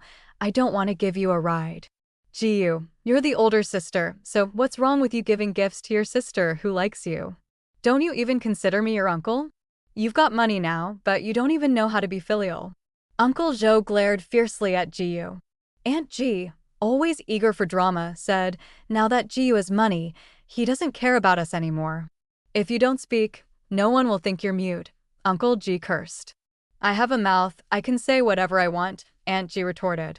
Aunt Ji wasn't afraid of Uncle Ji at all. Uncle Ji was able to become a section chief in the finance bureau entirely thanks to his father-in-law's promotion. Back when Aunt Ji forced Ji to drop out of school, he at most angrily cursed her a few times as a shrew. Zhou Mei chuckled and said, all right, waiter, the food is almost served. The waiter quickly brought the dishes over, and as each dish was served, everyone's attention was drawn to it. Abalone stewed with sand ginseng and Solomon's seal, tiger prawns in fermented rice wine and emerald green sauce, roasted golden pig, authentic Cantonese-style braised chicken, Boston lobster baked with black truffle sauce and cheese. Each person also has a separate bowl of crab meat and bamboo fungus stewed with shark fin. How much does this meal cost? Aunt Ji muttered to herself, but the waiter next to her replied, it's prepared according to a standard of 5,000 yuan per person. At this moment, a male waiter came forward and opened the mutai and red wine as well. Everyone gasped in surprise, realizing that Ji had made money, but how much money had she made? Yu, tell me quickly, what did you do in Haishur to make so much money? Aunt Zhou asked bluntly and without any pretense. I won 100 million yuan in the lottery, Ji said slowly. Her sudden wealth would inevitably arouse suspicion in her family. In addition, she had already planned to take her parents, sister, and brother away. It would definitely not work if she didn't give others a suitable reason. The expressions on the faces of those present varied. Some were jealous, some were envious, and some were happy for Ji. Then Ji continued, now I've invested in a small business with a benefactor, which is enough to support our family's expenses in Haishur. A small business you've invested in? So how much money do you have right now? 300 million? 500 million? Zhou Daijia's eyes gleamed with greed. It's none of your business how much money you have, it's Yu's own. Aunt Zhou doesn't tolerate Uncle Zhou's behavior. Out of respect for their deceased parents, she occasionally helps Uncle Zhou out, but it's impossible for him to act arrogantly or domineeringly. Uncle Zhou was at his wit's end with his hot-tempered second sister and secretly thought he would ask Zhou Mei for the money again in private. All my cash has been invested. I don't have much money on hand. My benefactor will give me a small dividend every quarter. Ji spoke vaguely, not intending to reveal all her secrets. She knew that some of the people present, ostensibly family, were actually after her and wanted to leech off her. Since she dared to put her lottery win on the table, she wasn't afraid of their schemes. The money was in her hands, only she could decide how to use it. Want to covet it? They'd better see if they had the ability. Seeing this, the others didn't press the matter further. Only Aunt Zhou said with concern, don't trust people too much when you're traveling. Is that benefactor reliable? He might be scamming you. Ji smiled and said, don't worry, Auntie, I know. At this moment, Ji Dahai raised his glass in place of wine and spoke, I called everyone together today for two reasons. First, to thank you all for your care over the years, and second, to pay back all the money I owe you. Ji took out a Louis Vuitton monogram travel bag, which was full of cash. Besides preparing the debt, Ji had also added a considerable amount of interest. She wasn't transferring the money because she was afraid her aunt and Aunt Zhou wouldn't accept it. Ji placed the money in everyone's hands one by one. Uncle Ji lent his family 100,000 yuan, and Ji repaid 300,000 yuan. Aunt Ji and her husband are both ordinary workers with low salaries, and they only lent 50,000 yuan, but have now received 150,000 yuan. Aunt Zhou was the best off. Her clothing store was doing well. She lent 200,000 yuan to the Ji family and received 600,000 yuan in return. Aunt Zhou was unemployed and asked Hu Nanfang for 50,000 yuan to lend to Zhou Mei, and she received 150,000 yuan in return. Ji Yu always remembered the help they had given the Ji family when they were down on their luck, so she repaid the money several times over. Seeing that everyone else had money but he didn't, Uncle Zhou became furious, shouting, "Where's my share? I'm your uncle." "You didn't lend our family any money, of course you didn't," Ji Yu said, her big, innocent eyes wide open, pretending not to understand what Uncle Zhou meant. Chapter 34. Second sister, is this how you raise children? They have no manners at all. Uncle Zhou turned to Zhou Mei and questioned her. Zhou Mei was always dominated by her uncle, who would beat her at the slightest disagreement. This childhood trauma left her with a complex mix of respect and fear towards her older brother. Hearing Uncle Zhou's question, Zhou Mei whispered, "Yu, apologize to your uncle." Ji Yu looked disappointed. She had known for a long time that Zhou Mei was afraid of her uncle, but she didn't expect that Zhou Mei would not protect her at all. What's there to apologize for? My sister didn't say anything wrong. When our family was in such dire straits, we went to our uncle's house for help, but he wouldn't even open the door.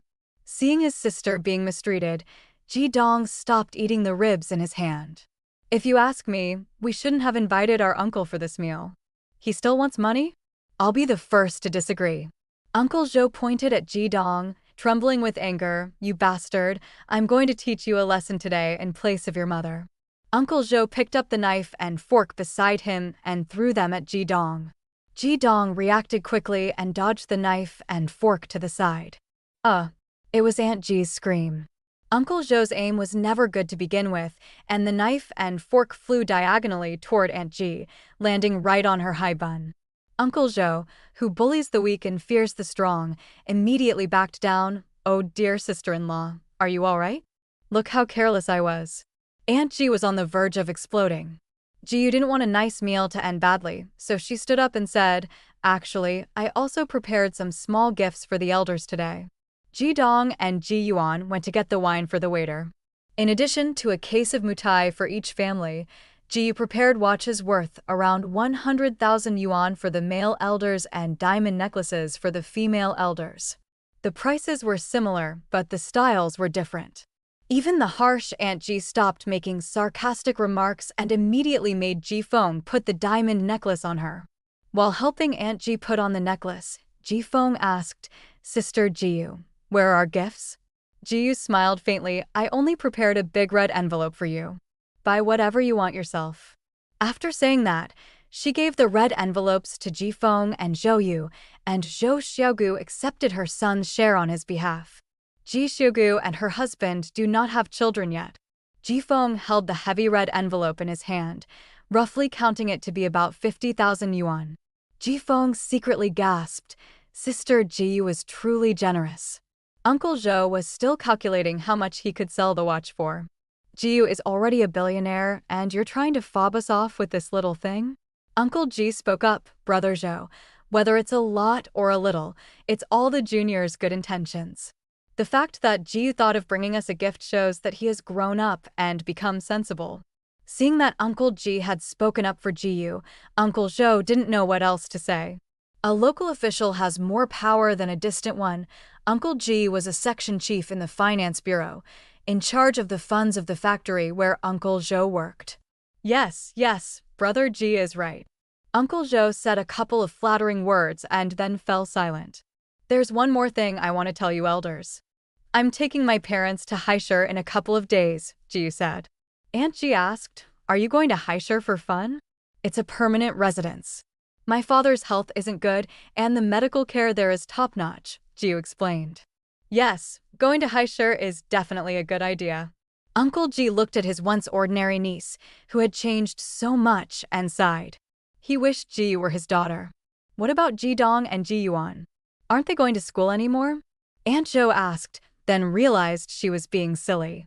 "Of course, they should be taken to study in Shanghai." Ji Yu said with a smile, "Of course we'll go. Ji Yuan and I are going to Haishur High School, and we've also asked someone to find a private junior high school for Ji Dong, preferably one that's strict." Ji Dong looked at his sister with a bitter expression. Were the good days gone forever? Upon hearing that the three Ji sisters were all going to study in Haishur, several families with children became restless. Aunt Ji spoke first. What about our Ji Feng? Ji Feng is such a smart child.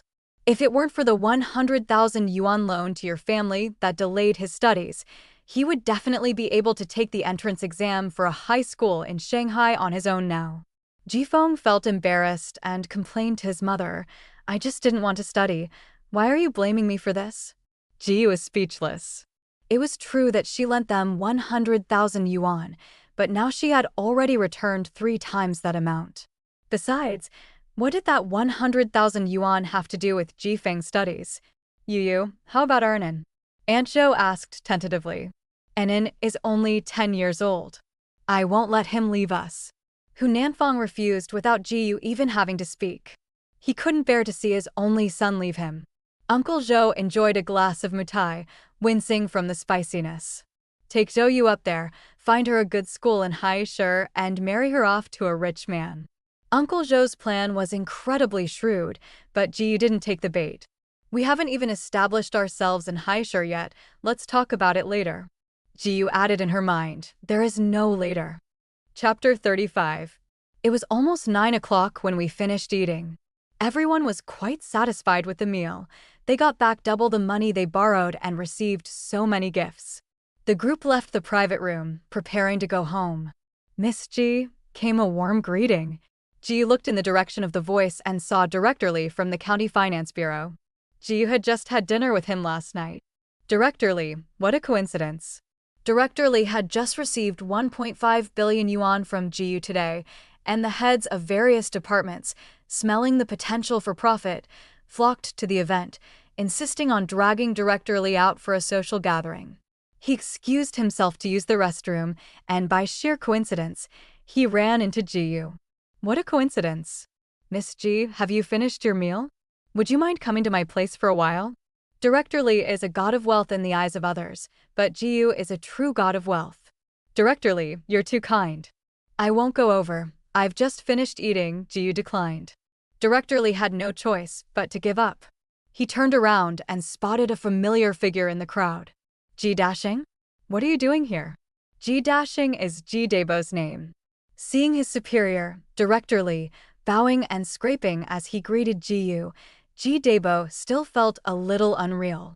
Seeing that his superior had already noticed him, Uncle Ji stepped forward and said, Director Li, today is our family gathering.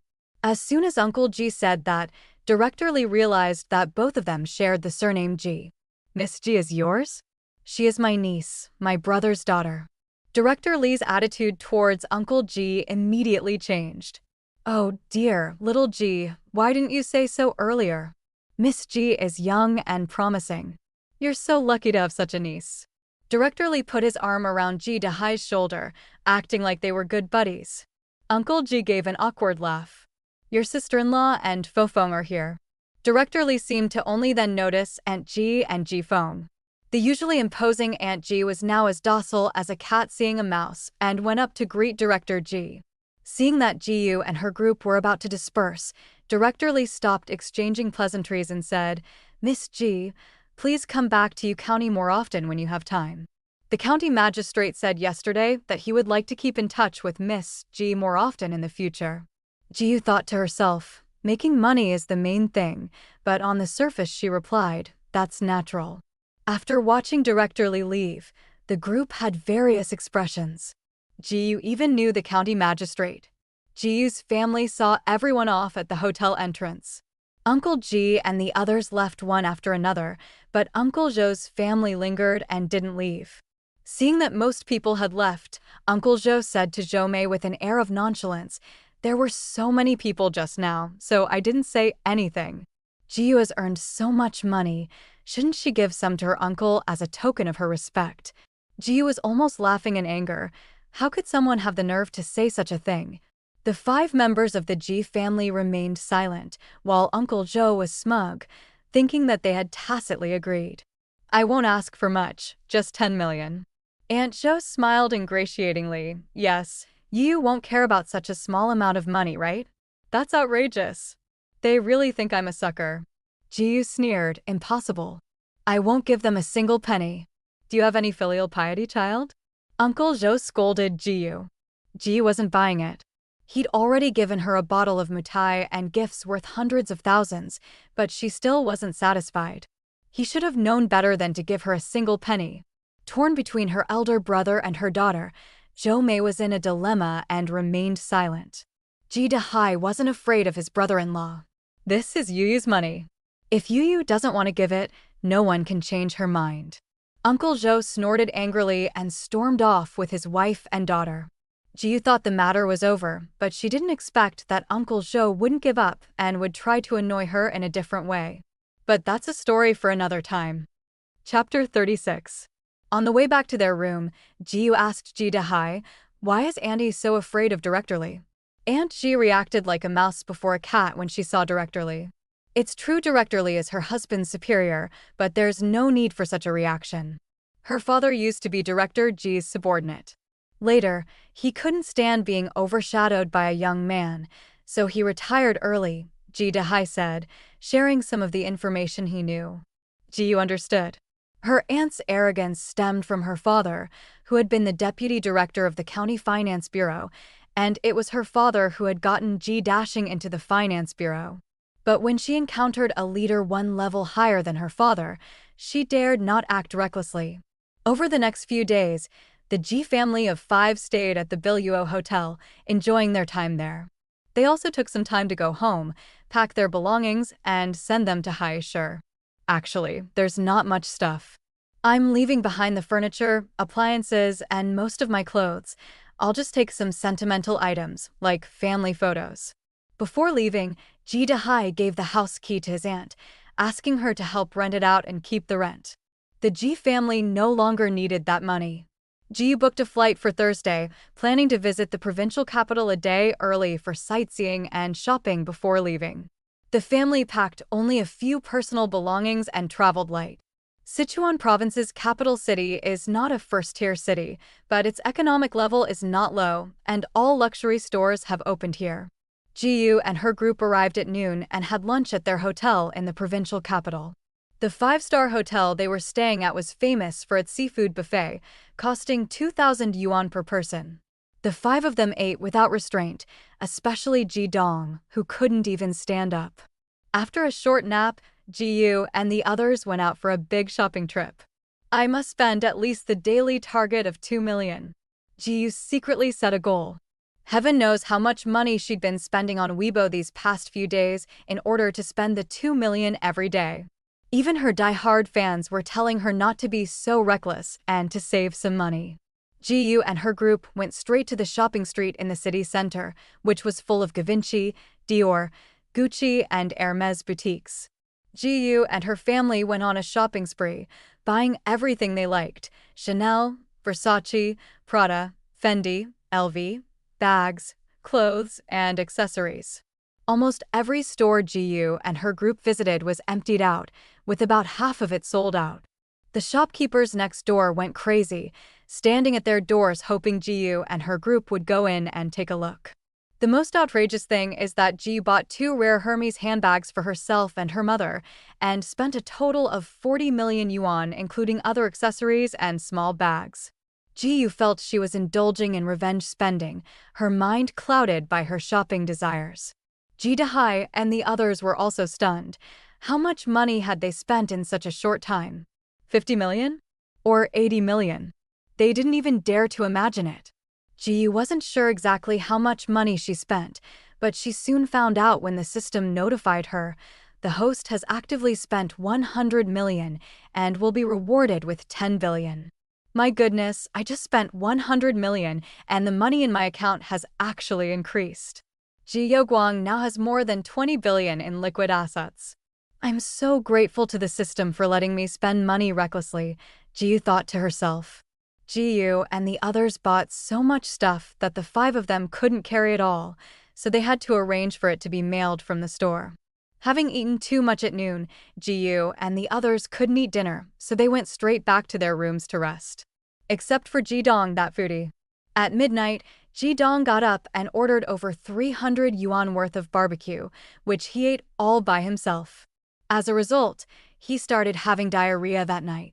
The young man recovered quickly, and Ji Dong didn't even need to take any medicine. He was full of energy again the next morning. After discussing it, Ji Yu and Ji Dahai decided to give each of them 1 million yuan a month as pocket money. Ji Dong and Ji Yuan, who are still in school, will each receive 100,000 yuan. They also have 30 million yuan saved in a family account, which the couple can withdraw freely in case of emergency. In Chapter 37. The flight was at 10 a.m. Ji Yu had booked the hotel's airport transfer service, and they arrived at the airport before 9 a.m. Ji Yu booked first-class tickets for the return trip. The feeling of flying first class is amazing. Her family definitely wants to experience it too. Just like Ji Yu's first time on a plane, Ji Dahai and his family found everything fascinating. If the whole family hadn't been dressed head to toe in designer brands, the flight attendants probably would have suspected they were in the wrong seats. All drinks are free? Wow! I want to eat the steak. Beautiful lady, could I have another glass of orange juice? All along the way, Ji Dong kept chattering away, demanding this and that. Finally, Ji Yu slapped him on the back, saying, "You had diarrhea last night, and you still dare to eat so much today?" Only then did Ji Dong quiet down. "Hey, get me a different seat."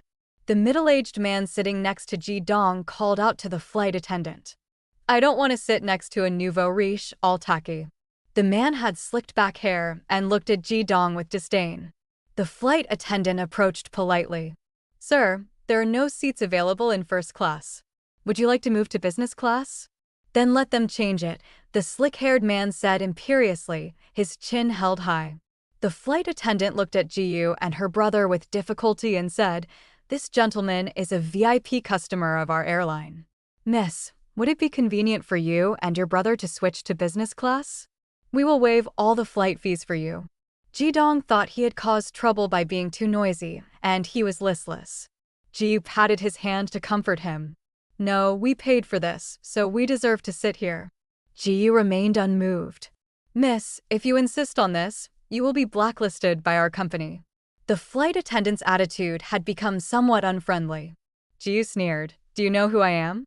As soon as she said it, Ji Yu almost burst out laughing. She finally uttered the line that only a truly powerful person would say. Ji was amused by her own childish behavior, but she maintained a cool and aloof demeanor on the surface. The flight attendant was taken aback by the question. Airlines always check the records of first-class passengers beforehand to avoid offending VIPs. Ji Yu and her group also had records. Apart from Ji Yu having 2 previous flight records, the other 4 were flying for the first time. Seeing the flight attendant's puzzled expression, Ji Yu felt confident, because this plane belonged to China Eastern Airlines. "Go check your company's back office and see who your second-largest shareholder is," Ji Yu said calmly. The flight attendant left with some doubt. She didn't have permission to log into the company's back-end system, so she had to go find the chief flight attendant. The slick-haired man thought Ji Yu was just stalling for time and scoffed, playing tricks. Less than 10 minutes later, the chief flight attendant and the flight attendant from before quickly walked over. The flight attendant bowed deeply to Ji Yu. "I'm sorry, Ms. Ji, the customer service system hasn't updated your identity information yet. I've already communicated with the front desk, and your family's information has been entered. This situation will definitely not happen again." After learning what had happened in the cabin, the chief flight attendant immediately contacted ground control and discovered Ji Yu's identity. The feedback from control shocked them both. Ji Yu was actually their second in command. Seeing that Ji Yu was still silent with a cold face, the flight attendant turned to the slick-haired man and said, "Sir, please move to business class. We will waive all your flight expenses." The slick-haired man asked incredulously, "Do I look like someone who owes you a plane ticket?" The flight attendant didn't waste any time arguing with the greasy-haired man and immediately called in an air marshal to forcibly pull him out of the first-class cabin. "Damn it, I'm going to file a complaint against you. I'm going to file a complaint." The gruff voice of the slick-haired man faded into the distance. "Ms. Ji, is this all right?" the flight attendant asked cautiously. Ji Yu nodded in satisfaction. "It's nothing. Don't worry about it." The flight attendant and the purser both breathed a sigh of relief, bowed again, and stepped back to leave. Sis, you were so cool just now. Ji-dong became lively again after seeing that his sister had stood up for him. Don't back down when you encounter problems in the future. I'll support you. But don't do anything illegal or immoral. Ji took the opportunity to educate him. I know, Ji-dong agreed readily, but whether he took it to heart is unknown. Chapter 38. As soon as Ji got off the plane, she received another call from Wang Ji, the secretary to the chairman of China Eastern Airlines. Has Miss Ji already returned to High City? Secretary Wang is really well informed. You called as soon as I got off the plane. Ji thought that Wang Ji must have found out about what happened on the plane. Miss Ji, you flatter me. Our chairman instructed me to invite you to dinner as soon as you return to High City. Wang Ji sincerely invited Ji. The shareholders' meeting is tomorrow. Would you be free to have dinner with me tonight, Miss Ji? After thinking for a while, Ji finally agreed. She'd just been arguing on the plane, now she needed to make amends. Ji also wanted to make more connections so she'd have someone to ask for money in the future. I'll send the location to Miss Ji later. After hanging up the phone, Wang Ji immediately went to the chairman to claim credit. Wang Ji's call had just ended when another call came in from an unknown number. Hello? Miss Ji? This is Mr. Wu's assistant from China Eastern Airlines. Mr. Wu would like to invite you to dinner tonight. The woman on the phone spoke arrogantly, as if she were ordering Ji around. Ji frowned, gave the woman the 2 words, no time, and immediately hung up the phone and blocked her. Ji and her group of 5 took 2 taxis home. Ji thought to herself, it would be much more convenient to buy a car. To work as a designated driver in Haishur, Ji got her driver's license as soon as she turned 18. However, it was too dangerous for a girl to drive at night, and after encountering several drunk men in a week, Ji quit. Both Ji Dehai and Zhou Mei can drive, and they take turns driving the vegetable truck they use. Before leaving Yu County, they sold the truck at a low price. Ji planned to take Ji Dehai and the others to buy cars this weekend. After calculating, she decided to buy 3 cars first. When Ji Dehai and his group stood at the entrance of the Dingchen residential complex, they were stunned by its luxury. Upon entering their home, cheers erupted continuously. The 4 of them looked around the house, touching this and that, while Ji watched with a big smile on her face. Sister, is this blue room my room? Ji-dong looked at Ji with expectant eyes. Ji chuckled, yeah, are you happy? I love you the most, sister. Ji-dong happily spun around on the spot and rushed into his room to visit. Even the most composed Ji Dehai couldn't stop smiling. I never imagined in my life that we could live in a house like this. We're so lucky to have our daughter. Ji pointed to the room furthest inside on the left. Mom and Dad, that's your room. Go take a look. Ji Yuan was the quietest, standing obediently next to Ji Yu. Ji Yu took Ji Yuan's hand and walked towards the room next to Ji Dong. This is your room. Are you satisfied? Ji Yu asked. The pale pink princess bed was covered with small floral sheets, and a brand new set of skincare products and some small jewelry were laid out on the white dressing table. Ji Yuan felt like crying. Long-term neglect from her family had left Ji Yuan feeling insecure.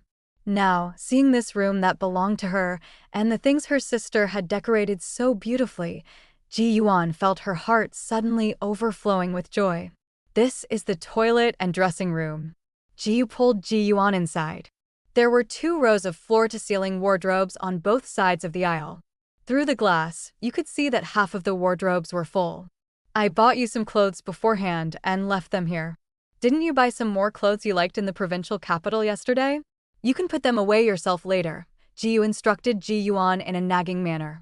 Ji Yuan hugged Ji Yu tightly. Thank you, sister, thank you. 16-year-old Ji Yuan is already 1.65 meters tall, and Ji Yu, who is 1.59 meters tall, looks more like a younger sister when Ji Yuan hugs her. Ji Yu patted Ji Yuan on the back and comforted him. Silly boy, don't thank me, as long as you like it. Chapter 39. Ji Yu told Ji Dehai and the others to take care of their own dinner. There were many upscale restaurants in the commercial buildings in the community, and they could also order takeout if they didn't want to go out.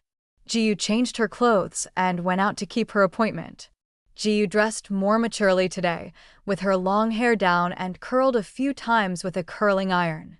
She wore a white and gold Chanel suit and 7-centimeter chunky heels, instantly giving her an aura of 1.8 meters tall. The restaurant was a private club located near the Second Ring Road, decorated in a Chinese style. Upon entering the lobby, a traditional Chinese ink painting of mountains and flowing water hung high in the center, exuding an antique charm. Jiyu arrived right on time, at exactly 6:30 p.m. Inside the private room, Ping Huanan and his secretary Wang Ji had already arrived. Upon seeing Jiyu enter, Ping Huanan stood up to greet her. "Miss Ji, I've long admired your reputation. You are truly accomplished at such a young age." Jiyu smiled and said, "Chairman Peng, you're too kind. I'm just a student who only half understands." Wang Ji had already stepped back and was standing at the door. Through the Chinese-style screen door, one could still vaguely see a figure. The dishes were served one after another.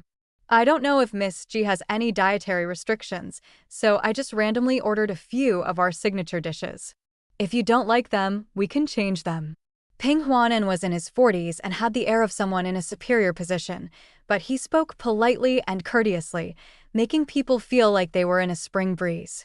Jiyu ate her meal quietly, occasionally answering some mundane questions from Ping Huanan. "Where does Miss Ji study?" "I'll be going to Haishur High School for my senior year when school starts." "Haishur High School? What a coincidence." Ping Huanan clapped his hands and laughed. Seeing Jiyu's confusion, Ping Huanan didn't keep her in suspense any longer. China Eastern Airlines also holds shares in Haishur High School. This was the first time Jiyu had heard of this. "How many shares do you hold?" "Not much, just about 10 points, Ping Huanan continued. "That makes you a shareholder of Haishur High School, ha ha ha." Jiyu also laughed. "Then if I want to get someone in to study, is that possible?" "Of course, no problem," Ping Huanan said confidently. Jiyu was relieved. She didn't need to ask anyone for help. She could get Ji Yuan in herself. Jiyu told Ping Huanan about Ji Yuan's situation, and Ping Huanan immediately called Principal Luo to give instructions. "Thank you, Chairman Peng. I'll toast you with tea instead of wine." Jiyu picked up the teacup and drank it down her throat. "It's nothing. You're just not familiar with the company's business yet. I'll have Wang Ji organize the information and send it to you another day." Jiyu accepted Peng Huanan's offer, saying, "I will have to rely on the chairman a lot more in the future." In Peng Huanan's view, Jiyu was accepting the olive branch he had extended. "Don't be so polite, Jiyu. I'm so much older than you. If you don't mind, just call me Uncle Peng." Peng Huanan then got to the point. "Are you going to attend tomorrow's shareholders meeting? It's related to the re-election." Jiyu immediately understood the deeper meaning in Ping Huanan's words, a change of leadership? "There are differing opinions on the board of directors.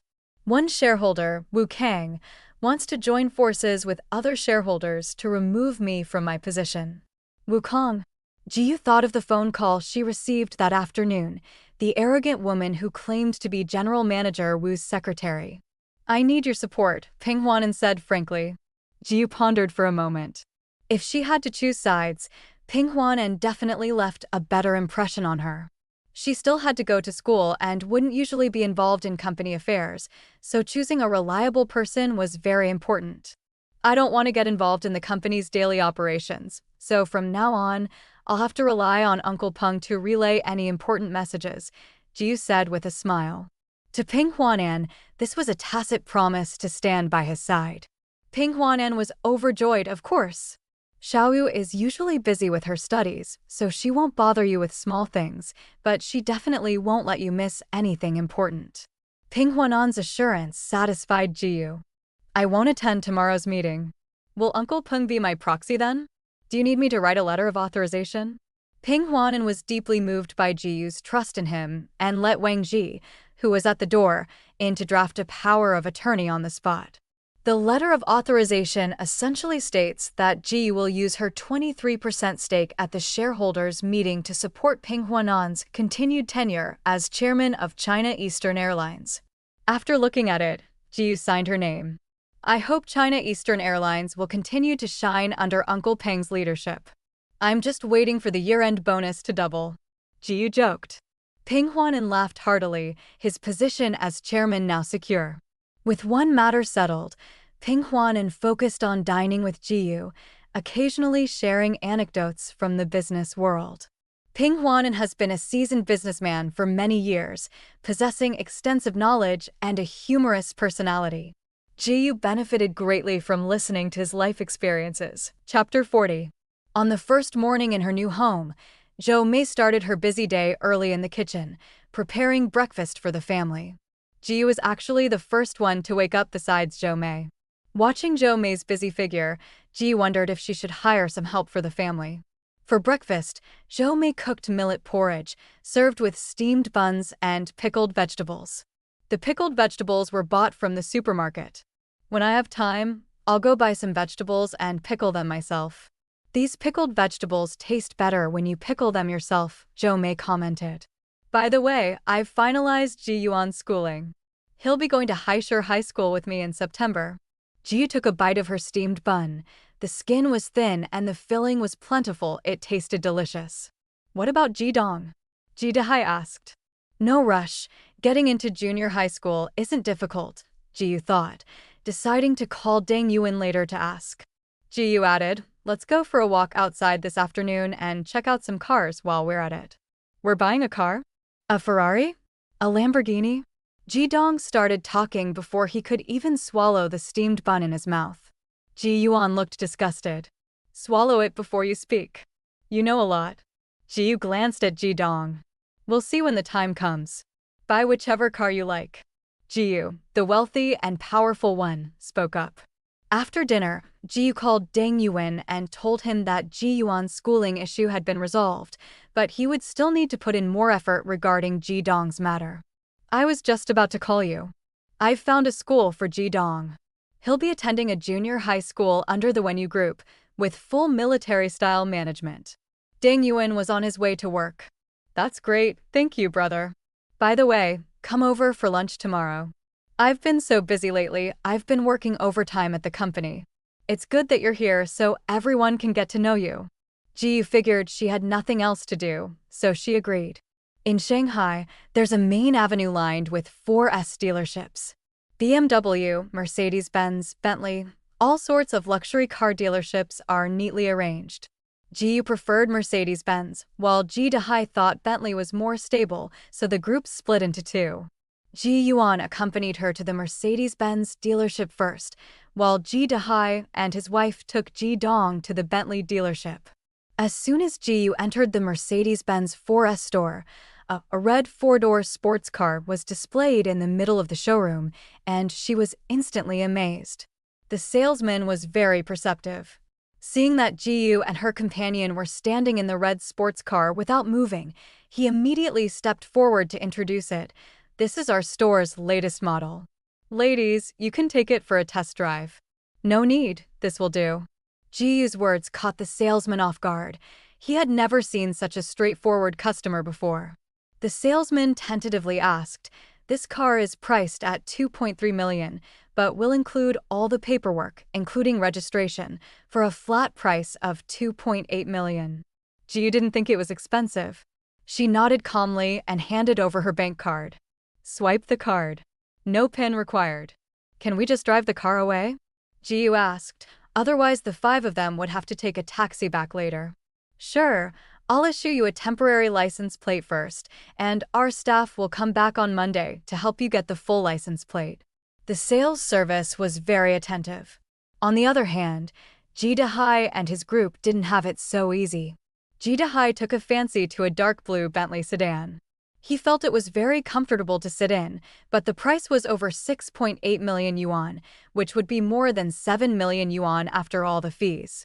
Ji Dahai and his wife hesitated. Ji Yu kept telling Ji Dahai and his wife that she had a lot of money and that they shouldn't feel burdened and could spend it however they wanted.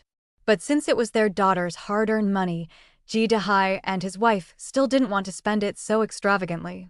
In truth, Ji Dahai and Zhou Mei knew that 100 million yuan was far from enough to support their current lifestyle. Ji Yu claimed a benefactor was guiding her investments, but Ji Dahai and Zhou Mei were skeptical. However, they believed their daughters swear that she hadn't done anything illegal or immoral. Let's take another look. Zhou Mei whispered in Ji Dehai's ear. Are there any cheaper options? Ji Dehai asked the salesperson awkwardly. After working so hard to sell, the salesperson was a little annoyed when Ji Dehai and his group stopped selling, but his professional ethics still made him politely reply, "Our cheapest one starts at 2 million. Dad, it's not like we can't afford it." Ji Dong didn't understand the adult's little thoughts. In his mind, his older sister said that if he liked it, he could buy it. Haha. A sneer rang out, belonging to a fat man wearing a floral shirt, accompanied by a voluptuous female companion. The man in the floral shirt scoffed, "What are you pretending for? If you can afford it, then buy it.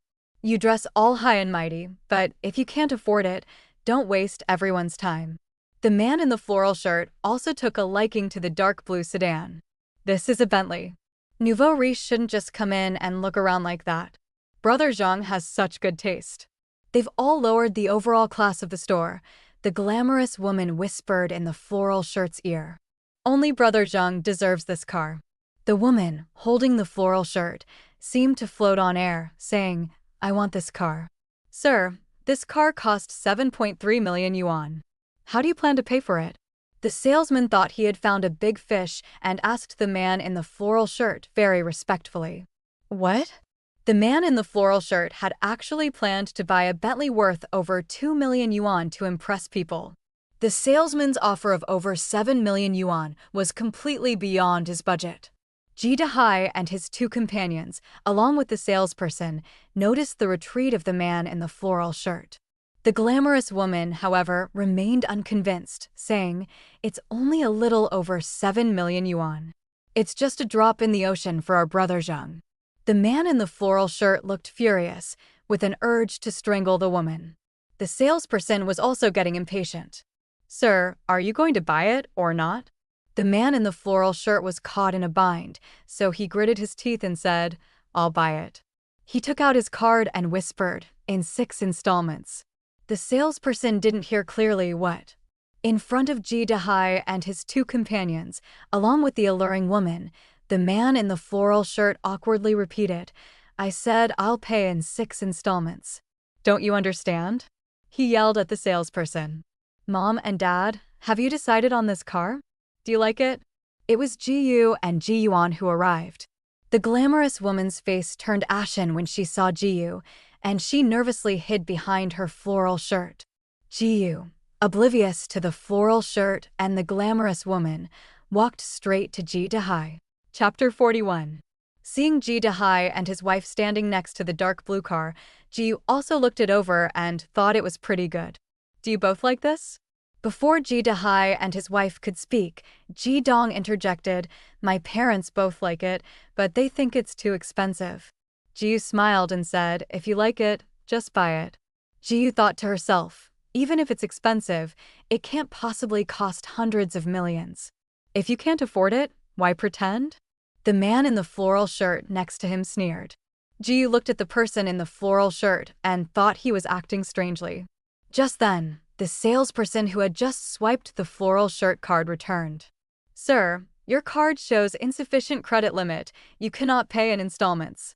The man in the floral shirt turned pale and then flushed, and Ji Yu chuckled, "You obviously can't afford it, so why pretend?"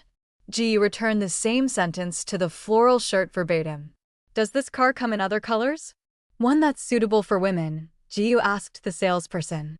The salesperson assumed that Ji Yu and her group couldn't afford the floral shirts, but still politely replied, "We also have white ones." "I'll take both cars, swipe my card." Ji Yu handed over the card. The salesperson thought the card probably wouldn't be accepted, but tried anyway. Yu, why did you buy 2? "It's too expensive." Zhou Mei felt bad about the money. "You take one and Dad takes one." "It's okay, it's not expensive." The man in the floral shirt thought Ji Yu was putting on a brave face, so he put his hands in his pockets and waited to see Ji Yu make a fool of himself. The salesperson, with a ruddy complexion, strode over to the card reader and said, "Madam, your total spending is 14.6 million. Here is your card." "Impossible. How could a young girl with blonde hair have so much money?" the girl in the floral shirt screamed. Ji didn't even want to glance at him and told the salesperson, "We'll come back to pick up the car after the license plates are registered." The salesperson nodded repeatedly, saying they would contact Ji as soon as it was done. Ji nodded and prepared to leave with his family. The man in the floral shirt was clearly taken aback and swayed as he sat down on a nearby chair. At that moment, the alluring woman hiding behind him revealed herself. "Jin Xiaoqiao?" Ji asked in surprise. Looking at the woman in front of her, whose short skirt barely covered her buttocks and whose chest area was barely covered by the fabric, Ji could hardly recognize her. Jin Xiaoqiao was originally a pure and sweet girl. How did she become like this? And it seems she has changed men again. Jin Xiaoqiao smiled awkwardly. "Ji, what a coincidence." Jin Xiaoqiao was afraid that Ji would expose her secret. "Oh, so you two already know each other." "Jin Xiaoqiao, are you deliberately trying to embarrass me?" The man in the floral shirt roared in fury upon seeing that Ji and Jin Xiaoqiao knew each other. "Brother Zhang, you've misunderstood. I'm not familiar with her." "Not familiar with you? Do you think I'd believe your nonsense?" Not wanting to hear them argue, Ji left without saying another word. Unexpectedly, Jin Xiaoqiao chased after him. "Ji, why won't you help me? You're so rich, yet you've been pretending to be poor and living with us for so long." Ji felt confused. "Why should I help you? We've been roommates for so long, after all," Jin Xiaoqiao said, looking at Ji as if he were a heartless man. "Then how can I help you?" Ji asked with a playful smile. Jin Xiaoqiao's eyes darted around. 5 million, just give me 5 million. Jin Xiaoqiao calculated that Ji had just spent over 10 million, so giving her 5 million wouldn't be unreasonable. Ji was utterly defeated by Jin Xiaoqiao's shamelessness. "Jin Xiaoqiao, what are you dreaming about? You think I'd give you 5 million when we're complete strangers? How dare you?" Before Jin Xiaoqiao could react, Ji continued, "Your previous man was called President Wang, right? You asked him for 5 million? Oh, and your boyfriend is acting as a pimp for you again. This brother Zhang? This brother Zhang doesn't seem to have any money. TSK, so you've set your sights on me?" Ji directly exposed Jin Xiaoqiao's true colors. Jin Xiaoqiao, you're a fucking slut, a whore." Upon hearing Ji's words, the woman in the floral shirt standing at the shop entrance rushed out and slapped Jin Xiaoqiao. When Jin Xiaoqiao realized that her scheme had been exposed, she stopped pretending to please the man in the floral shirt and instead used her 5 fingers to slash the man in the floral shirt's face until it bled profusely. Ignoring the two fighting in front of her, Ji drove off in her newly bought red sports car with her family. Chapter 42. Invest 10 billion, get a return of 50 billion. As the summer sun rose, a rosy glow fell upon Ji's bedside. Ji was afraid of the dark and didn't like to close the curtains completely when she slept. She preferred the feeling of being woken up by the sunlight. Ji didn't stay in bed today because she was going to have dinner with Deng Yuan. Since she was going to Wenyu Group, Ji put on light makeup to look more formal. Ji was already pretty, and with her fair skin, she could be considered a true beauty. A touch of powder added to her charm. Ji admired herself in the mirror, nodded in satisfaction, and went out. Wenyu Group is located in the financial district of Haishur, an area filled with high-end enterprises and commercial buildings. Wenyu Group occupies a 45-story building. Floors 10 to 30 are rented out and have 4 elevators. The remaining floors are for the group's own use, with 6 elevators located on the other side. Ji arrived at the reception desk of Wenyu Group. "Hello, I'm here to see General Manager Deng." "I'm Ji." Upon hearing Ji's name, the receptionist's smile widened. "Miss Ji, this way please." Secretary Li already instructed that if Miss Ji comes, you can go straight up. The receptionist led Ji into the elevator and pressed the button for the 45th floor. "President Deng's office is on the 45th floor. Secretary Li will meet you at the door." "Thank you," Ji smiled at the receptionist. Sure enough, as soon as Ji stepped out of the elevator, she saw Li Jiang standing at the door. "Ms. Ji, Mr. Deng is still in a meeting. Please wait for him in the lounge." Li Jiang spoke gently and politely, which seemed somewhat incongruous with his robust appearance. What utter bullshit. He actually tried to steal the prize. Dang Yuan's roar echoed clearly through the two doors. Ji was unaffected and continued to leisurely sip her coffee. The Americano was just too bitter. After finishing his coffee, Li Jiang reappeared. Ms. Ji, Mr. Dang requests your presence. Dang Yuan's office is nearly 100 square meters, and a small conference room has been set up directly in the office. Ji walked in, and the round table in the conference room was full of people. This is my sworn sister, Jiyu. From now on, when you see her, you should treat her as if you were seeing me. Dang Yuan's sharp eyes swept over everyone present. Yes, everyone answered in unison. Dang Yuan introduced them to Ji one by one. This is Zhou Qiang, who mainly manages the KTV and other entertainment venues under Wenyu. Zhou Chang's muscular physique made his suit bulge. Miss Ji, contact me anytime if you need anything. Zhou Qiang patted his strong chest.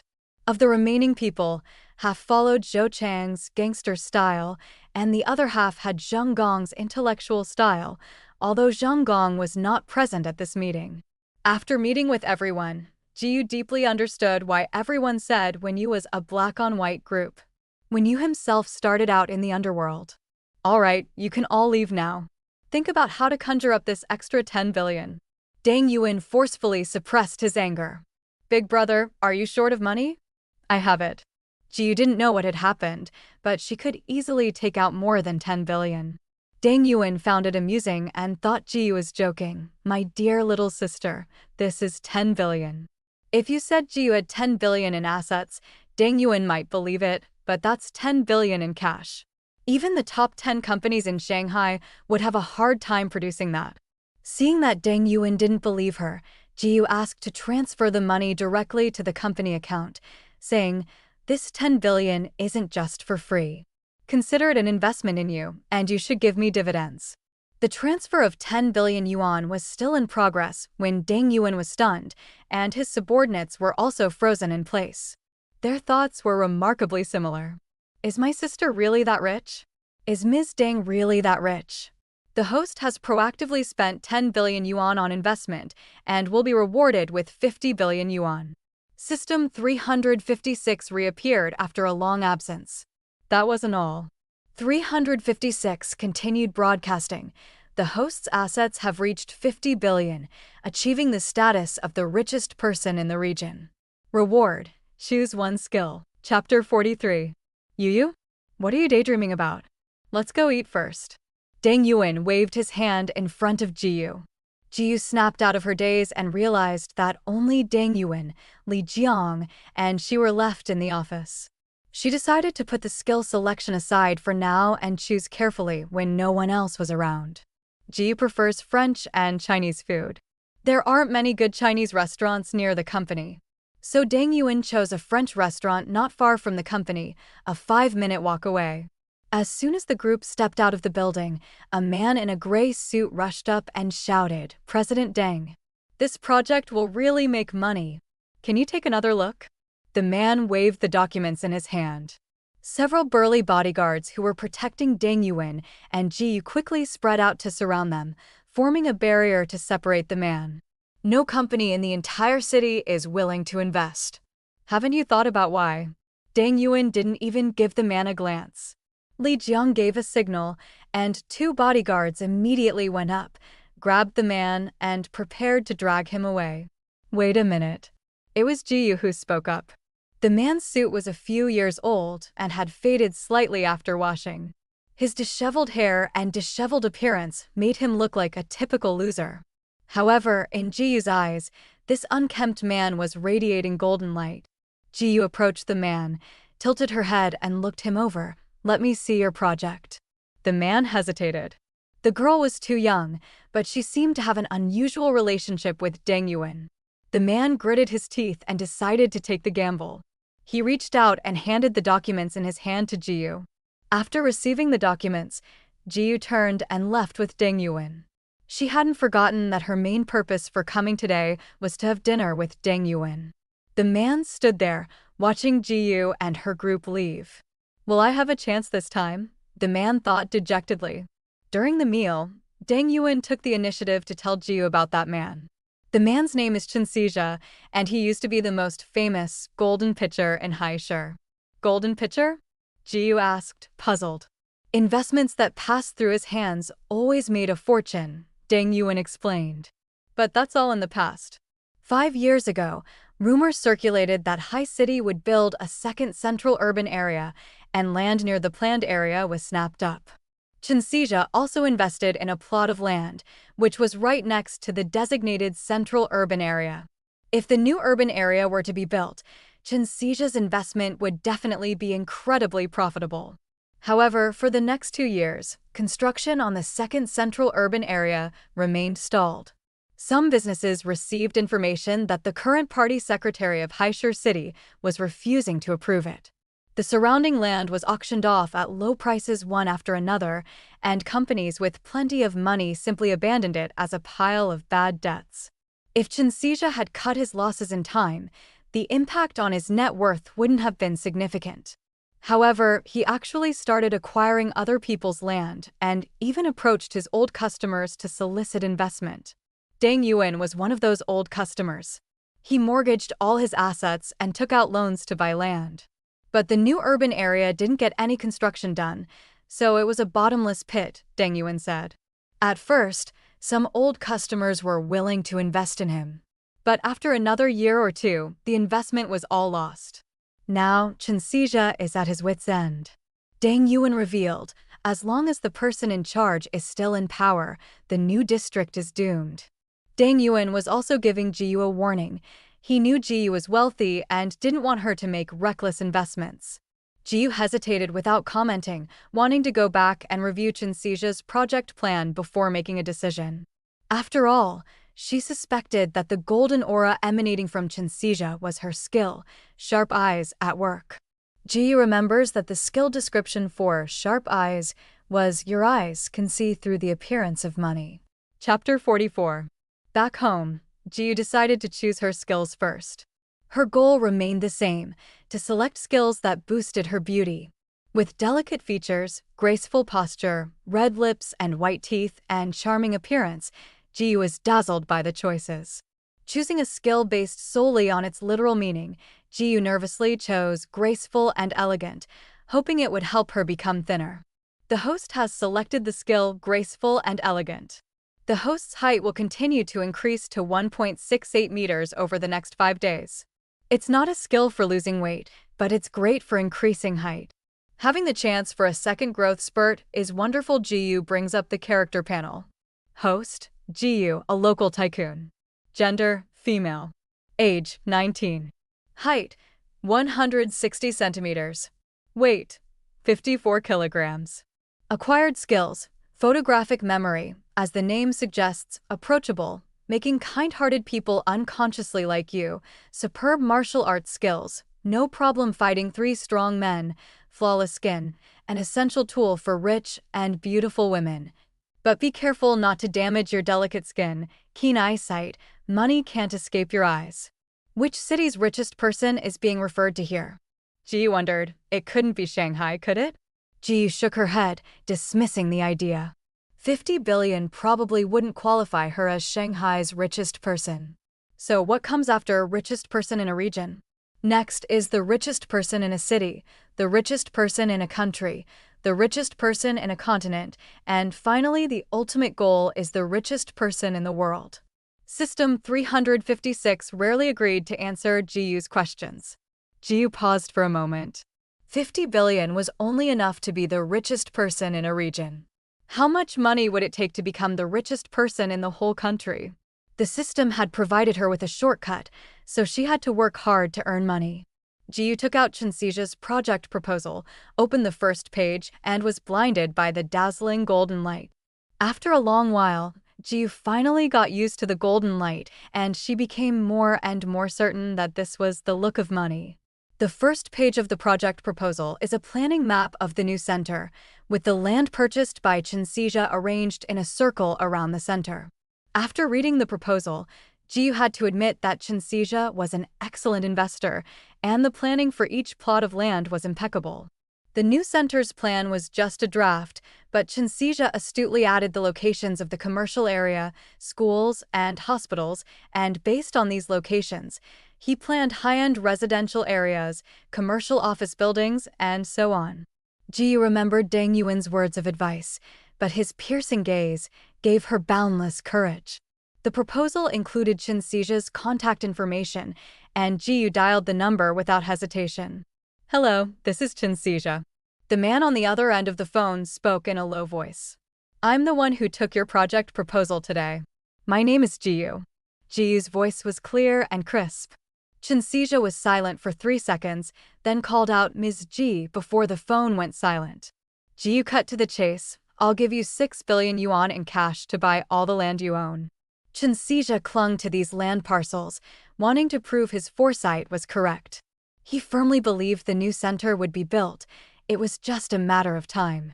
But the problem was, he couldn't afford to delay any longer. In the past 2 years, some people have wanted to buy the land owned by Chinsija, but the prices offered were disproportionate to his investment. As a former golden pitcher, he was unwilling to accept his investment failure. Chinsija has invested over 3 billion yuan in purchasing these plots of land. Now, the sucker, Jiyu, has suddenly appeared. If Jiyu pays 6 billion yuan in cash to buy the land, Chinsija can still make a profit. Is it really that good? Spending 6 billion yuan on land with no future prospects? What are your conditions?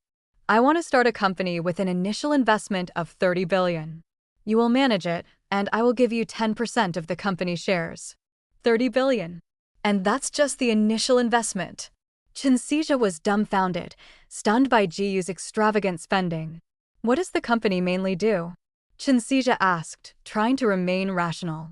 He didn't think Jiyu was playing him. A rich person like that wouldn't waste his time. Our first business is developing these plots of land, Jiyu said firmly. Chapter 45. Jiyu didn't concern herself with what happened after that. She trusted Chinsija to handle the company's establishment well. Now, she simply waited quietly for the construction of the new center to begin. Upon returning from her hometown, Jiyu asked the property management to help her find a live-in nanny. Her main job would be to take care of the daily cleaning of the house and prepare 3 meals a day for the family. The property management was very efficient, and the nanny came to their home on the weekend. The nanny's name is Linju. She is 46 years old and has many years of experience as a live-in nanny and has also worked as a childcare worker. Linju is a very good cook, especially when it comes to Sichuan cuisine. Jiyu's family are all spicy food lovers, and they don't like the local dishes in Haishur, which have a sweet taste. The whole family was very satisfied with Linju. Jiyu paid her a 13th month salary, which was 10,000 yuan a month. After working for 12 months, she would receive an extra month's salary. She could also take 2 days off each month and 5 days off during the Spring Festival. Linju was very satisfied with the salary and benefits, and the two sides hit it off immediately. Linju took office that same day. Boiled fish, twice-cooked pork, mapo tofu, shredded pork with garlic sauce, stir-fried shredded potatoes, dry-fried green beans. Jiyu and his 5 friends enjoyed a hearty meal at the dinner table that evening. Even Ji Dahai, who is not particularly fond of food, ate with a satisfied expression, saying, "Sichuan cuisine is still the best, so satisfying. Yeah, I've been eating out these past few days, and my mouth is practically tasteless." Ji Dong had already eaten his second bowl of rice, and as he spoke, rice grains were still spraying out of his mouth.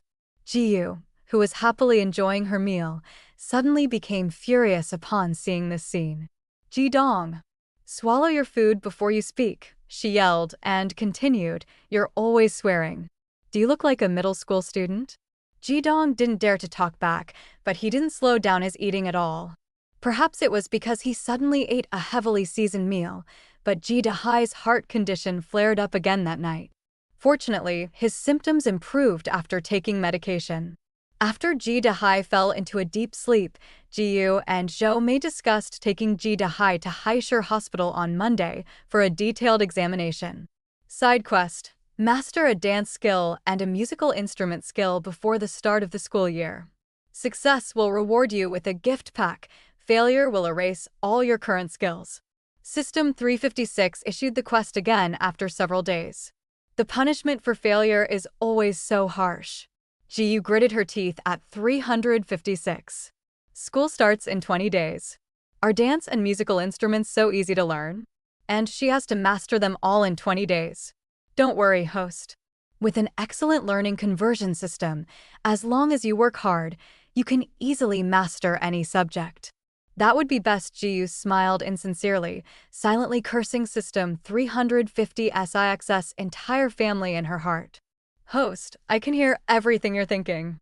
Wishing all System 357, 367, 387, peace and health.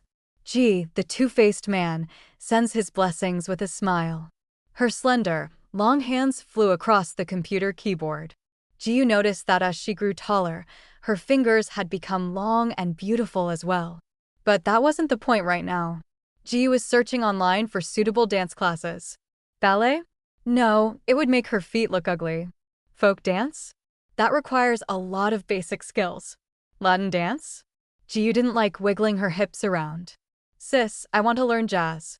Ji Yuan appeared behind Jiyu without her noticing. Sure. Jiyu didn't ask why. She knew Ji Yuan's dream, and now that the conditions were right, she was willing to fully support Ji Yuan. What do you think I should study? Help me choose one quickly, Jiyu asked for help. Ji Yuan looked at the various tutoring classes on the computer and thought for a moment. Classical dance. It's a bit like a combination of ballet and folk dance. After considering it for a moment, Jiyu thought classical dance might be a good option. As for musical instruments, Jiyu already had an idea in mind. She loved the pipa. When she was little, she read by Juyi's The Song of the Pipa and thought the pipa was so beautiful. She finally appeared after much anticipation, still half concealing her face while playing the pipa. With gentle touches and slow twists, the first movement is the rainbow skirt, the second is the 6 melodies. The large strings roared like a sudden rainstorm, while the small strings whispered like private words. The music played a cacophony of notes, like pearls of all sizes falling onto a jade plate. Classical dance and the pipa go quite well together. Chapter 46. Many significant events occurred in Shanghai in August. In mid-month, Chen Xizha, the former Golden Pitcher, established the Four Seasons Group with a starting capital of 30 billion yuan, which shocked the entire Shanghai business circle. Various groups assumed that Chen Xizha had given up the land in the new center and switched allegiance to a powerful figure, and they were all trying to find out who was behind Chen Xizha. Unexpectedly, the Four Seasons Group then announced that it would be building Four Seasons City on the land surrounding the new center. For a time, many people were waiting to see what would happen. Not only were they stuck with this worthless land, but they were also expected to invest money in it. Everyone was speculating what kind of spell Chen Xizha had cast on the boss behind the CG Group.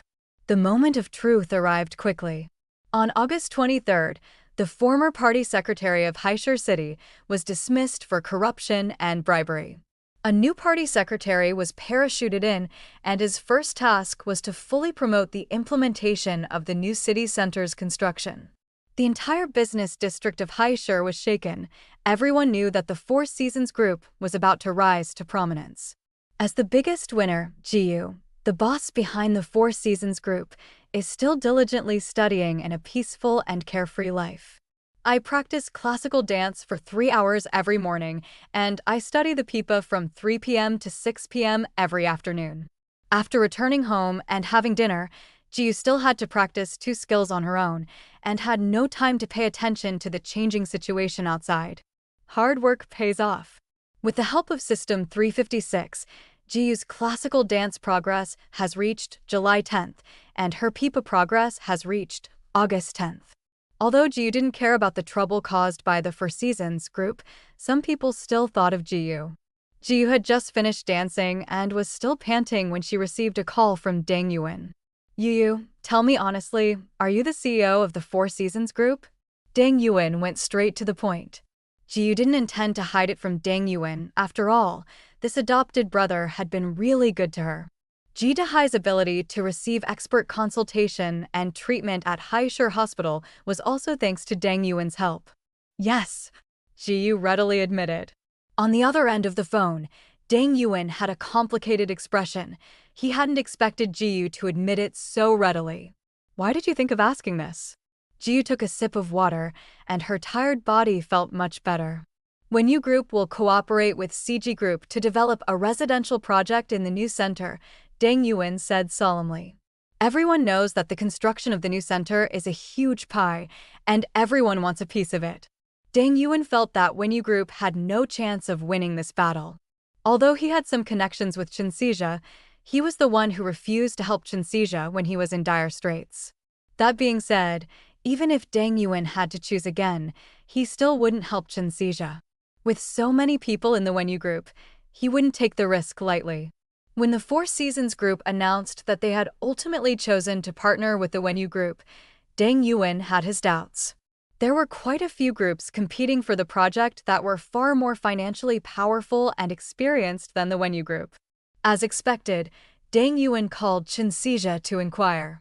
Although Qinsija did not explicitly say that the owner of Four Seasons was Ji Yu, his words implied that the owner of Four Seasons and Deng Yuan had a close relationship.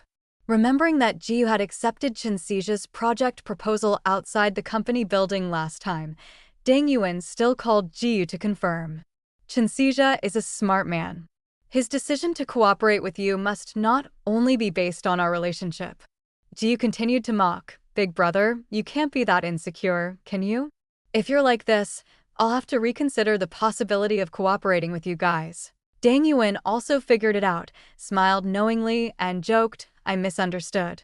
From now on, I'll have to rely on the boss of the Four Seasons Group for more guidance.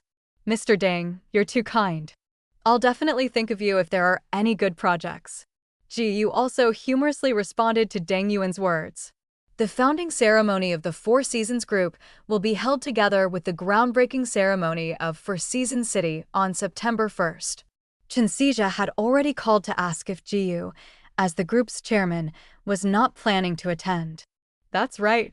Ji Yu doesn't plan to go. She's not ready to be in the spotlight yet, and besides, she's still a student, so she should keep a low profile. Sija, the organization trusts you, don't let me down. Ji Yu said, feigning seriousness. Qinsija was speechless. Of course, he was happy to have gained his boss's trust, and he believed that he could lead the Four Seasons Group to success and live up to his boss's kindness. But he's a complete hands-off boss. Ji Yu is only 19 years old. Young people are playful, that's all Qinsija could say to himself.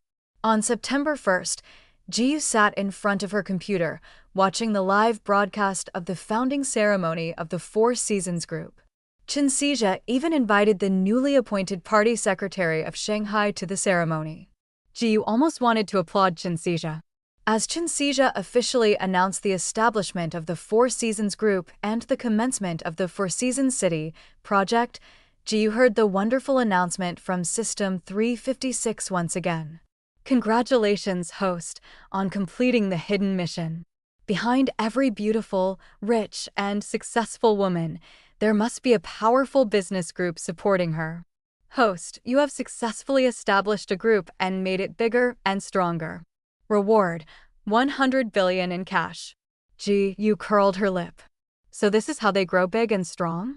It seems the Four Seasons City project is really lucrative. Chapter 47. On the day before school started, Ji Yu finally completed all the skill tasks for classical dance and pipa. Host has completed a side quest and received a skill optimization gift pack. The system will randomly select one for you. Please check your personal panel. The host has acquired the optimization skill, Graceful Figure, which will keep the figure in its best condition. Any more or less will make the figure too fat or too thin. Ji Yu looked at herself in the mirror and saw that she was slowly losing weight at a visible rate. Her waist was so thin that she could wrap her hands around it, and her legs were long and slender, without an ounce of excess fat. What makes Ji Yu happiest is that she hasn't lost any weight in the places where she should be curvy. In fact, she's gained a few inches. Oh. The host has acquired the optimized skill, hair like a waterfall, and a beautiful, wealthy woman should have a head of well-maintained hair. Jiyu's originally dry and yellow hair gradually became dark and smooth. Jiyu suddenly remembered an advertisement where a comb was placed in the hair and spun it smoothly all the way down. Now her hair was black and thick, achieving the effect shown in the advertisement. The host has gained the optimized skill double eyes like water, with big, watery eyes that are absolutely mesmerizing. The girl in the mirror had eyes as clear and bright as autumn water. Jiyu blinked, and she blinked too. Her eyelashes were long and curled, revealing almond-shaped eyes like crystal grapes, delicate and charming. My God, is this really her? Jiyu gently pinched her hand. Hiss. Yes, this isn't a dream. Your skill, exquisite martial arts, has been upgraded to superb martial arts. Rich, beautiful women always attract a lot of jealousy, so be sure to protect yourself. Skill optimization is not counted in functional skills. After the host is optimized, the beauty and charm sections will be unlocked. Host, Jiyu, a local tycoon. Gender, female. Age, 19. Height, 168 centimeters. Weight, 46 kilograms, graceful and charming. Delicious without gaining weight. Wow, this graceful skill is amazing. Being able to eat delicious food without gaining weight is a skill that so many girls dream of. Jiyu continued reading and saw 2 more columns of content. Beauty rating, 75, absorbed and optimized skills, skin as smooth as cream, graceful figure, flowing black hair, and bright, clear eyes. Current level, great beauty. System 356 explained, Host, you have already reached the level of a great beauty, and your admirers will increase significantly. When you reach the level of an unparalleled beauty, everyone you desire will become your devoted followers. Jiyu is speechless. This system that turns students into rich and beautiful women was somehow giving off a vibe similar to an otome game. Charm value, 35, slightly charming. The host's charm value was originally only 10 points, but after gaining Chinshija's approval, it rose to 20 points, and with the addition of dance and musical instrument skills, it rose to 5 points. The greater the charm, the more people will submit to the host. Alright, they've already started talking about submission. Now it's just a global domination system? Jiyu complained. By the way, her martial arts skills have also been upgraded. Acquired skills, photographic memory, as the words suggest, approachable, making kind-hearted people unconsciously like you. Superb martial arts skills, no problem fighting 8 strong men, but be careful not to turn into a violent woman, keen eyesight. Money can't escape your eyes. During dinner that evening, the whole family stared at Jiyu, speechless. My daughter seems like a completely different person. My sister is so beautiful. Although they felt that Jiyu had become more beautiful, the family subconsciously seemed to think that Jiyu was always this beautiful, so no one questioned it. Jiyu remained calm and composed, and she didn't say anything unless her family asked. The first exam is tomorrow. Are you coming with me? I'll drive, Jiyu asked Ji-yuan. Ji-yuan took a sip of soup and said slowly, no need, sis. I want to go by myself. Taking the subway feels pretty good. Jiyu shrugged without forcing the issue. At the dinner table, everyone ate quietly. Jiyu felt a little unaccustomed to Ji Dong's constant chatter. Ji Dong went to the school to register a few days ago. It was a private junior high school under the Wenyu group, and he was enrolled in a boarding school. Before leaving, Ji Dong lay on the ground crying and throwing a tantrum, refusing to go, saying that Jiyu didn't love him anymore and just wanted to leave him. Ji wanted to beat Ji Dong up, but she held back in order to get rid of him as soon as possible. Jiyu promised Ji Dong that if he behaved well this semester, she would buy him the latest game console. After much persuasion, she finally managed to send the little devil away. Chapter 48. Haishur High School is a prestigious private high school, but it is also the best high school in Haishur. It is said that getting into Haishur High School is like having half of your body already in the door of a top university. Haishur High School boasts a 60% university entrance rate for top-tier universities annually. Don't underestimate this rate. It's only relative to the school's overall performance. Of the remaining 40%, students choose to study abroad. Every year, Haishur High School's college entrance rate is 100% as reported to the outside world. The students at Haishur High School are either from wealthy or influential families, or they are specially admitted students with outstanding academic performance. In terms of academics, these children of the rich and powerful are in no way inferior to those specially admitted students. After all, these children have received elite education from a young age. The entrance exams at the beginning of each semester are an open contest between the privileged students and those admitted through special admissions programs. It was 8 a.m., half an hour before the start of the school exams. Inside the parking lot of Haishur High School, several school buses had just come to a stop, and students dressed in school uniforms or plain clothes got off the buses. Haishur High School is located in a relatively remote area with inconvenient transportation, so the school has specially prepared a school bus for the specially admitted students. Hiran, you have to do your best on this exam. A boy with acne, wearing a school uniform, approached a girl in a school uniform not far away, his face flushed. Hiran, with her hair tied in a high ponytail, had a fair and delicate oval face and a faint smile on her face. Thank you, I will. The competition between the second-generation students and the specially admitted students is everywhere, with the opening exam being the first battle of the new semester.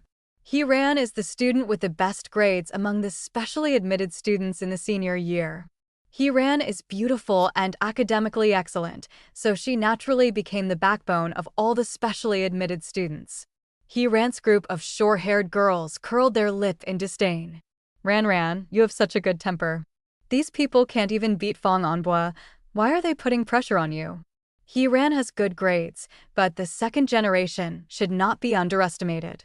The top spot in the grade is often shared between Hiran and Fong Anbua, the second generation. Hiran smiled shyly, Xiaopan. They just meant well. Before the short-haired girl could say anything more, Hiran's attention was drawn to something. Following Hiran's gaze, they saw the parking lot of the second generation. On the other side of the parking lot were private parking spaces filled with luxury cars. Some children drove themselves to school, while others were dropped off by family members. Dang Amber drove himself to the event in a BMW X5, a gift from his father for his 18th birthday. When he received the gift, Dang Amber wasn't happy at all because the car was too cheap. However, his father insisted that it was already quite good for a high school student to drive a BMW. Dang Amber slammed the door and got out of the car with a sour face. This old car should have been replaced long ago. Upon seeing Dang Amber, many second-generation figures spontaneously gathered around, chattering and talking to him. Dang Amber ignored them all, calling them a bunch of sycophants. Hey, brother, bye. This is the birthday present you've been longing for. The boy who spoke had slicked back hair and wore a Chopard diamond men's watch on his wrist, priced at around 200,000 yuan. Chapter 49. From afar, Ji could see a large crowd gathered at the school gate. Looking at the time, there was less than half an hour left before the exam. Ji stepped on the gas and parked perfectly in the parking space. Ji was wearing an Adidas tracksuit today, a pink and white short-sleeved shirt paired with matching skirt and pants. In the morning sunlight, Ji looked radiant.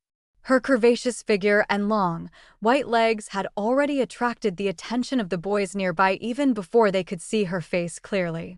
Holy crap, those legs are amazing. This girl is pretty hot, she's almost as good as Bailan. A new transfer student? Or a specially admitted student? Hey everyone, the car she drives must cost at least 2 million, a knowledgeable guy exclaimed. With so much money, they must be a transfer student. The first, second, and third years of high school in Shanghai are in separate areas, so they did not recognize Jiyu as a freshman. What's this beautiful woman's family background? Does nobody know? Probably a nouveau riche. I haven't heard of any outsiders coming here lately. Special admission students and second-generation students stood on opposite sides, clearly separated. Jiyu, with her long legs and small school bag on her back, ignored the crowd blocking the school gate and walked into the school through the middle. Hey, are you a transfer student or a special admission student? The girl who spoke was beautiful, with curly hair draped over her shoulders, and she had a somewhat arrogant air about her. The beautiful girl and some of the students around her were also wearing school uniforms, but unlike the special admission students, the girl and her companions had gold trim on the sleeves and collars of their clothes, highlighting their different status. You didn't react immediately. Are you calling me? Is something wrong? Otherwise what? The beautiful girl asked impatiently. Ji was a little confused. Exams were coming up. What were these people dawdling about? Transfer students, I guess. After giving a perfunctory reply, Ji turned to leave again. Transfer students need to submit an application before they can drive to school. Didn't you know? The beautiful girl sneered. Ji frowned. Is it stipulated in the school rules? This is our student council's rule. Special admission students aren't allowed to drive private cars. Transfer students can only drive them after submitting an application, the boy behind the beautiful girl interjected. Not wanting to cause any more trouble, Ji casually agreed, then I'll submit the application later. The beautiful girl wasn't going to let Ji off the hook. You can't stop without an application. Go and move it out now. Ji is trending online. Is this a combination of being a lunatic and having princess syndrome? Since it's a rule set by the student council, it's something the students themselves make.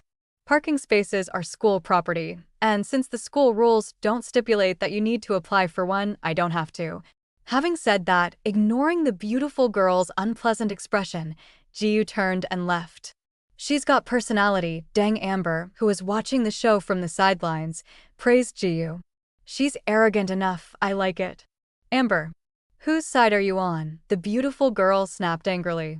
Dang Amber shrugged and didn't say anything. He and the beautiful girl had been friends since junior high school, when they were in the same class. The entrance exam was very easy, at least for Ji. The entrance exam consisted of combined Chinese, math, and English questions and lasted 3 hours with a half-hour break in between. Ji finished the exam in the first hour and a half, but unfortunately, she couldn't hand in her paper early. As soon as Ji left the exam hall, she heard many students complaining that the exam questions were too difficult. Ji raised an eyebrow. Had the level of students at High City High School dropped, or was her own level too high? Winky face. School officially starts tomorrow, but the results of the opening exams won't be released until a week later. Ji called Ji Yuan to ask if he wanted to go home together, but he still refused. Ji strolled towards the parking lot and found her car blocked by an Audi. The owner hadn't left a phone number. Ji frowned and asked loudly, "Does anyone know whose car this is?" "Zojia, is this your car?" Ji looked in the direction of the voice and saw the beautiful girl from that morning. The beautiful girl walked up to Ji's car and said to the boy next to her, "Didn't you lose your car keys? Let's go, I'll take you home." Zojia was extremely pleased with himself, thinking that he could get a ride with the goddess by simply blocking the transfer student's car. Zojia deliberately waved his car keys in front of Ji, saying smugly, "Yeah, I can't find these keys." The beautiful girl giggled a few times after seeing Zojia's actions. Ji then realized that the beautiful girl was deliberately messing with her. Ji wasn't going to indulge her. She looked up at Zojia and said, "If you don't move your car in a minute, I'll move it for you." Chapter 50. The beautiful woman sneered. How do you plan to help him move it? It was midday when the sun was at its strongest, and Ji's temper flared up from the heat. Without further ado, she got into the car, put it in reverse, and floored the accelerator. Bang! The Audi was thrown several meters away by the red Mercedes. The red Mercedes didn't stop. It stepped on the gas again and came to a steady stop in front of the beautiful girl and Zojia. The car window rolled down, and Ji coldly tossed out a note. "My phone number is on it. Contact me if you need money for car repairs." After Ji's series of actions, the beautiful girl and Zojia were speechless with astonishment. Ji added, "By the way, my car has a dash cam, and I have evidence that you maliciously blocked my car. If you want compensation, remember to report it to the traffic police to determine responsibility first." After saying that, Ji drove away, leaving behind a pile of exhaust fumes for the two beautiful girls to eat. Haha, brother, bye. Did you see that? This woman is really something else. The slick-haired guy was sitting in Dang-on's car, and they had all witnessed what had just happened. Dang Amber smiled and said, "I feel like my senior year of high school is going to be very interesting." Ji walked away nonchalantly, but inwardly she was cursing. What bad luck to run into such a lunatic. Her brand new car totaled after only a few days of driving. Ji went straight to the Mercedes-Benz 4S store, handed over the red sports car for repairs, and then immediately bought a bright blue version of the same car and drove it away. School starts tomorrow, and it's really inconvenient not having a car. The Bentley at home is too old-fashioned, and she doesn't like it and doesn't want to drive it. After such a long delay, Ji Yuan still hadn't returned home when Ji Yu got there. Having endured so much hardship today, Ji was worried about Ji Yuan's situation. Lin Ju made a soup with night-blooming cereus and pork bones for dinner, which is good for clearing the mind and lungs. Ji Yu felt that she needed to calm down. The soup was ready, and Ji Yuan returned. Yuan, nothing happened today, right? Ji Yu asked with concern. Ji Yuan was puzzled. What could possibly happen? It's just taking an exam. Ji Yu was relieved. It's nothing. If you get bullied at school, be sure to tell your sister. Okay, sis. Ji Yuan's expression was somewhat unnatural. Ji Yu didn't notice Ji Yuan's awkwardness and nodded, skipping over the topic. Aunt Lin, this soup is so delicious. After drinking it, I feel so much better. Ji Yu sipped the soup with a spoon. I'm glad Xiaoyu likes it. Aunt Lin will make it again next time if you like it, Lin Ju grinned. By the way, Dad, have you been feeling all right lately? Ji Yu turned to ask Ji Dehai. The specialists at Haisher Hospital have conducted a special consultation for Ji Dehai. They concluded that his heart problem is not serious and that conservative treatment is sufficient. Ultimately, it all comes down to getting enough rest. Ji Dehai has been eating and sleeping well lately, doesn't have to worry about making a living, and hasn't experienced any heart problems for a long time. Even Zhou Mei, after a month of recuperation, looked 5 years younger. It's okay, don't worry. The doctor said I don't need to go for checkups every day anymore, just keep taking the medication, Zhou Mei said. Ji Yu nodded. That's good. Yu, when can we start setting up that charity foundation you mentioned before? Ji Dehai asked. He and Zhou Mei spent their days either going to the hospital or playing around, which was getting quite boring. Ji Yu had mentioned wanting to set up some kind of charity and asked the two of them to manage it, so Ji Dehai wanted to inquire about the details. What's wrong? Bored and looking for something to do. Ji Yu immediately guessed her parents' intentions. You said you've worked for so many years and wanted to rest for a while, but it seems you can't stand being idle. Hearing the teasing in Ji Yu's words, Ji Dehai laughed. Your dad is just destined to be a workaholic. I feel uncomfortable whenever I have free time. I understand. I'll have someone come and explain how this charitable foundation operates another day. Ji Yu had previously told Shinseja to start preparing for the establishment of a charitable foundation under the Four Seasons Group, and she planned to invest 5 billion yuan in the name of the Four Seasons Group. I imagine there should be progress by now. Chapter 51. Haisher High School has 24 classes in the third year, with nearly 50 students in each class. Every semester, Haisher High School redivides students into classes based on their entrance exam scores, from 1 to 24, with higher numbers indicating lower scores. Before the classes are divided, the students will attend classes according to the classes they were in last semester. Ji Yu is a transfer student, so it is assumed that she will attend classes in Class 24 for a week first. Class 24 had no specially admitted students. They were all second generation, students with poor academic performance. They didn't need to study the content required for the college entrance examination. Their future paths had already been paved by their parents. Poor grades don't mean they're uneducated. They still attend classes, but they study foreign courses in preparation for studying abroad. When Ji Yu was led into the classroom by the homeroom teacher, the classroom was in chaos, with everyone doing their own thing. Some were spinning basketballs, some were putting on makeup, some were studying English, some were playing the violin, and there was even a group of boys cooking hot pot. Ji Yu raised an eyebrow. What an interesting class.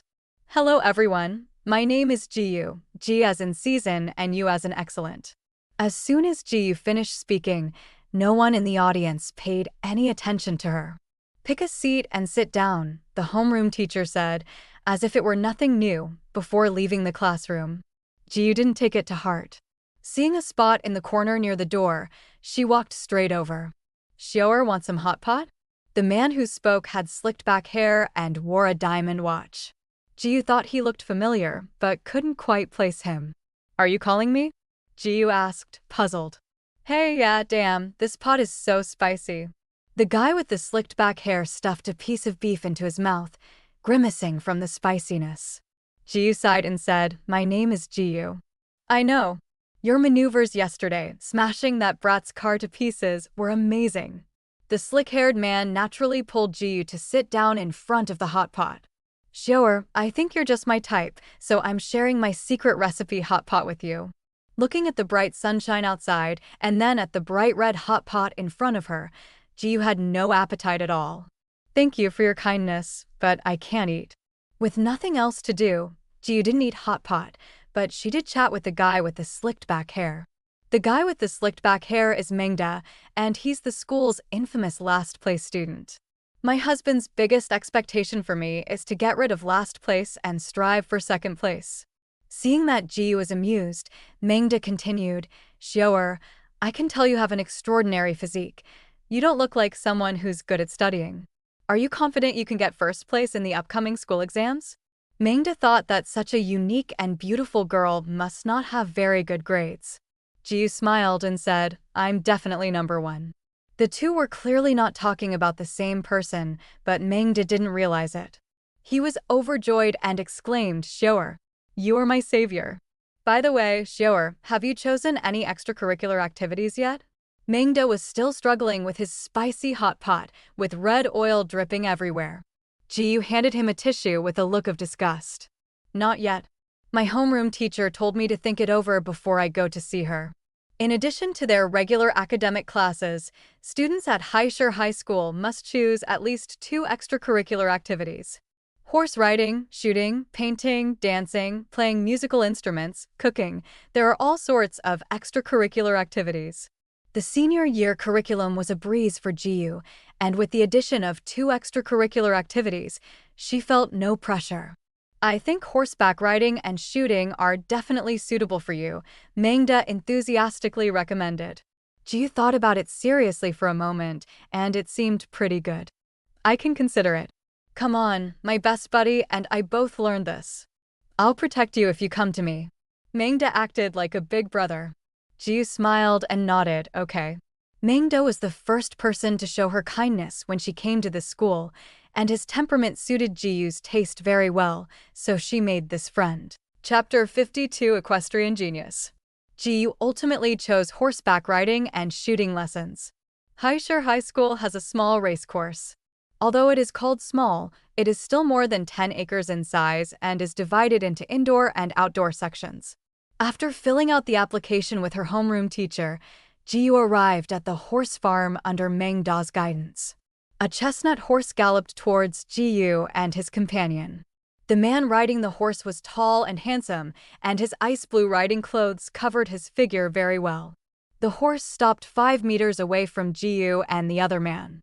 The man sat upright on the horse, like a medieval nobleman. The young master spoke slowly, "Mengda, my dear grandson, you're late." Instantly, his image as a refined young master shattered. "Indeed, you can't judge a man by his appearance alone." "Uncle Bai, I just took Xiaoer for a walk around the school." Mengda waved his hand. The two had previously made a bet that if Mengda was late for the first equestrian lesson of the new semester, he would have to acknowledge Dang Amber as his grandfather. What a naive man. "Xiaoer, this is Dang Amber, my buddy." "Hello." Ji looked up, gazing at Dang Amber against the light. Dang Amber didn't speak, but dismounted and walked closer to Ji-yu. "It's you, that arrogant transfer student." Before me was Dang Amber's magnified face, her starry eyes sparkling. Ji-yu felt a little awkward being so close to a boy for the first time. Ji-yu took a step back and smiled, "My name is Ji-yu." Dang Amber's words were not malicious, and Ji-yu responded with a normal attitude. Dang Amber looked Ji-yu up and down for a moment, then said, "Dang Amber." This marked their official acquaintance. Quickly pick out a fine horse for our shower, or let her ride your little red one. Mingda set his sights on Dang Anbua's prized horse and reached out to take its reins. What are you doing? Dang Amber slapped Mengda's hand away. I'm telling you, don't even think about hitting on Xiao Hong. Let's let Jiu try out Xiao Bai. She just arrived in Singapore and Malaysia, and she's quite good looking. She and Xiao Bai would be a good match, Dang Amber said to Mengda without looking at Jiu. Was this a veiled compliment on her beauty? Jiu smiled slightly, a quirky young man. Little White was indeed an extremely beautiful horse, pure white all over, proudly holding its head high and elegantly shaking its mane. Jiu fell in love with it at first sight. How can I make this horse mine? The school's horses are mostly rented, and students taking equestrian classes have to pay an extra 200,000 yuan per semester for horse rental fees. Of course, there are exceptions. Students can buy the horses directly and then pay the school a monthly feeding fee of 100,000. Duncan Amber belongs to the latter category. No way, sure, why buy anything? Just rent one for a year. Mengda rented a horse because he found it too much trouble. Don't call me Xiaoer anymore. Jiu rolled her eyes. Jiu eventually bought Xiao Bai, and with the cost of feeding it for the next year, the total came to 3.6 million. Both Dang Amber and Mengda come from wealthy families, but their monthly allowance is limited, at most 1 million. Jiu casually pulled out over 3 million yuan to buy a horse without even informing her family. This made the two boys a little envious. Xiaoer, your family treats you so well. How much pocket money do you get each month? Mengda asked. Jiu didn't know what to say. Could it be that the system was telling her to use up 2 million in a single day? A few million, I guess, Jiu mumbled. Dang Amber and Mengda are both well off, so they didn't bother to tease Jiu. Jiu, you're so extravagant, buying a horse, but you don't even know how to ride it. Dang Amber shouts echoed through the spacious indoor riding arena. Seeing the strange looks from her classmates, Jiu felt a little embarrassed. Why are you so excited?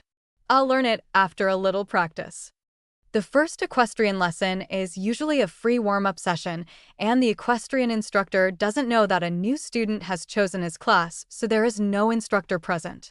Mengda himself was only a half-baked equestrian, so Dang Amber had to step in and act as Jiu's temporary teacher. Keep your legs tight and your back straight. Dang Amber led Xiao Bai and Jiu around slowly a few times. Gradually, Jiu seemed to get the hang of it. Dang Anbua, give me the rope. I'll walk around a few times by myself. Dang Amber was a little worried, but he still handed over the rope. He could tell that Jiu was a very decisive girl. Jiu rode her horse around the field, and soon she felt herself getting into the swing of things, and her horse ran faster. The wind whistled against her face, and Jiu's body rose and fell with the horse's rhythm. Jiu felt she had fallen in love with horseback riding. It felt so exhilarating. Dang Anbua and Mengda, who were standing to the side, stared wide-eyed at the sight of a man and a horse galloping by. This guy is a fucking equestrian genius. Mengda exclaimed exaggeratedly, shaking his head and clapping his hands. Chapter 53. After running a few laps, Jiu got a little tired and gently reined in her horse to stop. Jiu, is this really your first time riding? Dang Amber felt that Jiu didn't seem to be lying to him. Just now, Jiu didn't even know how to mount a horse. Jiu shrugged. It was my first time. Maybe I'm just smarter. The thick-skinned Mengda nodded repeatedly. I thought Brother Bai was already a genius, but I didn't expect Xiaoer to be an even bigger genius. Jiu felt a little guilty, but it was all thanks to the system. Just after Dang Anbua led her around twice, System 356 prompted, "The host's initiative in learning is commendable. The one-time consumable skill, Quick Mastery, will be awarded, and the host will soon be able to learn new skills." When she started riding a horse on her own, her equestrian skill bar quickly filled up. Dang Amber and Mengda invited Jiu to lunch, but Jiu was sweating from the race and had no appetite, so she declined. The school sports field has dedicated washrooms for students participating in extracurricular activities. Jiu took her change of clothes, found a stall, and went to take a shower.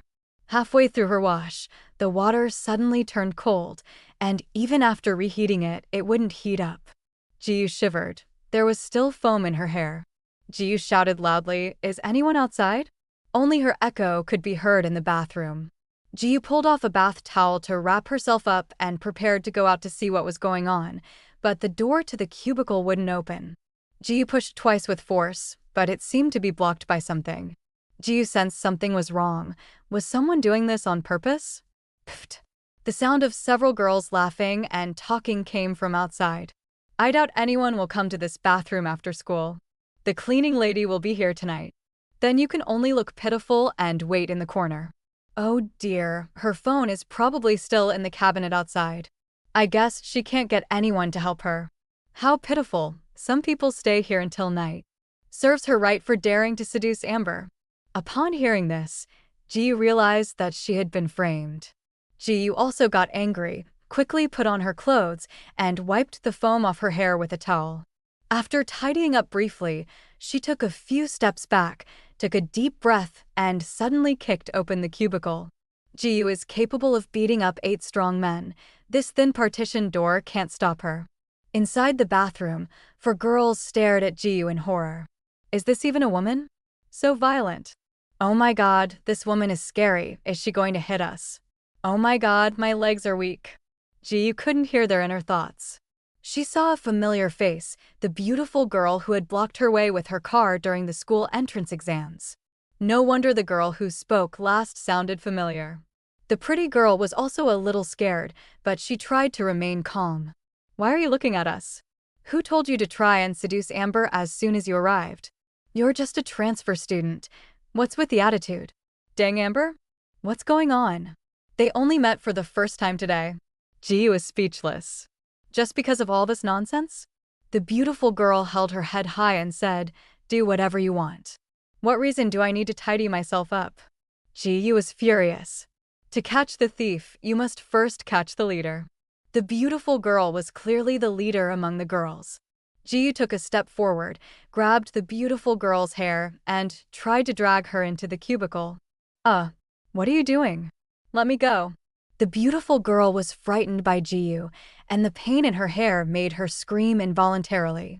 The other 3 girls, seeing this, all stepped forward to help. "Release Bailon immediately. What do you think you're doing, you little bitch? Sisters, let's all attack her together and kill her." Even if they all attacked together, it wouldn't work. Ji kicked 2 girls away with 2 kicks and slapped another one away. The 3 girls couldn't even touch a single hair on Ji's head. This was because Ji controlled her strength, afraid of killing someone. Bailon felt a sense of despair as she watched Ji quickly defeat his 3 lackeys. Why was Ji playing by his own rules? Bailon was no match for Ji in strength and could only be dragged along. No one stopped her, and Ji smoothly grabbed Bailon's hair and pulled her into the stall, turning on the cold water and pouring it over Bailon. Does it feel good? Despite it being summer, Bailon still got goosebumps all over her body from being drenched in cold water. "I'm asking you if you enjoyed it," Ji repeated loudly. Bailon, still dazed from the shower, unconsciously echoed Ji. Ugh, ugh, ugh, it's freezing. Don't shower anymore." Seeing this, Ji threw the shower head aside and said, "Don't mess with me again. If there's a next time, I won't let you off so easily." Bailon huddled up in a ball, shaking her head repeatedly. No, it won't happen again." Ji sneered. What a coward who bullies the weak and fears the strong. Ji walked out of the cubicle, while the other 3 girls huddled together in a corner. Upon seeing Ji emerge, the 3 trembled and tried their best to minimize their presence. Ji walked to the door, her back to the 3 girls, and said, "Look at your companions, don't freeze to death." Then she opened the door and left. The 3 girls then realized what was happening and rushed into the cubicle. "Bailon, are you all right?" "Sister Lon, quick, find Sister Lon some clothes." Bailon was trembling uncontrollably.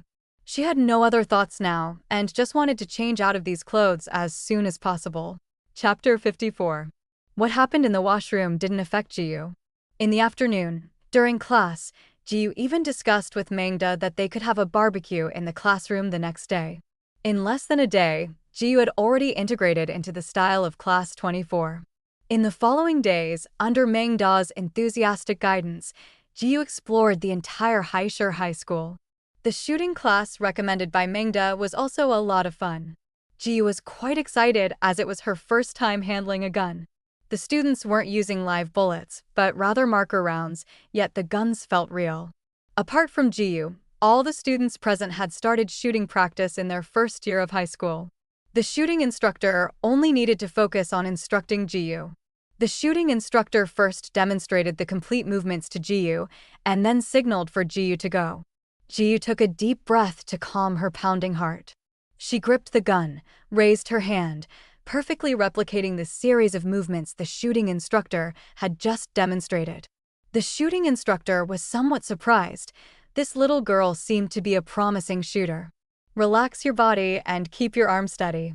The shooting instructor patiently explained the technical requirements to Jiyu. The sight, front sight, and bullseye should be in a straight line. Then slowly pull the trigger to shoot. As soon as the shooting instructor finished speaking, Jiyu fired a bullet, hitting the bullseye. Wow! Shower is truly a shower. Mengda abandoned his own gun and ran behind Jiyu to watch the show. Dang Amber, who was intently shooting next door, also glanced over and commented succinctly, "Not bad. Jiyu, fire another shot." The shooting instructor wanted to see if Jiyu had just gotten lucky. Jiyu calmly raised her pistol, aimed at the target, which seemed almost right in front of her even though it was 50 meters away. Jiyu steadily pulled the trigger, and with a bang, it hit the bullseye again. Even Dang Amber stopped shooting, put down his gun, walked behind Jiyu, and stood with Mengda. "Jiyu, fire 5 shots this time," the shooting instructor gave the order. Jiyu wasn't nervous at all. She knew that even if she were asked to shoot 100 more shots, there would only be one result, hitting the bullseye. Before Jiyu fired the first shot, the system delivered a bonus. Random mission, slap everyone present in the face. Success rewards you with the permanent skill sharpshooter. Failure erases all skills. To ensure the host's safety, you can experience sharpshooter for 30 minutes. This is practically the system giving away Jiyu's skills for free. Sure enough, Jiyu raised his hand and fired 10 shots in quick succession, all hitting the bullseye. The entire student body erupted in excitement. This transfer student was actually a sharpshooter. Random mission completed. Reward, permanent skill sharpshooter, perfect accuracy is yours. It was Jiyu's first time shooting, and she hadn't gotten used to the recoil yet. Her hands were starting to ache. The shooting instructor noticed this and didn't let Jiyu continue trying. "Jiyu, would you like to join our school's shooting team? You're very talented," the shooting teacher invited. "Say yes, Jiyu. You can keep brother by company too." Mengda egged them on. It turns out that Dang Amber was also a member of the shooting team. What does the shooting team usually do? Jiyu didn't want to make a hasty decision. The shooting teacher noticed Jiyu's concerns. "Don't worry, you can just participate in some daily training when you don't have classes. You will represent the school in a competition once a semester, so it won't interfere with your studies." Jiyu wasn't worried about her studies at all. After thinking about it, she agreed, as she quite liked shooting. Apart from the shooting class once a week, the school's shooting range is not open to other students at other times. Only members of the shooting team can come to train. From now on, Ji will also be a member of the shooting team. Chapter 55. Shower, I've noticed how well you can do everything. You can learn anything in just a couple of tries. Mengda chattered beside her, reenacting Jiyu's shooting. Bang, bang. Mengda used his hand as a gun, fired 2 shots in the air, and then said in a showy manner, "Woman, surrender, come into your brother's arms." Can you be normal for once? Dang Amber couldn't take it anymore, turned her head and strode away from Mengda. Jiyu adapted well. After all, there was already a talkative Ji-dong at home, and she had been tempered by that. A week passed quickly. The opening exam results were published on the school's official website on Sunday evening. By entering their account and password, students could check their class and grades. The entrance exam only included Chinese, math, and English, with a total score of 360. Jiyu scored 350 and was placed in Class 1. This result was somewhat disappointing for Jiyu, who had thought she could get a perfect score. Mengda sent a message to Jiyu as soon as he checked his scores. Mengda scored 86, and barring any unforeseen circumstances, he would once again be ranked last. Jiyu didn't tell Mengda her grades.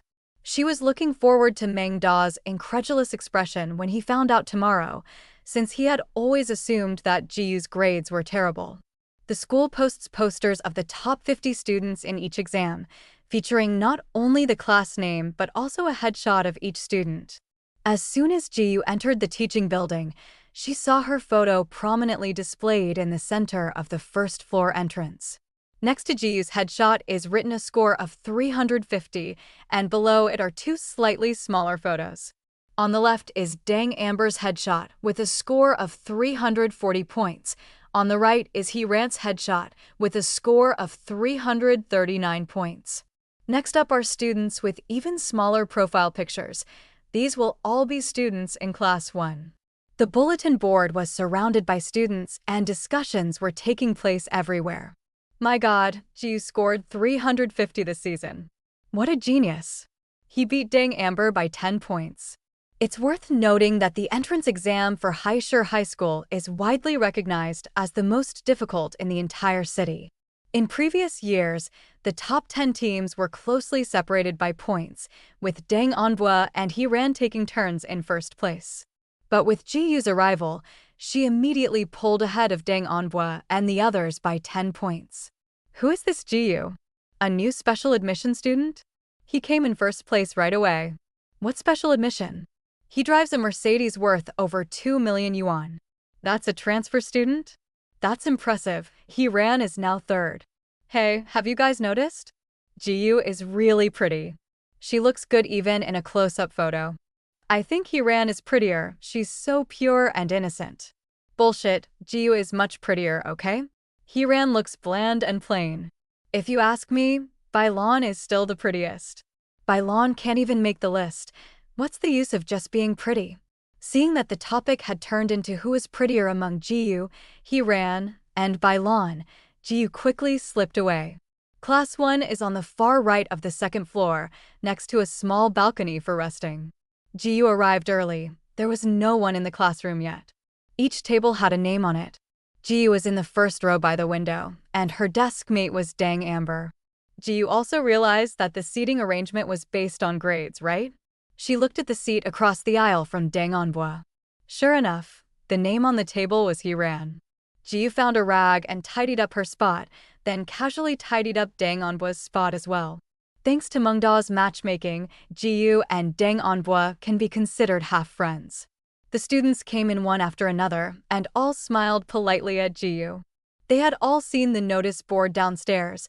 This unfamiliar, beautiful classmate was none other than Jiyu, currently ranked first in the grade.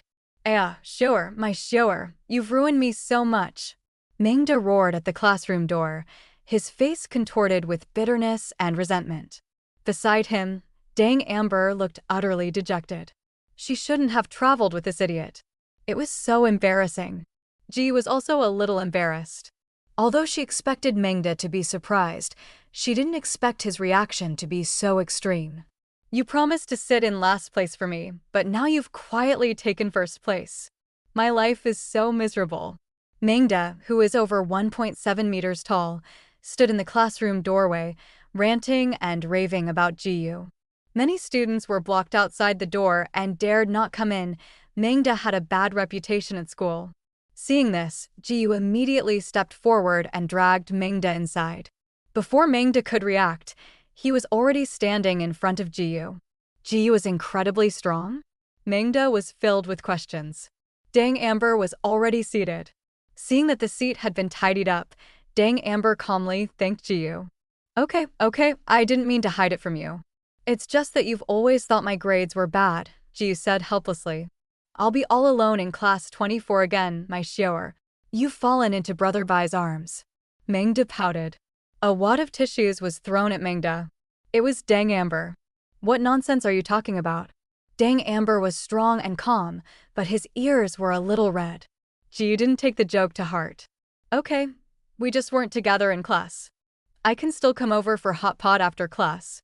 Hearing this, Mengda felt a little better.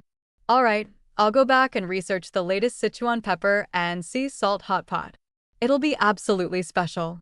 Just hearing the name made Jiyu lose her appetite, but she still managed to coax him. Okay, I'll wait for you to develop it. Dang, Amber will definitely like it too. Dang, Amber looked at Jiyu innocently, wondering why he was being dragged into this. Jiyu gave him a look, signaling, young man, you can't just watch the show.